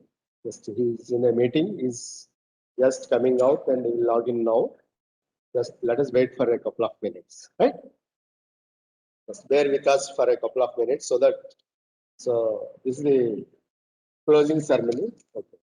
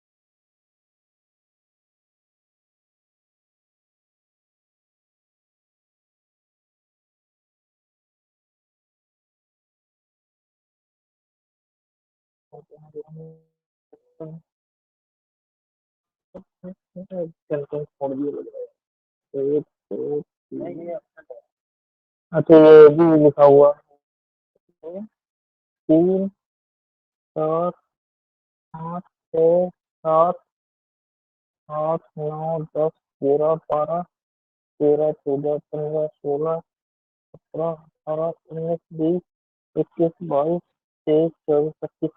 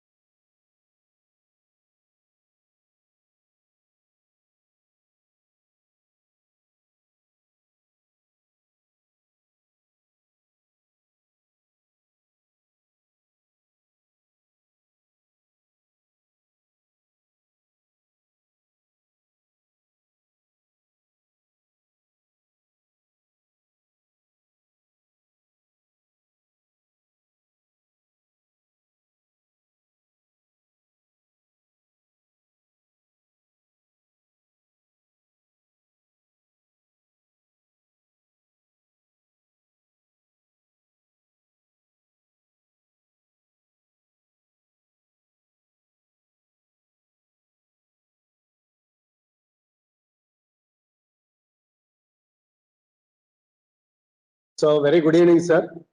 So I welcome Professor Krishna Mohan Garu, our Honorable Registrar, so most dynamic, young and dynamic Registrar of Andhra University, for this valedictory address. Sir, so, Master, for your kind information, so all the 4 sessions went on well.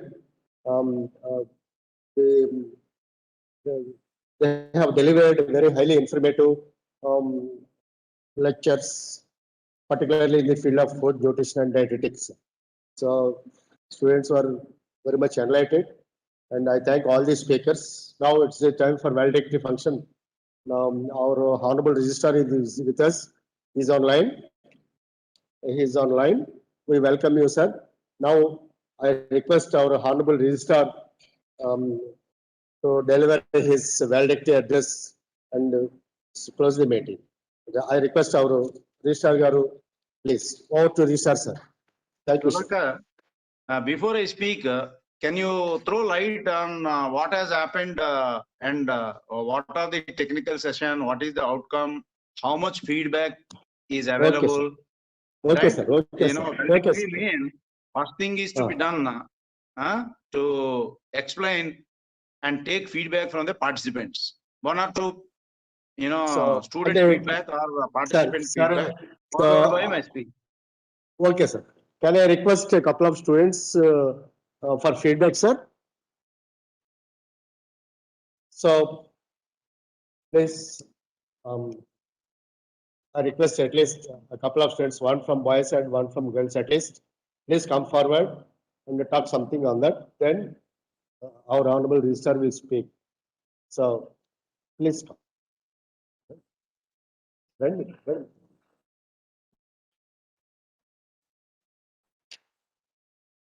Sir. So, before the students' feedback, so before the students' feedback, so we need to narrate the things to the Honorable Registrar, and I request Madam Dr. Rajeshwari Garu, please come forward and explain. So what has happened right from the beginning, all the technical sessions. So please, so that you'll understand and you'll include in the valedictory address. After Madam's speech, a couple of students, be prepared well, come here, so and say something, your opinion to be frank. Please, over to Rajeshwari, Madam, please.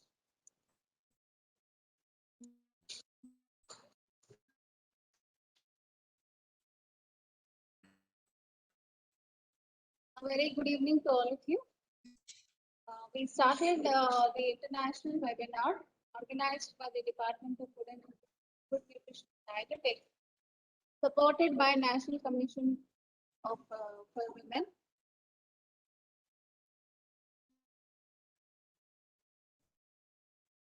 Sudhakar, there is audio problem. Please check.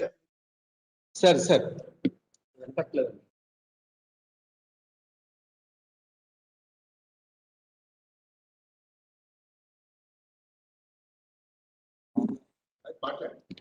A very good evening to all of you.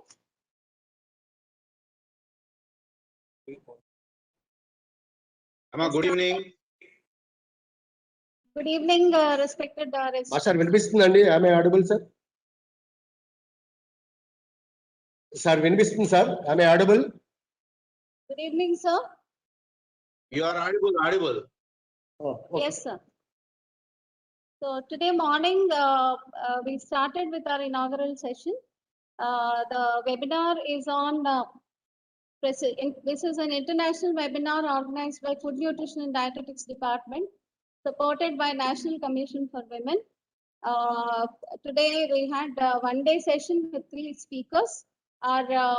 The chief guest, revered Vice Chancellor Sir, has inaugurated the inaugural session and delivered the inaugural speech. And Sir emphasized on the importance of nutrition for adolescents and also given an overview about the state government's programs for enhancing the nutritional status of adolescents. The speech was followed by the message from our respected principal, sir, Professor K. Srinivas Rao Garu, Principal, College of Science and Technology. Sir has emphasized on precision nutrition for adolescents. And the speech was followed by M.V. Raj Garu, the Faculty Dean, Department of Psychology and Parapsychology. Sir emphasized on the importance of the adolescent nutrition for various, not only for the enhancing the nutritional status, but also for preventing various the brain diseases, etc., depression and all those things. So the inaugural session ended with a very high note and with vote of thanks.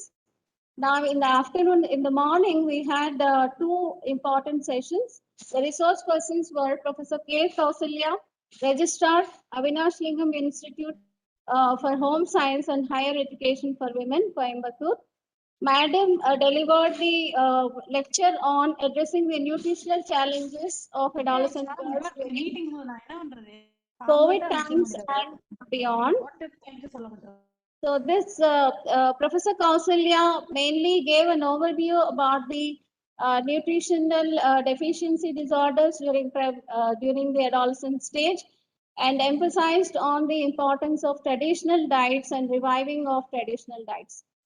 The second speaker was Dr. Subbarao, scientist and head from National Institute of Nutrition, Hyderabad. Dr. Subbarao delivered the lecture on communicating nutrition to adolescents, purpose and process precede precision. So this particular lecture invoked lots of response from the public and also from the students. There was a very interactive question and answer session. Sir's speech mainly emphasized on the importance of communicating nutrition education, the importance of communicating and educating the nutrition process to adolescents only can improve the nutritional status. Now, in the afternoon session, we had Professor Vimal Karani, the Deputy Director of Institute of Food, Nutrition and Health from University of Reading, UK. Professor Vimal Karani delivered his lecture on the topic Precision Nutrition in Maternal and Child Health Care. So this was a very informative, knowledge-enhancing session, and this also had a very interactive question and answer session. So these were the 3 deliveries, which were knowledge-packed and knowledge-enhancing sessions. Now we have come to the valedictory session, sir.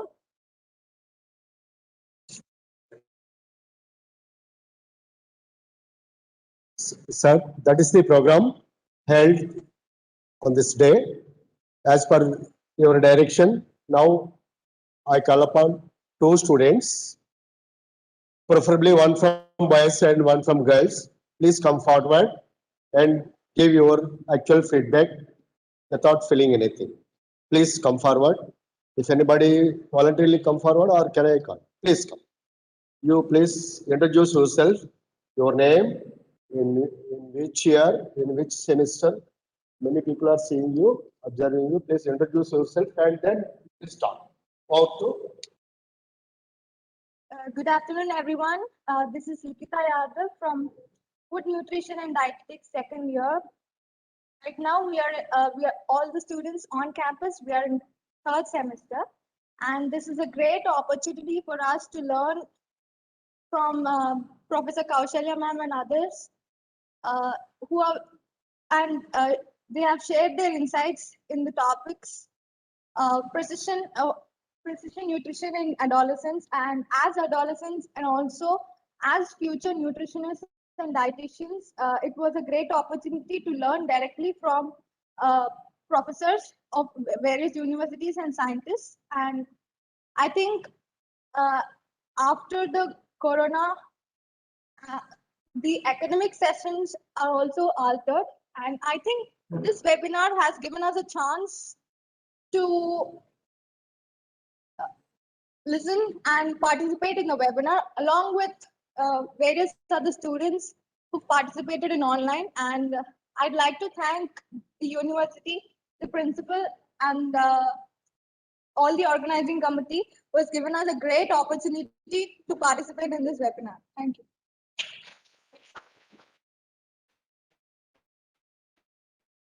Good afternoon. so please come forward. One more, please.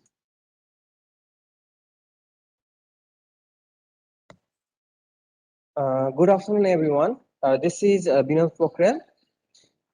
I'm from MSc Food Nutrition and Dietetics, second year student.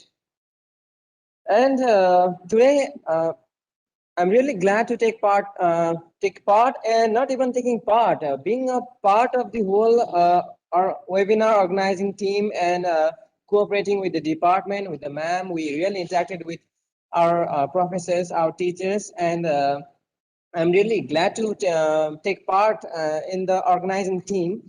And especially today we hear our most reputed and senior scientists and lecturers, professors, and their insights into their expertise, how they work, their research, and some knowledge and some information about the genetics and nutrition, precise nutrition. So this is our topic, precision nutrition for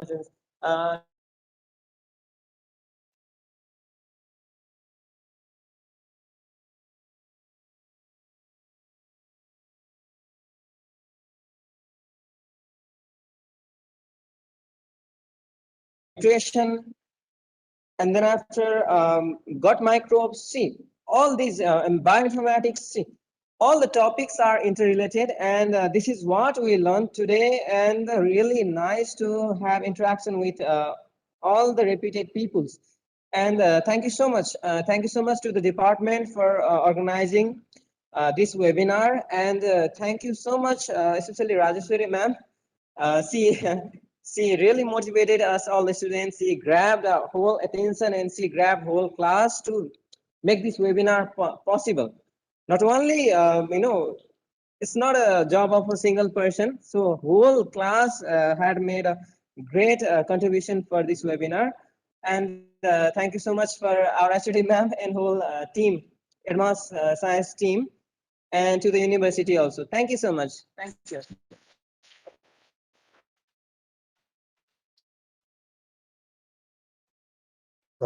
So, sir, in-house students, they shared their experiences, and so that is the feedback from the students present over here. Now, anybody from online speakers, so they can share your feelings, and so I request anybody, a couple of students who are viewing, who are participating through online, uh, please come online and please share your experience and give your valuable feedback. Please. Good afternoon to everybody present at Andhra University Conference Hall. Myself, Sasreka. I'm a PhD research scholar from Avinash-Lingam University, Coimbatore, and I'm a proud alumni of Andhra University post-graduation, Food, Nutrition and Dietetics Department under Rajeshwari ma'am and other faculty there. So this, after a long time, attending such webinar with 1,200 plus participants is a great achievement for the whole department. Being as a nutrition student, focusing on multidisciplinary approach, taking this topic as precision nutrition, involving gut microbiome, involving the NNMB data by NIN people, and then by Dr. S. Kausalya ma'am, she has given a lot of inputs on the studies occurred. So as a research scholar or the upcoming post-graduation students who are coming as research scholars can focus on such topics and carry forward the research in the field of nutrition. I feel this webinar is very much helpful. Looking forward for more sessions, and I'm lucky to be a part of this for contributing to Poshan Month 2021 as a National Nutrition Month. And I am happy that Andhra University is collaborating with the DRDO Food Testing Laboratory, which will give huge opportunities for the field of food and nutrition students, or the technology, or the biochemistry, or the microbiology. It's a multidisciplinary approach, making all departments, not only nutrition, but we study all the other subjects, and we develop our course, and we will be as a team in the multidisciplinary approach nationally or internationally. I thank you for the organizers for organizing such huge webinar, and it was a grand success. I congratulate all the participants as you learned a lot of inputs. Go home, take your books and make a notes of it and keep in practice, keep the research in practice. Thank you.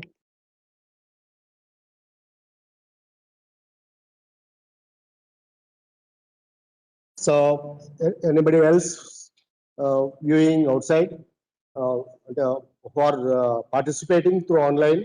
So one more chance. So if anybody wants to speak or anybody share your experience, please come forward.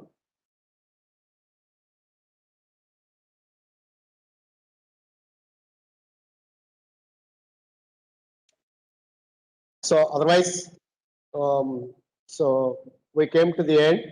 So now the valedictory ceremony follows. Now, so sir, Honorable Registrar sir.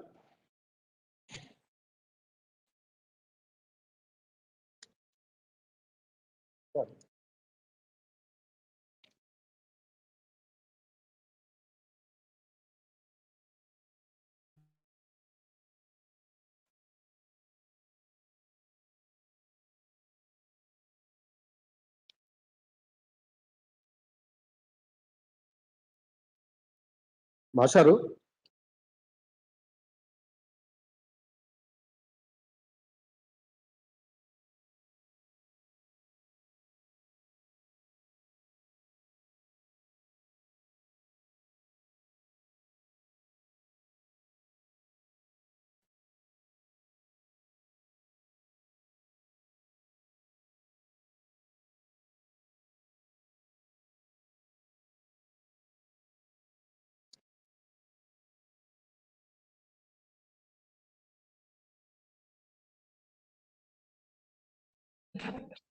Hello.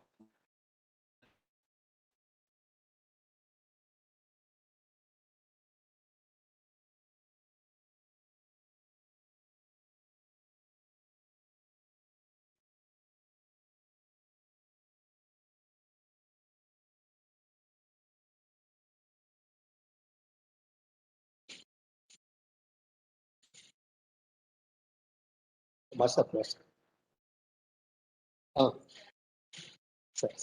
Sir. So, Honorable Registrar, sir.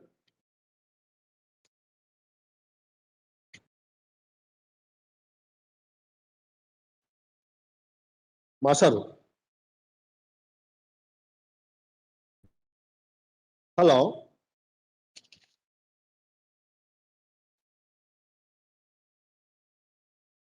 Sudhakar, am I audible? Sir, you are audible, sir. You are audible. Sir. Okay. Sir, am I audible? Yes. Sir, am I audible? Sir, a couple of students who are present over here, They shared their experiences and they gave us the feedback. And one student from outside this place, they're participating through online. She explained, she shared her views. She gave her feedback. 3 students you might have seen. There is a tremendous response.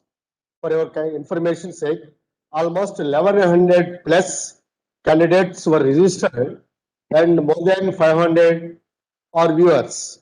So this program really went on well. Really students are enlightened very well, and you might have experienced it through their feedback. Now we came to the end. Today, now I request our Honorable Registrar, Professor V. Krishnamohan Garu, to deliver his valedictory address. Over to Krishnamohan Garu, please.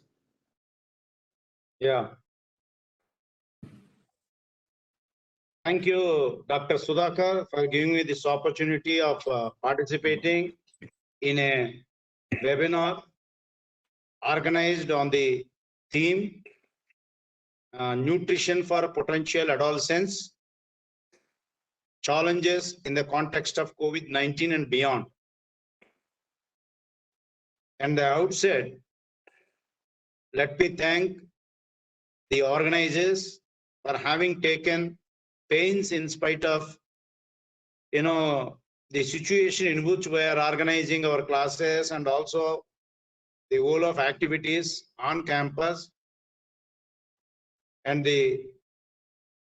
at the outset, let me thank the department for organizing such a webinar that has attracted attention of the most serious learners, as I understand from the presentations, and also the report read by the rapporteur and the participants. They thank Rajeshri Madam and Lakshmi Madam and Professor Sudhakar, and the nutrition status and creating education on nutrition, communicating nutritional aspects, both food nutrition for the sake of improving health is burning topic of the day in view of COVID-19 challenge. As all of you know, that COVID has created immense challenges, especially not only on use of medicines, but also proper diet. People, whoever has taken proper diet, they could come out of the sickness so quickly. This is where I think people all over the world, not only in Andhra, not only in India, all over the world, people realized due to the pandemic situation created due to COVID-19. Now there is a realization about the importance of nutrition and advisory from nutritionists, and nutrition has become part of our meal and what we are eating, how much nutrition is available in our eating. As all of us understand that excessive eating or lower than what is required to body are equally dangerous, and any webinars of this type definitely will throw light on these dimensions and create awareness and also interest, make the concept of nutrition for healthcare, food nutrition as a topic of the importance to everyone in the modern times. People, whoever wanted to know how many calories are there in each food item that we are eating and how much food that we need to eat to satisfy our energy requirement and how many calories each individual is going to burn.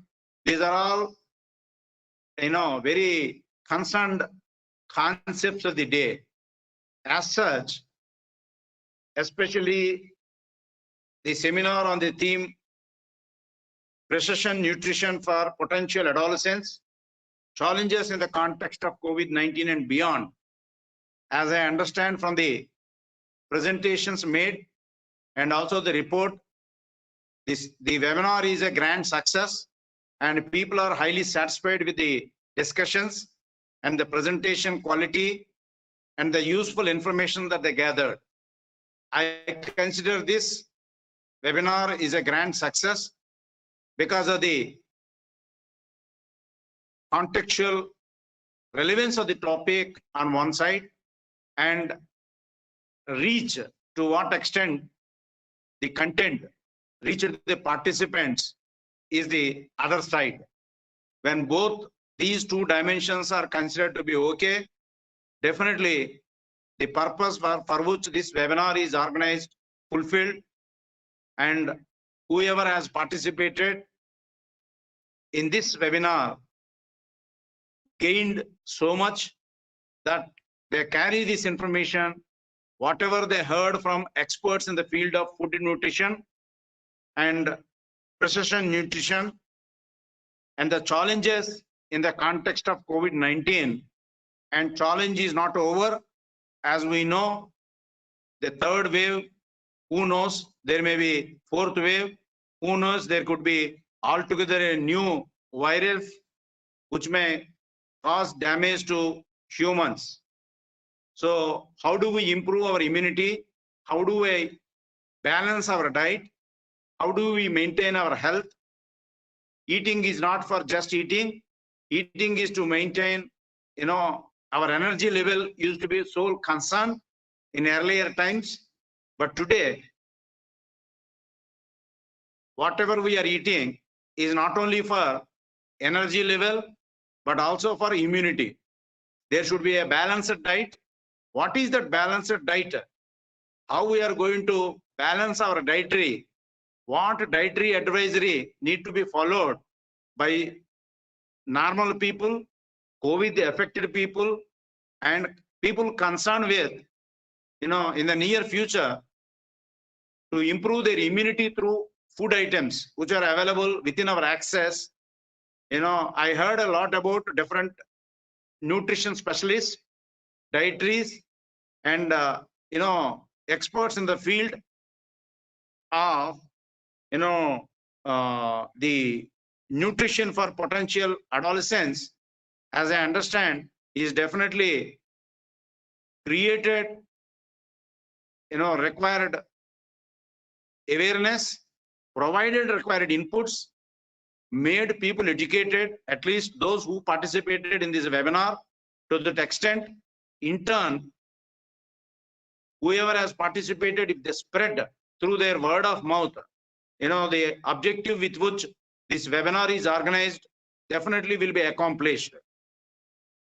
I really take the opportunity and congratulate the webinar organizers for their efforts and also making this program a grand success.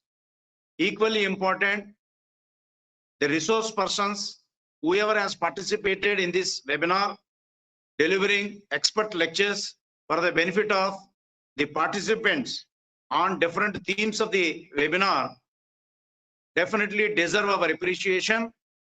And although organizers are there, they are only coordinating the activity because of the pandemic situation in which we are all living today.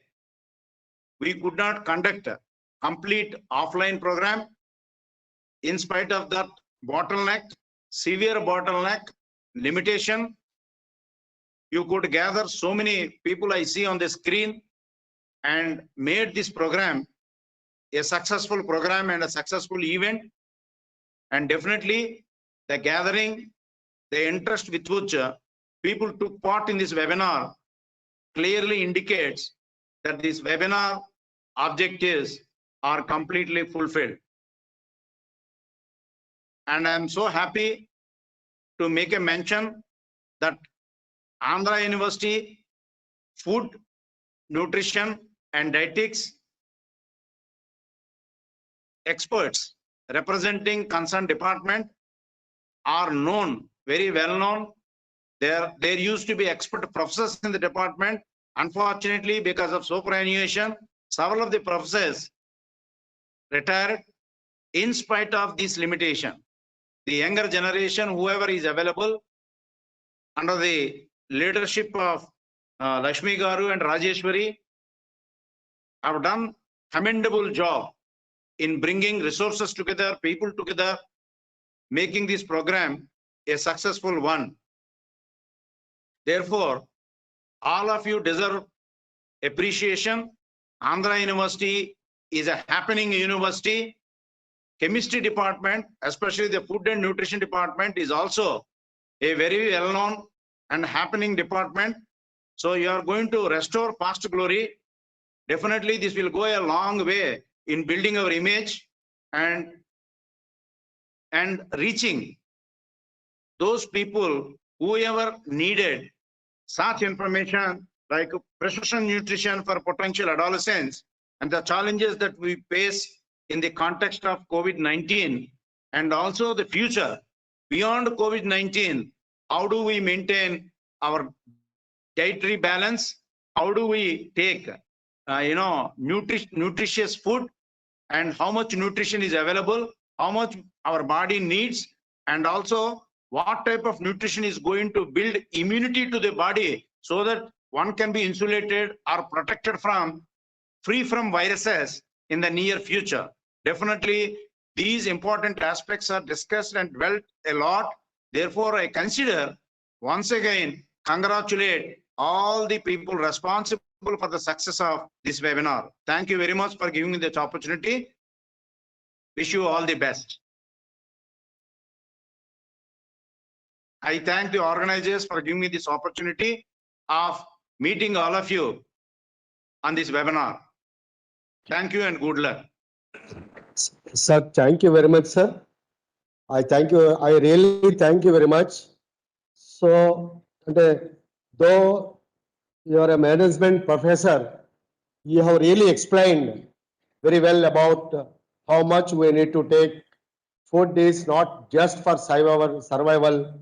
How many kilocalories we need to take even during this pandemic. Really, you have explained very well. In spite of your busy schedule, you have graced the occasion and delivered a very good valedictory address. I thank you very much, sir, on behalf of the entire organizing committee. I thank you very much, and we came to the end. Now, I request our head of the department, Dr. Lakshmi Garu, please come forward and as per the program, only one thing is left, saying vote of thanks. So we are closing to the end. After that, followed by national anthem as per the procedure. But before the end, behind this success, these two people's head your Rajeshwari Madam, your hard work is there. Let us give them a great applause and a token of love, respect, and hard work, because of them, this has been done very well, and it is a grand success. Now, I request Lakshmi Garu, please take over the proceedings. Thank you. I may be permitted to leave. Sir, thank you for blessing us, blessing the department, sir.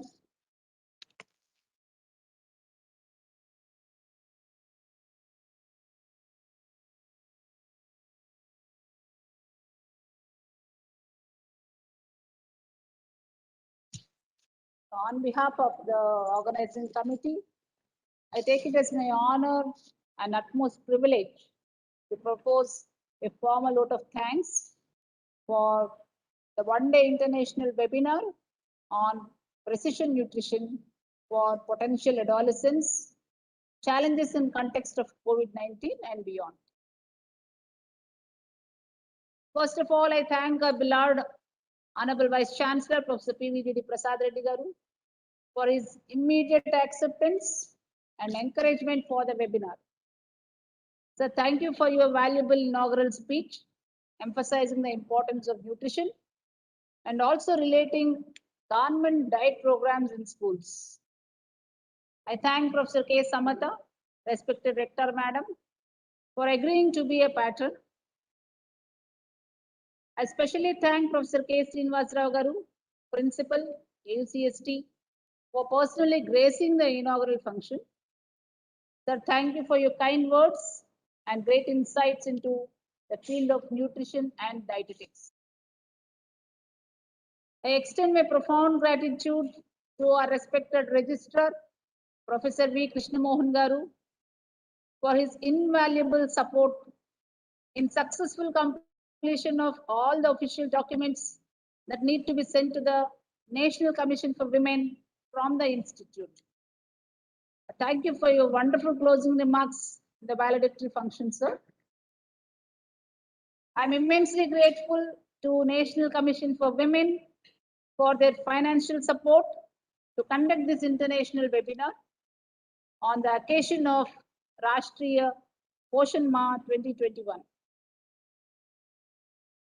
I especially thank the speaker of the day, Professor S. Kausalya Garu, Registrar, Avinash Lingam Institute for Home Sciences, Coimbatore, for her valuable lecture in addressing the nutritional challenges for adolescent girls. Thank you, madam, for taking us into a journey of foods and their advantages. I thank Dr. Subbarao M., NICHE scientist and head, NICHE ICMR Hyderabad, for his lecture on community nutrition to adolescents. Thank you, sir, for addressing our student groups and making them understand the importance of precision nutrition. I extend my appreciation to Professor S. Vimal Karani, Deputy Director, IFNH, University of Reading, UK, for his remarkable lecture on precision nutrition in maternal and child health care. Thank you, sir, for delivering a beautiful lecture on nutritional outcomes for adolescents and pregnant women. I extend my gratitude to the Dean R&D, Professor Basavaya, for helping us to successfully submit all the mandate forms to be sent to the National Commission for Women.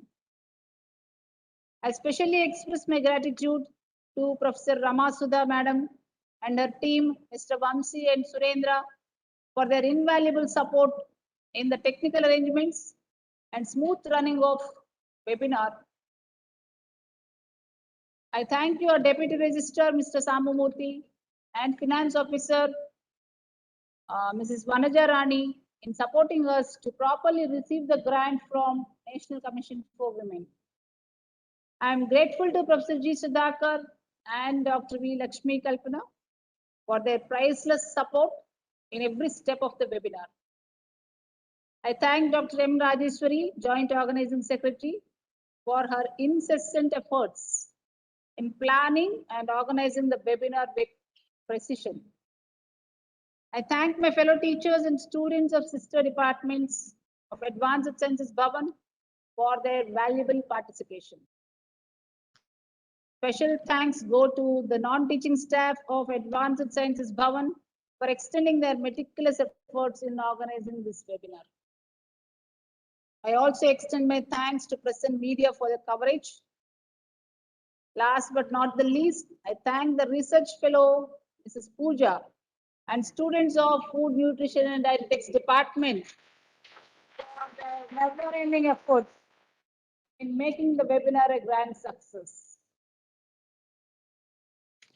I request the audience who are present in the seminar hall to please stand up for the national anthem.